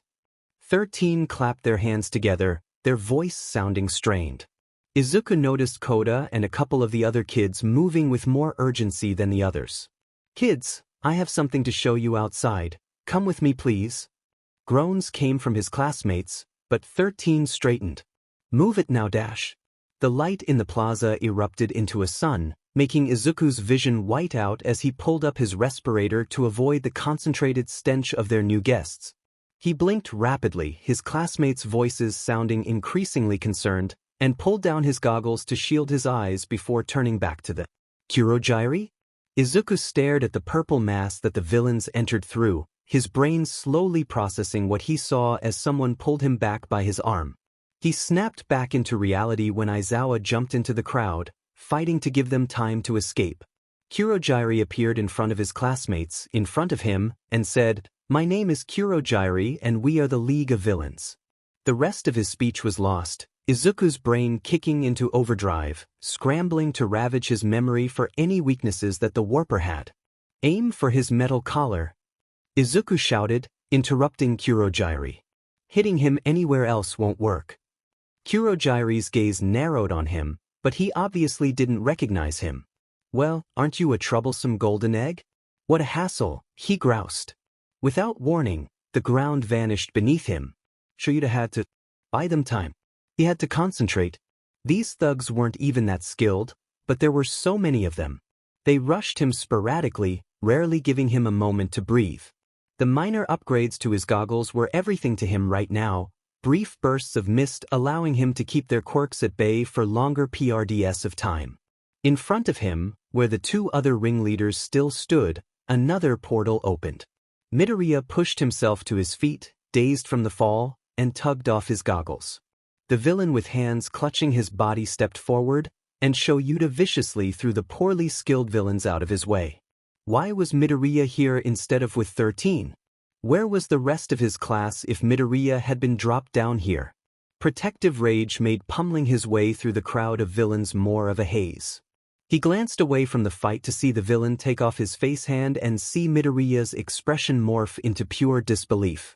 Strangely, his body relaxed. But Shoyuta didn't have time to ponder Midoriya's reactions when his reflexes were growing sluggish. His mind howled move move move, but his body struggled to respond to the commands. In the back of his head, Hizashi's voice replaced the flurry of thoughts barreling through his head. "You can do it, Sho," he said earnestly. "Fight." He was not all might by any means. Shoyuta did not smile to provide comfort to anyone but his family. No. The feral grin he bared at the villains was a warning. Denki was so against being dropped into a lake. Like so against it. The shouts of his classmates let him know not to use his quirk. If he let loose while they were all submerged, they would all suffer the consequences.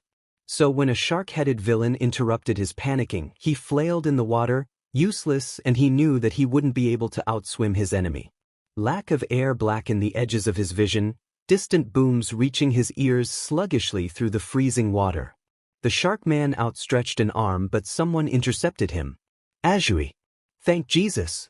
Her tongue wrapped around his middle, and before he knew it, he was being thrown into the air. He gasped, grateful for the air, only to realize he still had to fall. He braced to hit the ship he caught in his peripheral vision, but someone met him halfway and caught him in the air. Bakugo dropped him abruptly onto the deck from the bridal style carry he caught Denki in. Yaoyorozu, Koda, Bakugo, and Kirishima all stood around him, soaking wet and shivering. A second later, Azui joined them. I think that's everyone, Ribbit. Yaoyorozu handed out small towels for everyone.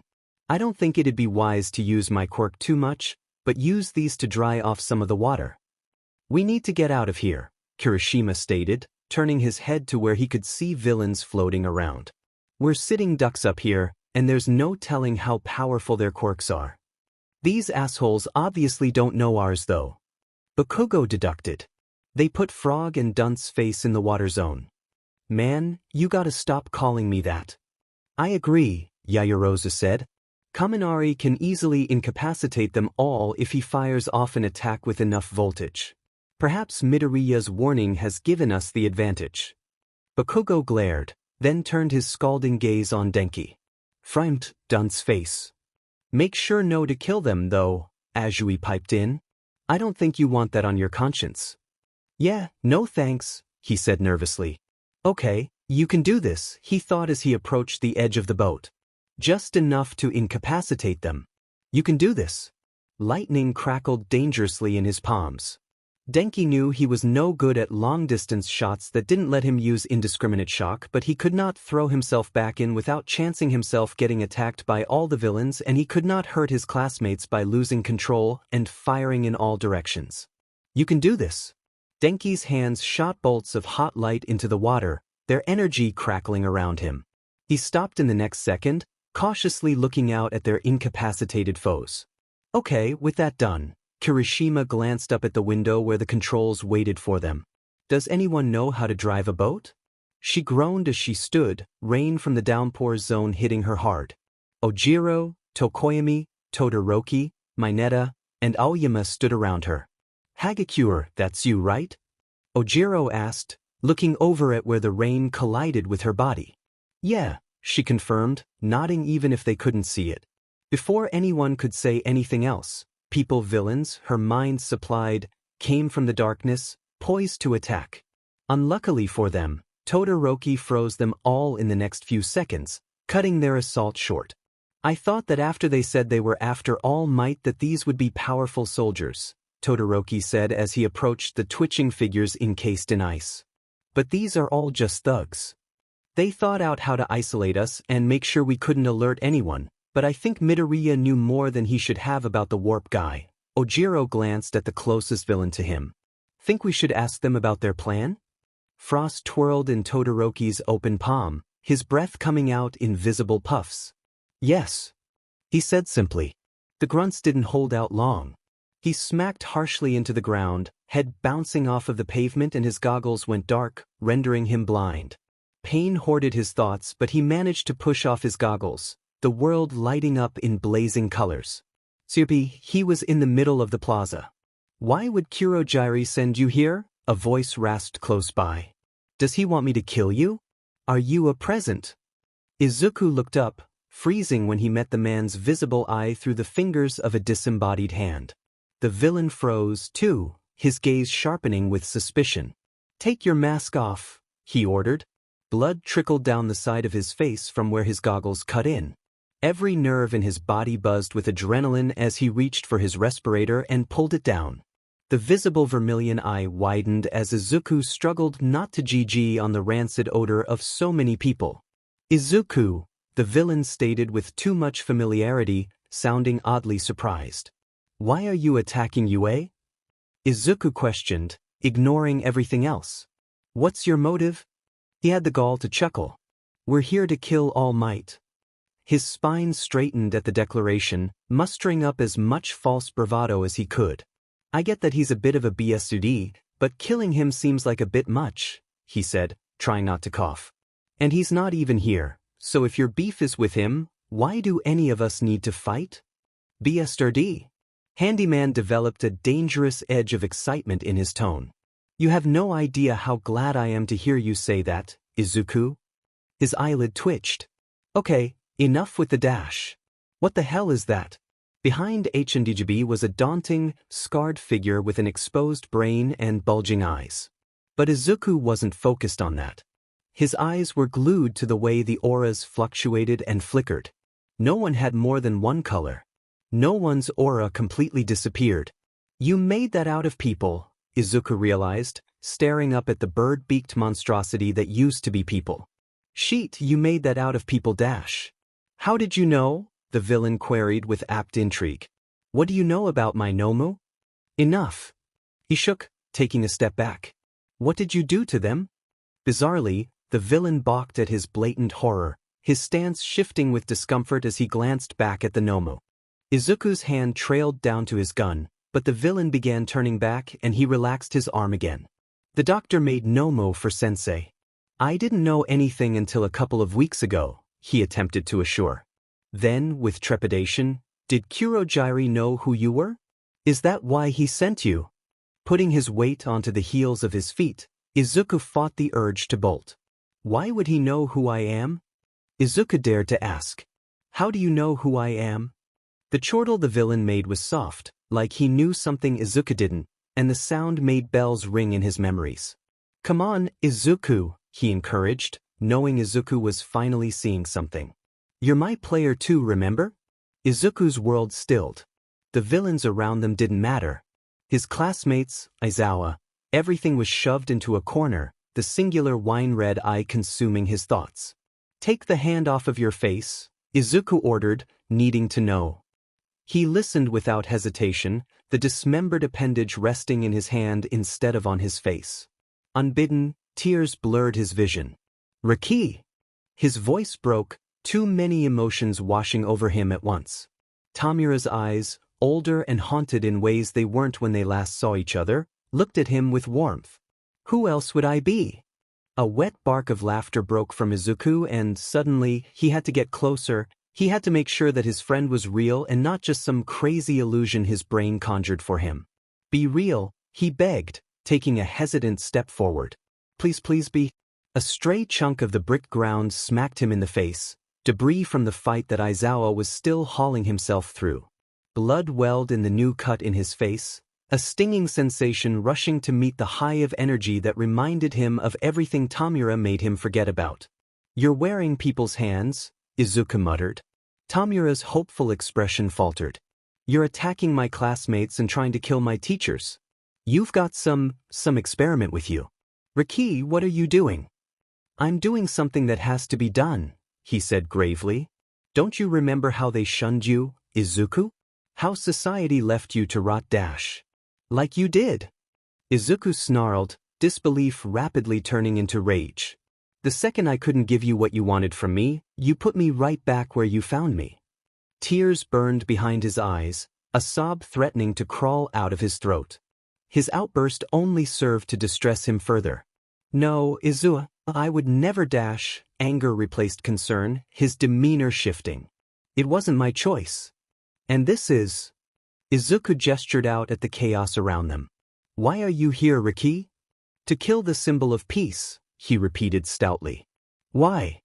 Izuku nagged insistently. Why do you want to kill him? Tamura seethed, ASWH flipping inside of him. He makes people complacent. All of hero society is misleading.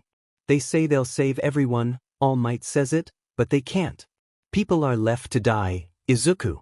Kids like us are abandoned and the citizens won't do a thing because they think a hero will take care of it. The like us slams into like a hammer because Izuku knows he is right. Plenty of people came into contact with him enough to realize that something was wrong. Teachers, counselors, other kids, they didn't take the time to ask him where his parents were. They left him alone for years. Mitsu gave him a chance, though. She let him into her life and into her family. Aizawa took immediate action when he found out Izuku was living by himself. Izuku was, by some miracle, getting his happy ending. Tamura was still hurting. No one had come to save him. He's not even here, Riki, Izuku said carefully. You should leave. He hated himself for suggesting it because his friend was right there. But his friend was different. His friend was committing a crime and planning to murder the symbol of peace. He bristled, hurt flashing across his exposed face before irritation took its place. He will be here, he insisted through gritted teeth. And when he arrives, Nomu will take care of him. Izuku reached for his gun, the motion calling Tamura's eyes to his hand. Riki, please, he whispered with a shaking voice, pleading. You could come back with us, Tamura offered, making his heart skip. We could be friends again. The offer should not have been appealing, not when his teacher was fighting for his life to his right and his classmates were God knows where. Not when the Nomu towered over both of them and was a not-so-alive testament to the terrible things that occurred during his absence. But it was. Izuku's skin felt cold as he remembered the warmth he felt when he was curled against his side. He remembered the foreign sense of safety that surrounded him. Izuku met Tamura's eyes with unease churning in his gut. The past is not what Tamura is offering. Izuku unholstered his gun, flicked safety off, and shot before he could rethink the action. A villain with a heteromorphic quirk on the other side of the plaza was hit with explosion and abruptly launched away from Aizawa, who battled several people at a time. He turned the barrel on Tamura, knowing Stick would shoot out next. Izuku. Tamura regarded him warily. Leave. The gun trembled in his grip, his finger pressing down on the trigger. Stick spread across the Nomu's broad chest, the bright green severely unamusing when the auras surround the Nomu disappeared completely. They flickered back to life after several seconds dragged by, staying concentrated around the brain. Nomu, Tamura called. Incapacitate him. A punch landed in his gut, too fast to counter, and the blow sent Izuku flying. Distantly he heard Aizawa shout in alarm. Something snapped in his chest when he landed, agony piercing through his muddled thoughts. Deeming him incapacitated, the Nomu didn't come for him until Tamura said, "Grab him." Spitting blood onto the pavement, Izuku stood on legs that would surely give out on him at any second and unsheathed the dagger at his hip and almost laughed because he could still hear Kurogiri's voice in his head, telling him to adjust his grip. Before his body could betray him, Izuku rushed the Nomu. The beast was slow, the order to grab not something as urgent as protecting Tamura, and it allowed Izuku to get in close. The Nomu grabbed him off the ground as instructed and practically crushed the air out of his lungs. Izuku wheezed and used the close proximity to test a theory and hope he got lucky. The Nomu screeched as Izuku's dagger dug into its exposed brain. People's auras were spread along the entire body, but the Nomu's, the colors it emitted stayed at the head. At the brain. He resisted the bile rising in his throat and stabbed again. The colors disappeared completely with one final jab and they both collapsed. Izuku threw up, still trapped in the Nomu's hands. That used to be people. Some form of consciousness had stayed and Izuku had killed them. Tamura appeared above him and grabbed him by his arm, jerking him painfully from the Nomu's dead body. His hero costume slowly turned to ash under the touch of all of his fingers. You killed him, Tamura spat. He was meant for All Might and you killed him. An agonized sound ripped from his burning throat as Tamura's hand squeezed, the flesh of his arm flaking away. Abruptly, Tamura's quirk halted. Midoriya, Aizawa yelled, eyes glowing red. Your quirk. Izuku's officially a dumbass. Tamura froze as Izuku's quirk consumed him. Aizawa limped towards them, but Kurogiri came back at the worst possible moment. A warp opened. Under Aizawa. No. Tamura's quirk resumed without Aizawa there to stop it. Release Tamura, Izuku. Izuku spat at him, red staining his teeth. The next events happened much too fast for Izuku to comprehend in his addled state of mind, but he could never mistake the sound of Bakugo's explosions. Izuku dimly registered Kirishima's bright red hair. He frantically began prying Tamura's hand off of his shoulder, attempting to stop his injury from getting worse, but Izuku made a sloppy grab for his bare skin. I need dash, he stifled wet coughs. I can keep Riki trapped. He insisted, reaching again. Kirishima shook his head. I'll get you out, okay? He said. You're Midoriya, you aren't looking so good. Don't let him touch you with 5 fingers, Izuku warned. Throw him far as you can. Kirishima bared a strained grin and tore Tamura away from him. He watched Kirishima vault him across the plaza and mustered up an impressed stare. Good job, Kiri. He slurred, legs finally giving up on him. Ochako stood with her friends clustered around her, the sirens of ambulances and police cars wailing above the dull ringing in her ears. Kirishima was still covered in blood, staring at the drying liquid with a distant look in his eyes. Tsuyu was beside her, wrapped in a blanket and damp from her drop in the shipwreck zone. The ones who hadn't been able to avoid the warpers' portals were split up, half ending up in one zone, the rest ending up in another. All of her classmates were soaking wet from rain or being dunked in a lake. Aizawa had been found in the conflagration zone with several injuries and quirk exhaustion. 13 had been taped up by Siro before the heroes and ambulances arrived, but they were in bad shape. Ochako didn't know where Ito was. She thought of how he bolted out of the USJ when they distracted the warper and wondered if they kept him at the school just to be safe. She hoped he was safe. The visage of Midoriya's limp body in Kirishima's arms flashed in her mind, reminding her that she should be alert. What if the villains weren't done? She needed to move. She had to make sure everyone was okay. Uraraka. Tsuyu put a hand on her shoulder. We're safe. The heroes are here. Ochako deflated and put her shaking hands under her legs, glancing around at her classmates. Even Bakugo was being quiet. One by one, they all left, parents coming to them and whisking them away from the USJ. Ochako waited, having called her parents when she managed to gather herself. Midnight stood beside her, a comforting presence, and waited with her in silence. Could I have done more? Ochako croaked, shoulders shaking with sobs. Midnight put a gentle hand under her chin and forced her to raise her watery gaze. You did more than enough, Uraraka. She said heartfeltly. None of this, any of it, is your fault. Don't convince yourself otherwise. At home, her real home, not the apartment, she curled up on her bed and tried not to think about how excited she had been to do this exercise. How excited all of them had been. She didn't even know if Midoriya was alive. Ochako didn't manage to fall asleep that night. Shoyuta stared at Midoriya's prone form, which was wrapped in thick bandages while he had gotten off with a few broken bones and minor head trauma. His landing in the conflagration zone had been rough, leaving him with burns and a gash to the face that nearly took out his eye. Stop that, Hizashi warned, sensing his thoughts. You fought a horde of villains, give yourself some credit. I should have protected him, he snapped. I was right there, Hizashi. And I couldn't do anything for him. Hizashi smacked his arm. They outnumbered you, Shoyuta. I saw the amount of perps they took away from the plaza. It's amazing you held out as long as you did. Hizashi wrapped his arms around him and pulled him close. I said I would help him, Shoyuta hissed, gripping his husband's shirt. I said I'd help him. And you have, Hizashi said firmly. The doctors say there's no lasting damage to the rest of his body, just that he'll have to deal with a skin graft and a few scars from the surgery. The damage Midoriya sustained from the dead-eyed monster and the other man's quirk had forced the doctors to find a way to prioritize his healing. The doctors or nurses on site with healing quirks tried to touch him but quickly found that was a fast way to be caught in his quirk. The subsequent surgery that took place had been as hasty as a delicate procedure could be. Midoriya died on the operating table once, according to the surgeons, and was resuscitated after 1 minute and 3 seconds.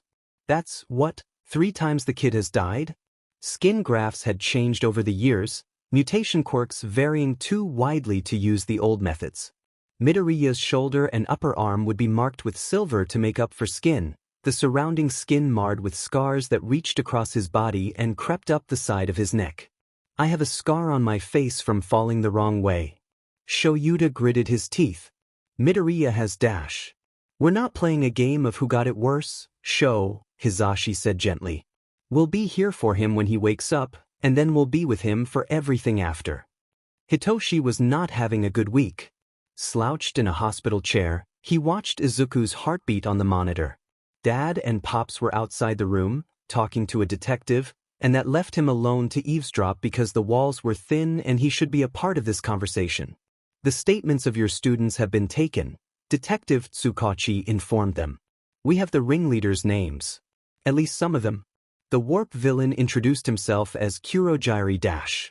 Why was that name familiar? And Midoriya reportedly called the villain with the disintegration quirk Pretty.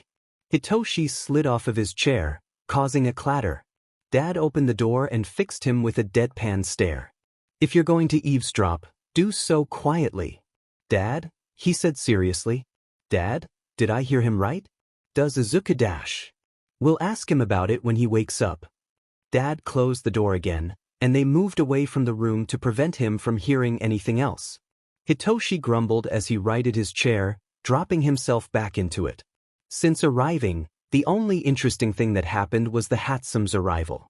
The Hatsums nearly started a fight in the hospital lobby when the nurse declined their demands to see Izuku. Pops had stepped in, mediating until a compromise could be reached. They weren't technically Izuku's family. Mizuyumi looked ready to throw hands when the nurse said it. They would wait until he was moved out of the ICU. Guilt knotted in his stomach. He had known Izuku for a couple of days and he was allowed to see him, but the family he made for himself wasn't allowed in. Izuku's heart rate picked up and Hitoshi slingshot out of his seat to stand at his bedside, ready to push the help button if he needed to. Why are you so complicated? Hitoshi complained to no one. I get that you didn't have control over the shit other people did to you, but please tell me you're not involved with villains that attacked UA. Silence permeated in the room, the steady beep of a machine telling him that Izuku was still alive. I mean, if you are, you should check with them because they beat you up pretty good and allies don't pull that kind of shit. If you're in too deep or something, my dads will help you. They're good like that. Izuku's heartbeat slowed back down. Hitoshi sat in the cheap, uncomfortable hospital chair and tried to distract himself with cat videos. Get better, damn it, he muttered to Izuku. I'm gonna kick your butt for making us worry. Without warning, Izuku's heart rate skyrocketed. Izuku would sleep for infinity and that was final. He pushed at the awareness nagging at his senses, the dull ache it brought far too uncomfortable. His body didn't listen, hauling him into awareness with an agonizing amount of leisure. The world was quite dull with the sound on mute and his vision restricted to the backs of his eyelids. The floating sensation faded as he became more aware of the gravity holding him down. Pain filtered into his senses and he imagined himself rolling his eyes. Of course he's in pain, 'cause why not? Making us worry. Hitoshi? If Hitoshi was with him, then Yamada and Aizawa probably were, too. What was making them worry? Should Izuku be worried? The only thing that could make all of them worry was a real crisis, so what? Did the cats do something heinous? Hannah was always rude, but mac and cheese were devious. Tora was flat-out clumsy, and Smoothie had no regard for the people or things around her. Three distinct auras flashed in his mind's eye, all huddled around one specific area. What was that? People's auras don't usually meld like that. His entire body tensed as pain seared through the nerves of his upper body. If he could, Izuku would have cried out, but nothing broke the silence that was rapidly becoming suffocating. As if in response to his panic, noise reached his ears, finally making it through the haze of sleep. He could hear people moving around him. Now he wanted to see them. Why couldn't he see them?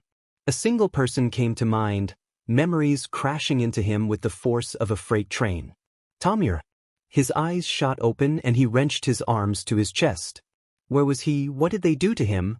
Why was he hurting? Hands held him down and he let out a panicked shout. No, no, no, don't touch me. People were yelling.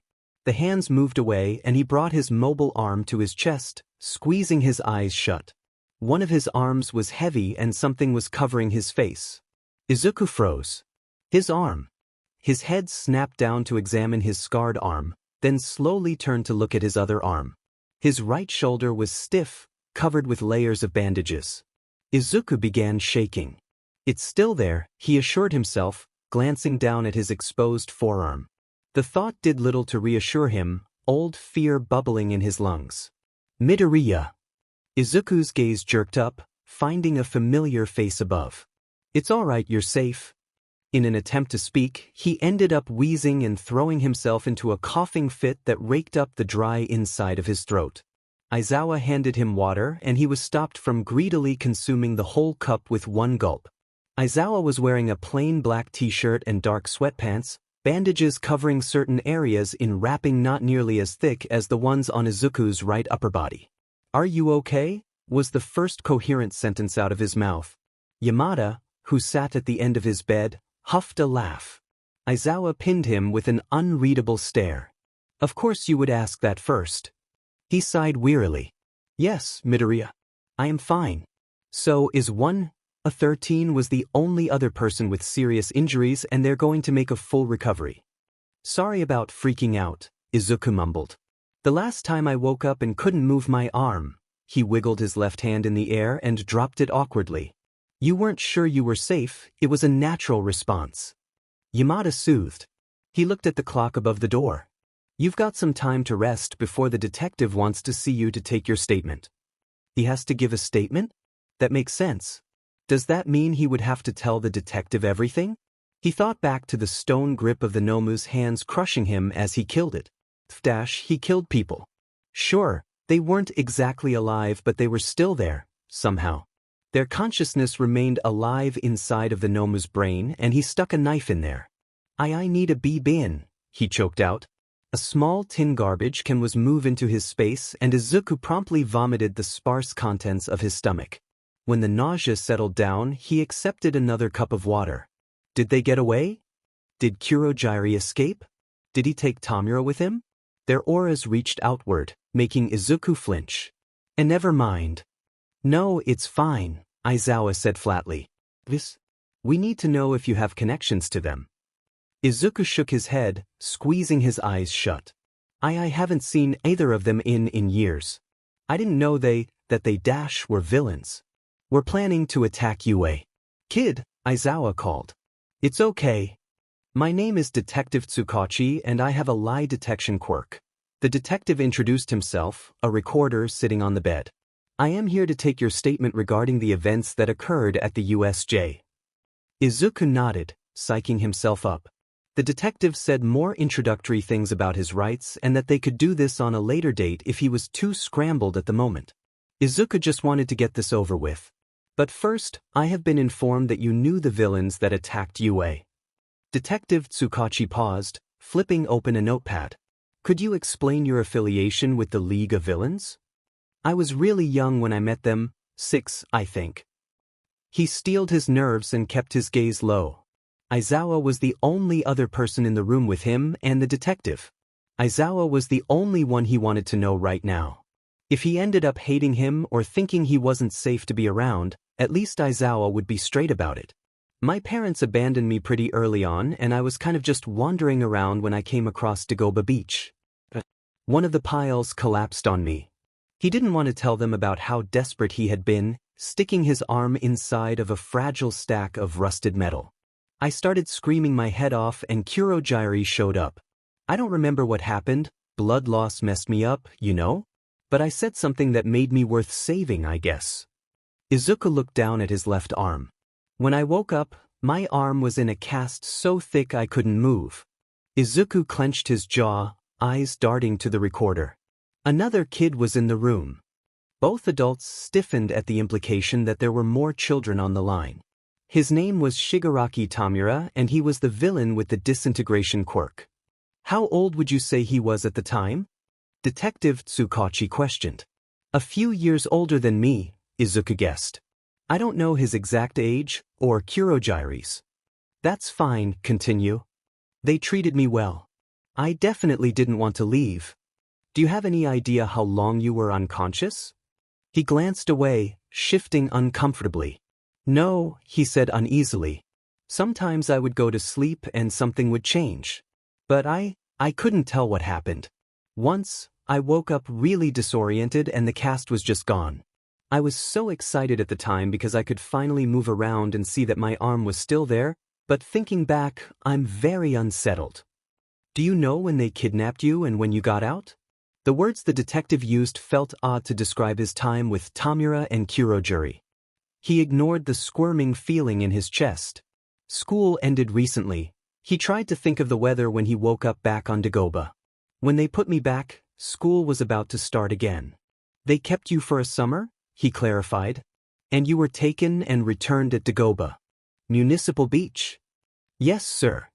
Izuku continued to illustrate details he picked up, glazing over the more personal time he spent being tutored by Kurojiri and playing with Tamura. They mentioned a sensei and a doctor, Izuku said. I never met or saw either of them, but the doctor must have been a good one, to be able to repair my arm like this. Were they ever referred to as anything else around you? Kurojiri once called Sensei Deku. But no, I never heard their actual names. Detective Tsukachi tapped his notepad. You said they put you back, not that you escaped. Why? This is going to sound bad, but if I had been given the choice, I would have stayed with them. Izuku gnawed on the inside of his cheek. They made me use my quirk, but when it nearly killed me, they realized they had no real use for me. And why would they keep someone they couldn't benefit from? Aizawa's eyes narrowed. Midoriya dash. Izuku sighed. I know, he said lightly, and Aizawa must not have believed him because his scowl lasted a few more seconds before he deemed it a topic for later discussion. They finally moved on to the USJ after a few more clarifying questions. He described his account of the beginning, how he saw the villains before they appeared, and tried to explain Kurojiri's weak spots. Kurojiri didn't recognize me when he teleported me into the plaza because of my goggles and respirator. Tamura recognized me seconds after I took off my goggles. Izuku paused, his hand clenching around the bedsheets. He tried to convince me to go back with them. When I wouldn't, he sicked the Nomu on me. The Nomu, Detective Tsukachi repeated. It was 3 people. Before. Izuku strained to say. Tamura said that Sensei and the doctor made it. Made it out of people. And I killed it. I killed them. His body trembled with guilt, tears building in his eyes. He whispered, they were still alive, somehow. And I dash. Midoriya, the Nomu attacked you. It nearly killed you. Aizawa leaned into his space, catching his gaze. You made a hard decision in a critical situation in order to survive. Were the people at all present? Tsukachi asked, earning a glare from Aizawa. Izuku shook his head, raking in a quivering breath. The Nomu was inanimate until Tamura made it do something. Their auras, they disappeared when the Nomu was told to do something. I've never seen auras do that before. They're not supposed to flicker or go away. Detective Tsukachi paused, hesitating to ask the next question. I apologize for this, but how did you kill the Nomu? The brain. Izuku gestured at his own head, keeping his eyes glued to the bedsheets. Their auras were collected around its head, so I used my dagger to go for the brain. Detective Tsukachi nodded and swiftly concluded the questioning. Kid, Aizawa said once the detective had left. Don't beat yourself up over this. How can I not? Izuku snapped, voice breaking. I killed 3 people, Aizawa. How do I not dash? You were calling the Nomu, Midoriya? But whenever you spoke of the auras, you said, they. That implies they are separate. This, doctor, and Shigaraki's sensei killed them, not you. I doubt they were very alive inside the Nomu, Midoriya. Izuku stayed quiet, keeping his head hung and his eyes closed to ward off the moisture in his eyes. The Hatsums practically refused to leave his room once they were allowed inside. They smothered Izuku with relief and wore special clothing that covered their skin so that they could touch him without him having to worry about his quirk. It pays to have connections and support. Mitsu winked, waggling her gloved fingers. I have some of these bad boys waiting for you too. He blinked at her. Really? He said. She gave him a look that said, why would I lie? Mitsu, he smiled. She waved off his gratitude. Hey now, none of that. You should feel safe around us without having to worry about your quirk. A pang of guilt made him wince. Are you guys mad that I lied to you for months? Ayumi made an odd choked noise that signified her unique laughter. We love you, she signed, her eyes sincere. And a quirk is nothing compared to that. Do we wish we had known sooner so that we could give you proper coverage? Yes. Mitsu admitted.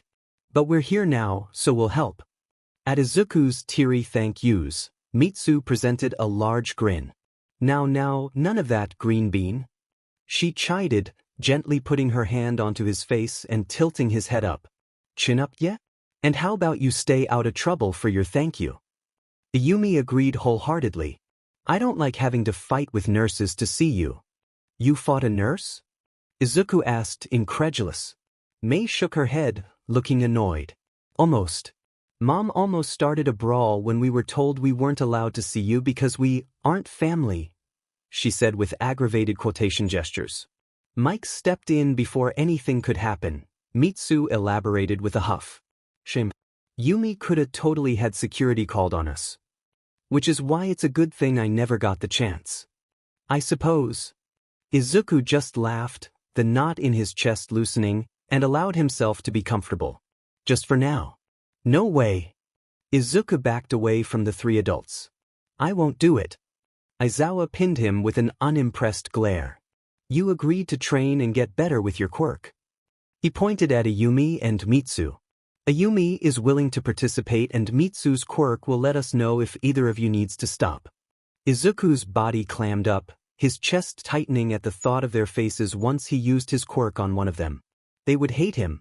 Ayumi would come back after he used his quirk on her and she would never let him get close to her again. Mitsu would see what he did to her wife and she would never want to see him again. No, he protested weakly. Midoriya, Aizawa said. We won't be angry with you for using your quirk. We won't think you aren't worth our time. We won't leave. He shook his head, curling in on himself. You'll hate me, he argued, desperate to find a way to free them all of this situation. I don't want you to hate me. Izuku, Mitsu called, drawing him out of his spiraling.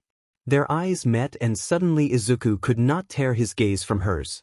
You know us well enough, yeah? Don't think about the past. Trust us. Izuku stared at Ayumi's hands instead of her face.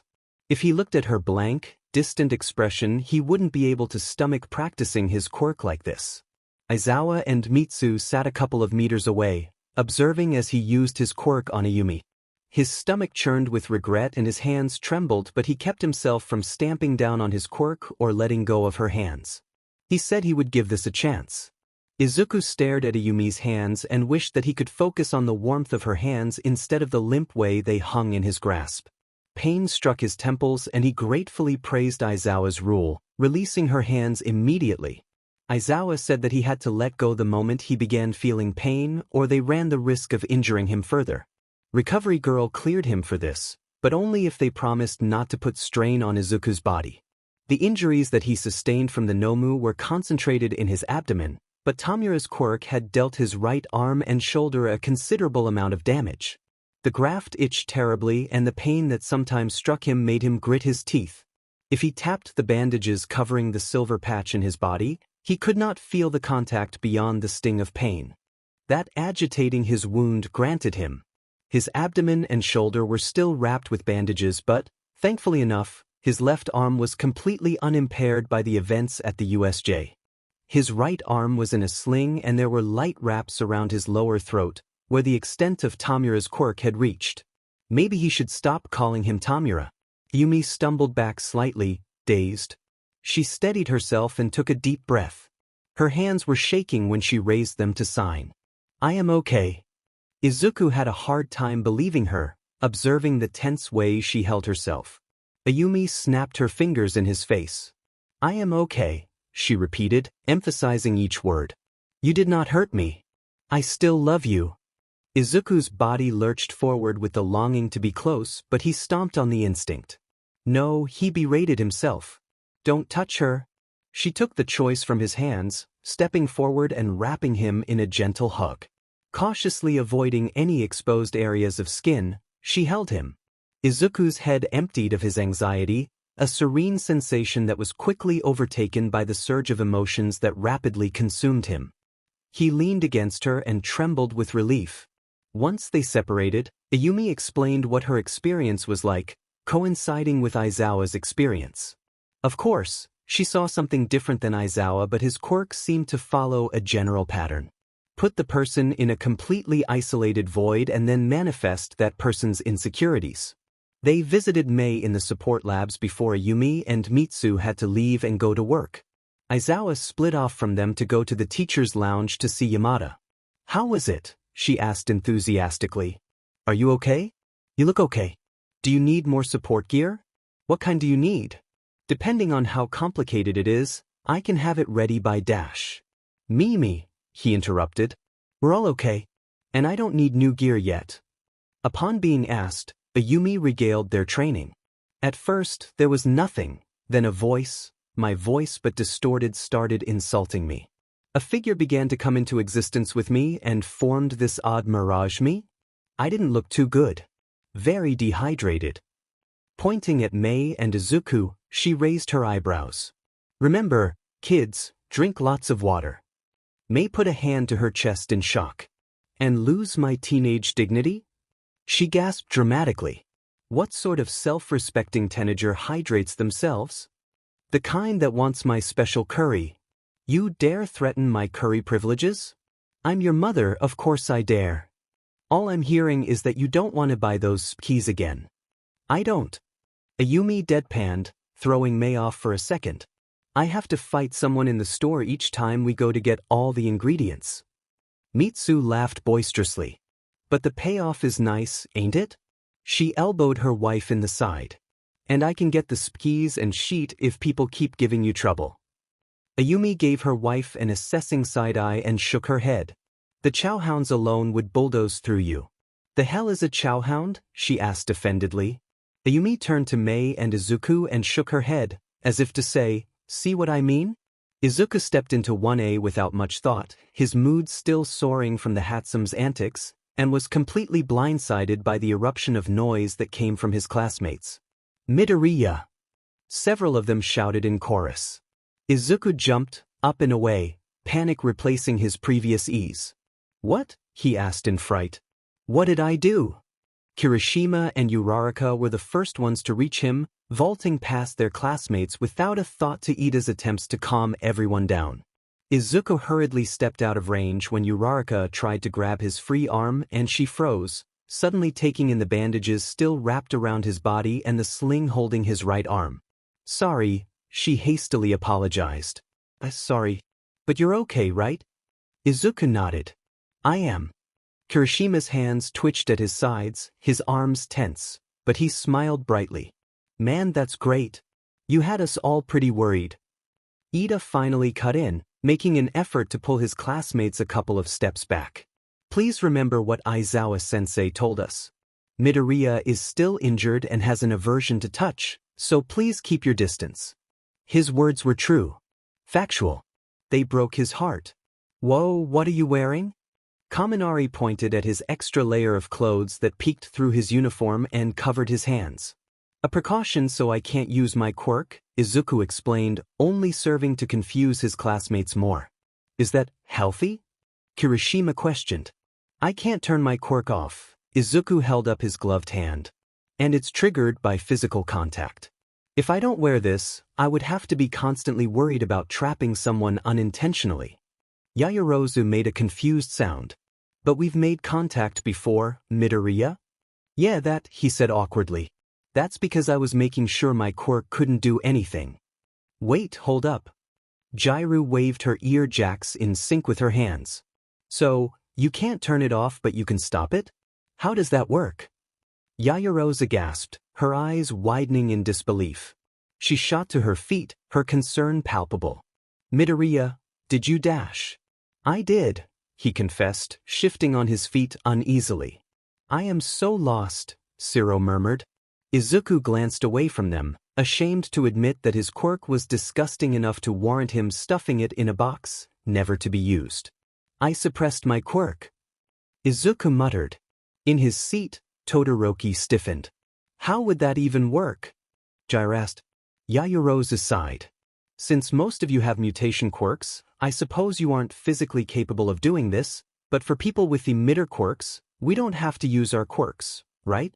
Sometimes, when people think it is their only option, and it is not," she emphasized, meeting Izuku's eyes. They will subconsciously or purposefully clamp down on their quirk. This will prevent it being used, but if it goes on for long enough it will kill the Widler. Todoroki finished, causing a heavy silence to fall on the class. So, I need to wear this, Izuku continued, or I will fall back onto old habits very quickly. That's not a huge problem, right? Ashido queried worriedly. She turned to Kaminari desperately, grabbing his shoulders. People don't just do that and no one talks about it? I didn't know about this. Kaminari admitted, prying himself from her hold. It's not a common occurrence for people to want to cut themselves off from their quirk, Yaoyorozu assured. It's even less likely for someone to be able to keep the kind of focus it takes to suppress a quirk it takes to bring them to fatal conditions. Izuku squirmed under their gazes. You haven't died, right, Mito? Ashido asked half-jokingly. Bakugo scowled and turned away from the commotion. When Izuku hesitated to answer, the class volume shot up again. Midoriya! Uraraka cried. Why didn't you have this stuff before? Shouldn't your parents take care of that stuff? Another thing I don't want to talk about. Yeah, they should've, he agreed bitterly. He sighed. It doesn't matter. I'm here now and I won't do it again. Of course it matters. Midoriya, you practically admitted to dying. Kirishima was cut off by Aizawa standing up. Quiet. Get in your seats. His classmates listened, begrudgingly going back to their seats. Your fight isn't over yet. Izuku froze, the rest of his classmates tensing with apprehension. The sports festival is coming up. They deflated, all the intensity in the room dissipating. He really wished Aizawa would give them a break with the logical ruses. Izuku stood up from his seat and let himself be immersed in his classmates' chatter, sticking to Kirishima's side as much as he was sticking to Izuku's. You are okay though? He checked again. Izuku smiled, assuring his friend again. I'm fine, Kirishima. I have to visit Recovery Girl again before I'm cleared to participate in the physical exercises, but I'll be fully healed in no time. Uraraka pumped her fist in the air, a strange kind of energy emitting from her. I'm going to do my best in the festival, she shouted determinedly. Izuku grinned at the intensity of her declaration. Oh, hey. Izuku turned his head at the sound of Hagikure's uncertain tone. His calm demeanor balked at the crowd that had amassed and was now blocking their exit. He blinked against the colorful lights and tried not to breathe deeply, lest he inhale the smell of their lack of self-confidence. So this is Class 1, drawled a blonde who elbowed his way to the front. I can't say I'm impressed. Monoma, as he introduced himself, went on to call them arrogant. Izuku listened to his remarks, to his claims, and seethed. I mean, you must be soaking up everything the press has to say about you. I'm jealous. If Class 1B had been there, we would have gotten some coverage. Aizawa, fighting for his life and his students. Class 1A, the hero class that fought against real villains and lived to tell the tale. Monoma's steely eyes, full of loathing, landed on Izuku and he smirked. I even heard there was a quirkless kid that was such a liability that he had to be carried out. His classmates' faces as a portal opened beneath his feet.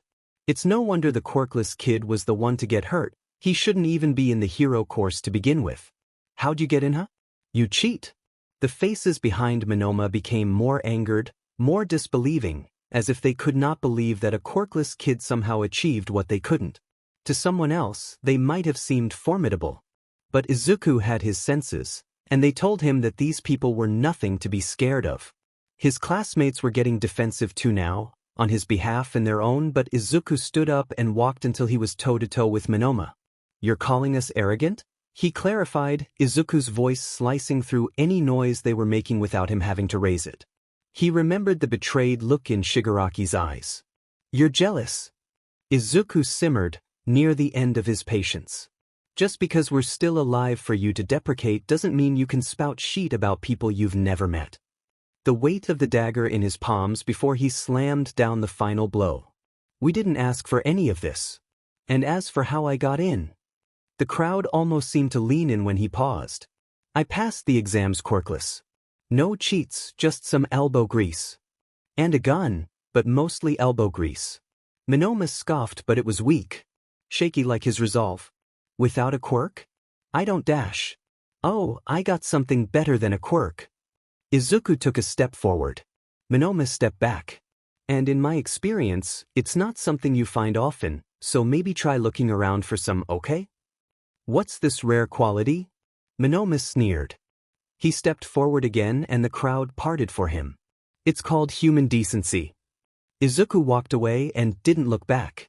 Aizawa studied him from the other side of the workbench and Izuku looked up from his newly encoded analysis notebook. Is this your way of telling me we should go? He inquired, shutting the notebook closed. Because if we need to leave, there are more direct ways of telling me that than staring at me silently for 5 minutes. Apparently, I can't leave you alone for 5 minutes without you causing trouble, so I've decided to see if my presence does anything to deter you. Izuku reared back in his seat, confused. What? He glanced away, trying to think of what he had done today that would cause Aizawa this much exasperation. What did I do? He huffed and Izuku bristled, images of his past teachers rolling their eyes at him, saying, I'll spell it out for you, because they thought he was too dull, too scatterbrained, too ensnared in what they thought to be a fruitless future to understand when he had just asked a simple question to try and comprehend the material better. They called him a lost cause because he wasn't evolved like the other students who had quirks. Izuku wasn't as dim-witted as they made him out to be. He recognized the change in their behaviors after the sludge villain incident. After they realized he had a quirk. Teachers and students, no one bothered unnecessarily him anymore. He suddenly had worth and their reactions made something ugly twist in his chest. Aizawa was saying something, leaning in closer, with a gleam of concern lurking his dark eyes, but Izuku didn't hear the words. Izuku focused on his breathing, chanting to himself that Aizawa was not them. Aizawa was good. He had never treated him wrongly, never tried to make him think less of himself.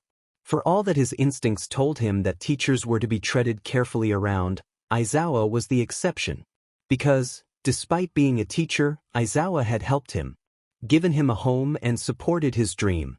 So, he chanted quietly to himself, timing his breaths. Aizawa is safe, he told himself. I'm glad you think so, Aizawa murmured, making Izuku jolt into full awareness. Are you back with me? Izuku nodded, embarrassment burning his face red. Sorry. Can you tell me what set you off? Aizawa's words felt prying, but Izuku knew answering would only help him in the long run. You're a teacher, he stated carefully, fiddling with his fingers. I've never had a teacher like you before. Like any of you. It was true. Aizawa wasn't the only teacher that was different than he was accustomed to. Izuku steadied himself with a calming breath. They thought I was quirkless for a long time and I was never allowed to be good at anything. I was too devolved to possibly get a high grade without cheating, too careful about not provoking my classmates and disrupting the class. Even once they realized I had a quirk, I wasn't enough. I wasn't the dirt beneath them anymore, but I wasn't worth their time either. So, my experience with teachers isn't good. Aizawa nodded, listening intently, and Izuku was so ashamed because how could he think that he was anything like them?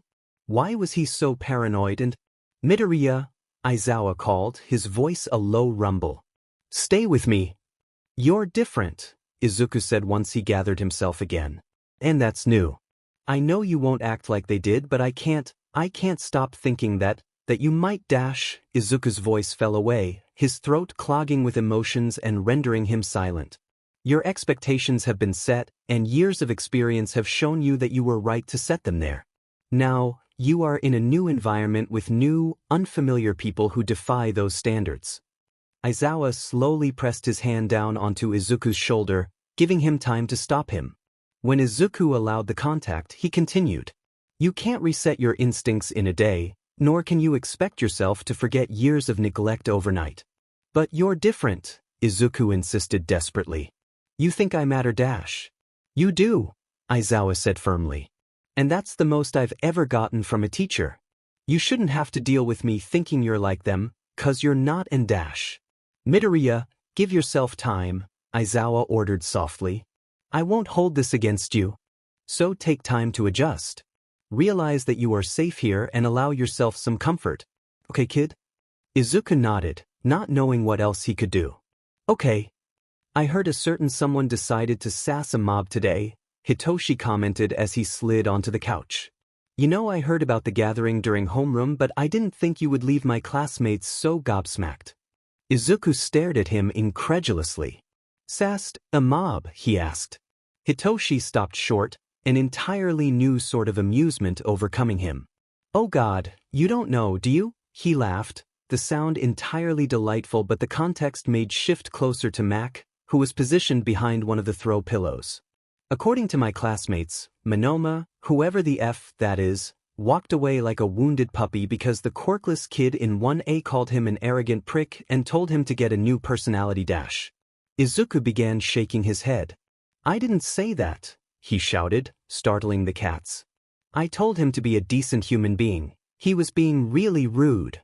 Well, if he was talking shit, I guess you get a pass. A detail in Hitoshi's words caught his attention, making his body tense. You said the rumors were calling me quirkless. Hitoshi nodded.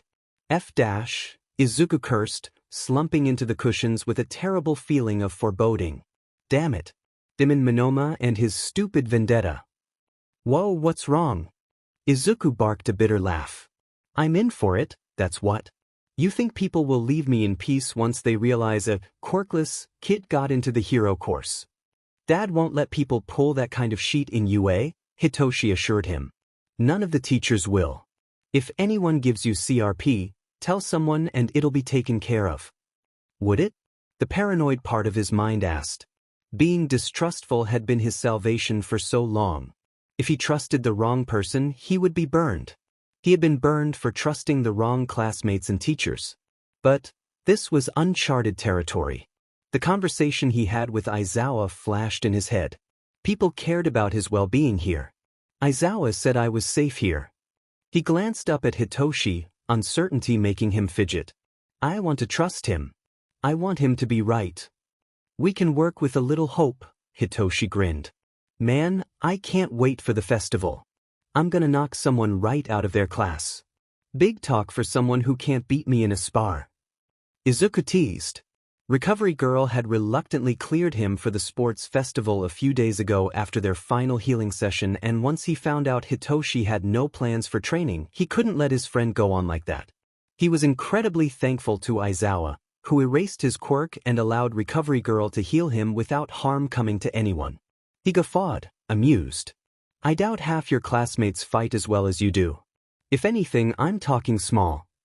Izuku blushed fiercely, feeling unbearably hot. Don't, I shouldn't, I'm not that good. Hitoshi only laughed as he retreated into his room. Crimson eyes. Dark hair. Dry skin. Raspy voice. Low laugh. When had Tamura, Shigaraki, dyed his hair? When, during those 8 years, had he become a villain? The why burned away any other stray thoughts.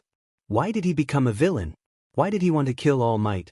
Why was he a leader of the League of Villains? But why did he hurt me? You killed him. Blood-colored eyes. Light hair. Irritated skin.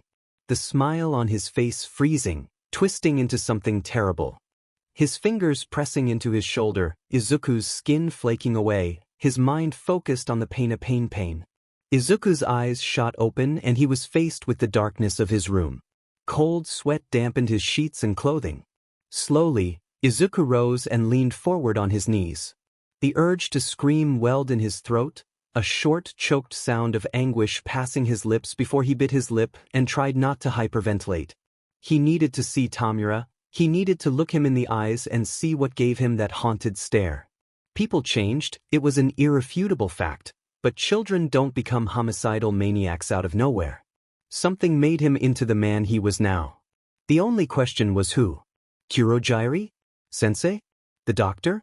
Someone else entirely? Now his friend was a killer. He tried to kill Aizawa and Izuku. He led an attack meaning to kill All Might, and when that didn't pan out, he went for the students as retribution. How the hell could he say that some part of him still held onto the memories of Riki? Of that clingy, stubborn boy who didn't exist anymore? Izuku wondered if this was what grief felt like. He mourned before, when he came to terms with the reality of his situation after Inko left. It took a long time for things to finally hit him. Sure, he knew she was gone, but she still kept him above water. She paid for the apartment and made sure he had the tools to survive. No contact, but he thought she was still around in her own way. He tried to believe that she might come back, that maybe she might love him. It was a random day when everything settled. Halfway through his first year of middle school, he locked the door to the apartment and it smacked him in his face. The empty atmosphere, the barren home, the absence of a mother. 8 years was a long time to be alone. School kept him occupied. Bakugo kept him occupied. Hero analysis kept him occupied. Not enough to keep him from knowing though. He could never distract himself from the blatant, ugly truth. He was alone. No one would care if he suddenly stopped showing up to school. No one would care if he disappeared. Izuku coped in his own ways. He fed the stray animals using the leftover money. He chased hero fights like a storm chaser pursues a hurricane. He studied subjects and wandered the streets, helping people whenever the opportunity arose. He had worn clothes and beaten sneakers, not caring enough to use anything he saved to purchase anything nicer. He didn't deserve anything better. And, looking around at the room he was in now, he wondered if he deserved the Yamazawa's kindness. Wouldn't they all be better off if he went back to Dagoba? They wouldn't miss him. Then there was the Nomu. Its lights, the flickering and the stench. To Izuku it exuded wrongness that he hated. It had been people once, but they were mashed into one terrifying monster. A monster that Izuku killed. Alone, he wouldn't have made it. Alone, he was nothing. Deku, Bakugo's voice growled in the silence. Ooh, it's from the kanji in your name, right? Izuku nodded at Uraraka, who smiled brightly. It sorta sounds like Dikairu, like, you can do it. You are very bright. I want to learn from you. You may not believe you belong in your position, Midoriya, but I assure you, you are more than worthy of it. Based on all the notes you take, I think we could all improve our techniques if you gave us pointers. Did he deserve their faith in him? All his life, he'd been told he was nothing and no one refuted it. No one helped him. So why were they all so trusting of him? Why did they place their faith in him, a worthless nobody? He didn't want to let them down. Dikairu, Uraraka called him. But what if he was just a Deku in the end? Izuku threw Todoroki over his shoulder, yelping when frost shot up his wrist. Todoroki was quick to melt it, apologizing and looking slightly embarrassed. You're definitely doing better, Izuku spoke once they stopped for water. You learn quick. And you're far more adept than you let on. He blushed, averting his eyes. Sisun, let's try your quirk. With a nod, Izuku waved to Cementos, who gave them the go-ahead. Izuku sat down, cross-legged across from Todoroki, notebook in hand. Silently, he created frost over his right forearm, then, hesitating, he let flames rise from his left side. They wanted to see if he could produce ice and fire, but Todoroki was against using ice on his right side, on his left side, but for now, Izuku wanted to observe his quirk while it was activated. Your body's homeostasis is fascinating, he muttered, jotting down notes as the boy across from him repeatedly frosted his arm. Using both sides balances you out, but would you freeze if you only used ice? Burn with only fire? And what about the creation itself? Flames are somewhat self-explanatory, the minor ignition taking place at your command, possibly taking in the needed elements to ignite. But your ice? Is hydration an issue for you if you use it too much? Does it take vapor from the air or from you or both? I don't doubt fire's also dehydrating dash. Midoriya. Head snapping up, Izuku turned bright red. Sorry.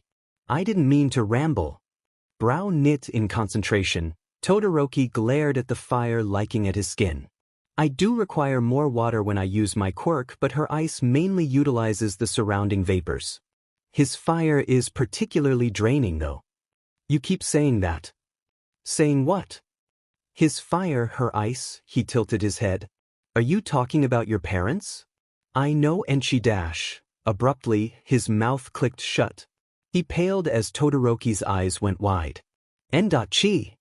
Throwing a glance at where Cementos now hid behind his ungraded papers on his cement table, Izuku laughed nervously, clearing his throat. Well, your dad, Todoroki, he's kinda not my favorite hero? I'm sorry. I shouldn't have disrespected Dash. Why don't you like him? Todoroki's quirk stopped and he lowered his arms, staring at Izuku with intensity. He floundered under his gaze. Endeavor's known for his aggressive attitude, yeah? A lot of people like him for it. Gripping the pencil, he hoped Todoroki still wanted to train after he said this. But being ruthless isn't always a good thing. His property damage rates are high and he doesn't make controlled flames, he just burns things. Sometimes people. His villain mortality rates are abnormally high. Excessive force, overly violent even when faced with petty crimes, he's quirkist, has no ability to comfort victims. Izuku fell silent, putting his hands in his lap. And the name? It's something someone made up because they want to mock him and I mostly call him that in my head so it slipped out. You don't like Endeavor? Not a question, a realization. He looked up, expected to see something scornful on his face, but was greeted with him looking pleased. Then you understand why I don't wish to use his fire. I guess? Fiddling with his notebook, he flipped to Todoroki's introduction page and showed it to him. It's not his fire though. It's your quirk, your fire. He scowled. Is your quirk hell flame? No. That's right, your quirk is half cold, half hot. It's your fire, your ice. I don't care what kind of power your parents have, what you have now, it's yours, Todoroki. After a tense minute of silence, heterochromatic eyes lifted to meet his. I still don't want to use it, he confessed quietly. Izuku nodded. And that's your decision. But, and this might sound a little disingenuous coming from an orphan, you shouldn't let your parents define you or hold you back. Loving somebody is wonderful, but only you can decide who you want to be. Midoriya. Izuku jumped, looking to the doors to find Aizawa standing by them. Come on, time's up. Okay, he gathered his things and turned back to Todoroki as Aizawa led him out. Think about what I said.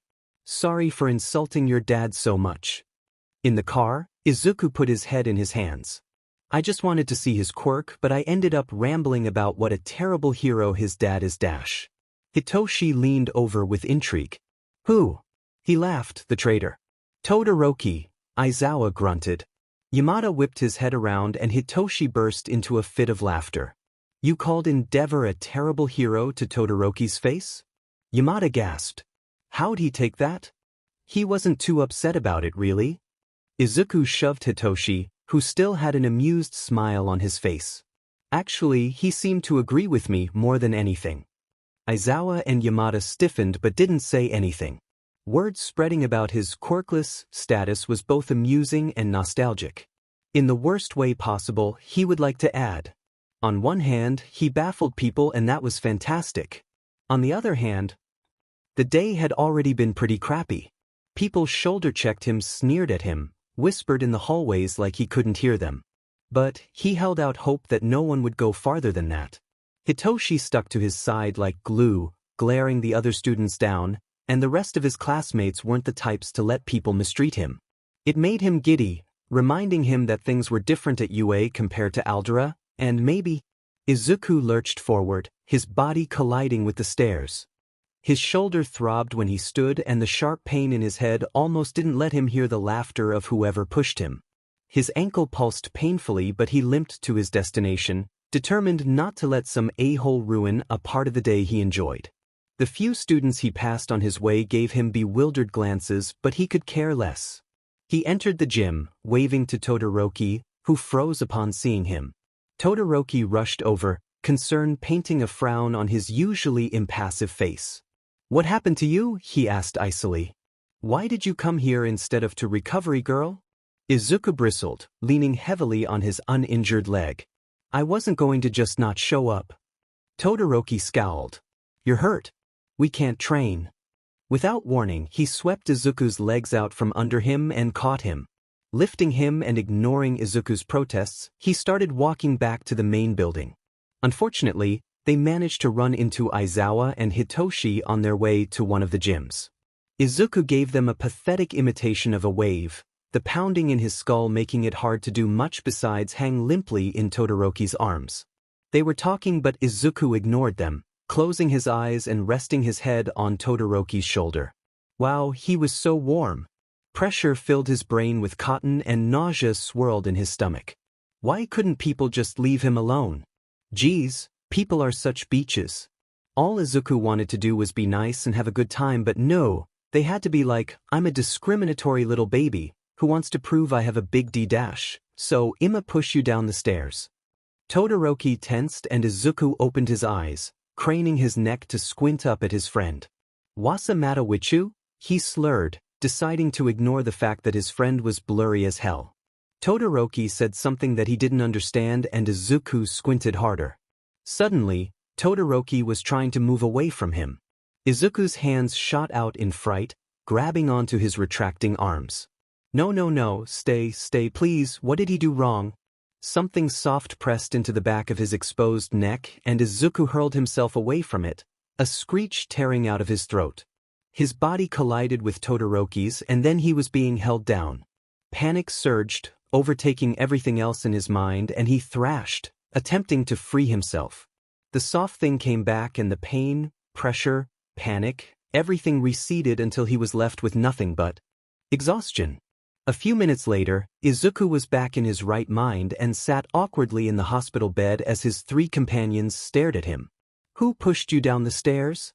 Todoroki asked, breaking the silence. Izuku tensed. How dash? You were muttering, Hitoshi said. Izuku rubbed his arms, cold without Todoroki wrapped around him. I don't know. I don't, Izuku added, snapping at Aizawa's unimpressed face. They came from behind me, so I never saw them. The cameras definitely saw them, Aizawa muttered, eyes narrowing. He stalked towards the exit. I'm calling Nedzu. With only the three of them left in the room, Izuku twiddled his thumbs and avoided eye contact. I hope whoever did this gets what's coming to them, Hitoshi said bitterly. All he did was push me down the stairs, Izuku said, more to himself than them. His words only served to rile Hitoshi further. You had a swollen ankle and a head injury. People have gotten away with worse. Todoroki was the one to speak up this time, his voice angered and resolute. Just because people have hurt you in the past does not make it okay for people to hurt you now. Yes, thank you, Todoroki, Hitoshi said choppily. And I told you, Izuku. UA won't let people get away with this sort of shit. It hit Izuku then, that people were looking after him. People that weren't the Hatsumes. People that, by all means, don't need to help him. Oh, was all he could say, tears building in his eyes. In the locker room, his underclothes saved him from having to reveal his new scars as he changed. Sliding into the uniform, he looked down at the clothes with a small smile. Izuku made it. Here he was at UA, competing in the sports festival. The class walked into the waiting room, chatter breaking out. Midoriya. Todoroki took a place at Izuku's side, unintentionally shielding him from the rest of their classmates. Objectively, I'm stronger than you. In return, Izuku offered an amused raise of his eyebrow. I'm pretty sure half the people in this room are objectively stronger than me with their quirks taken into account. You are a formidable opponent, one who I will defeat to earn my win. I'm that impressive? You're more than impressive, he said easily. That's why I'm going to beat you. Izuku couldn't help the grin that tugged at his lips. Then you know I won't go down easy. He faced Todoroki fully, looking up at him, eyes gleaming with determination. You're my friend, Todoroki. The shocked but pleased look that flashed across his face egged him on. So, let's give our all, yeah? Go beyond, Todoroki murmured, his soft expression melting into passion. Izuku nodded, listening as Yamada called for their class, the crowd exploding with sound. Plus ultra. When Aizawa informed him that he would be doing a speech at the beginning of the festival, it would have been an understatement to say that Izuku freaked out. It had been during dinner and Izuku nearly died choking on his food after he processed the statement, Yamada screeching in the background, "You've killed him," as Hitoshi hit his back repeatedly. Soon, after the initial shock faded, he reluctantly agreed to the idea. But now that he was there, standing on a stage with the whole world staring at him, Izuku's hands trembled. People always ignored him, out of fear or hate or no reason at all. It was easy to go unnoticed, but now he was forced into the light, where any and all could see him. Privately, he wondered if his mother and father were watching. Secretly, he wondered if Shigaraki was watching. Publicly, he looked out to the audience and spoke, his voice quieting the crowd's volume as he spoke. I know you're all entertained by what you've been told about Class 1A, but don't disregard the other students and their efforts that earned them a place at UA. Every student here is fighting to win, and we all have a chance to. He kept his expression neutral, lifting his chin. You're watching because you want to see something flashy and full of powerful quirks. But I'm going to tell you something. Powerful quirks are more than what people make them out to be. Unless. He thought of Bakugo, of Kaken, who kept being told he would go farther than the rest of them. Powerful quirks may give an advantage, but they do not make anyone worth more than those without them. Sometimes they aren't easy to spot, and sometimes they aren't favorable. He thought of Hitoshi and Aizawa and of himself, with quirks that made them powerful, but that was never how the world saw them. I think every one of us is powerful in our way, no matter our quirk, no matter which course we ended up in. Quirks aren't everything, and they don't define the user. He wanted people to hear him for once. People needed to have this said, even if there were some who did not want to listen. Izuku glanced up at the audience, lifting his arm to gesture at the crowd of students behind him. There are a lot of kids out here ready to fight for something, so keep your eyes open and remember. Dropping his arm, Izuku turned his forest fire gaze onto the camera, one end of his mouth pulling up into a partial grin. Appearances are deceiving. No one spoke as he walked back to the gathered students. They parted for him, giving him a path directly to where his friends awaited. Mei grinned like the world was burning, and he lit the first match, pride radiating off of her. Hitoshi smirked, a lazy, calm thing, a signal of approval, a promise to prove Izuku's point. Kirishima and Uraraka waved, smiling brightly and giving him thumbs up. Tsuyu's face displayed a small smile. Yaoyorozu had an odd grin, goofy almost as she stared at him. Ida gaped, his jaw hanging. Todoroki stood off to the side, but they caught each other's gaze, and the dual-haired boy nodded. Izuku allowed himself a tiny grin. He had friends. Take that, haters. Midnight bounced back from the suffocating silence with grace. She swayed her hips and swung her W, calling for the beginning of the festival, and eyes easily turned to her for some sort of distraction. For the festival, Izuku was allowed his support gear only for the second round. He wasn't a support corps student like Mei, and apparently the judges for the festival thought he was already pushing it wearing his protective clothing. Gadgets and galore would sit unused in the workshop, but his shoes and gun would do him justice. They underwent a few upgrades since he had last used them in the entrance exam. His shoes were lighter, looking more like actual shoes now. The weight limit increased significantly, and they could shoot him around in the air instead of semi-decent hovering. Maneuvers should be easier too. The Nomu's lightning-fast blows flashed in his mind, and he shivered. The magazine for his gun could safely hold more ammunition now. Said ammo had been turned into pellets for faster, harder, more annoying hits. Before, there was stick, explode, and gas. Mei badgered him constantly about naming things so terribly. Now, he had those with the addition of confetti and light. Mei tried to hit him upside the head for only coming up with those. Confetti, on impact, exploded from its compressed state into a barrage of tiny snippets of green confetti. It doesn't sound like much, but being hit and then having small pieces of colorful paper fly in one's face cost them time.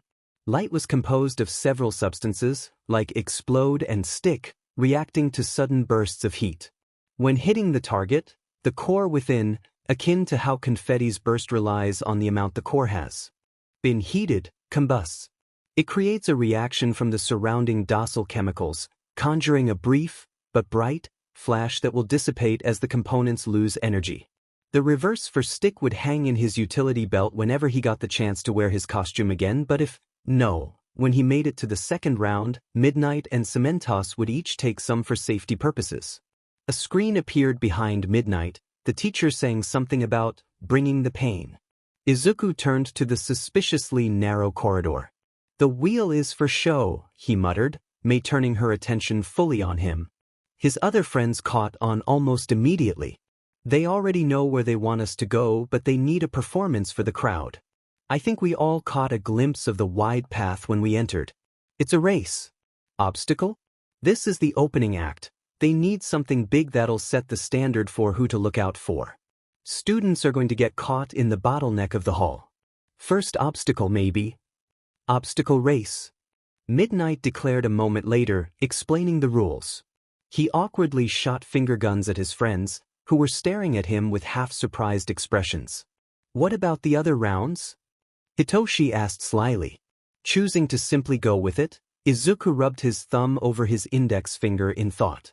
From what I've seen, they have people stand out, then make people form teams. Second round will likely revolve around team efforts, and for 3, well, 3 will be one-on-one matches to decide the overall winner. Before anyone could say something else, a buzzer rang and everyone barreled towards the passageway. It reminded Izuku of the second day of school when the alarm caused everyone to panic. He would not be caught in the crowd this time.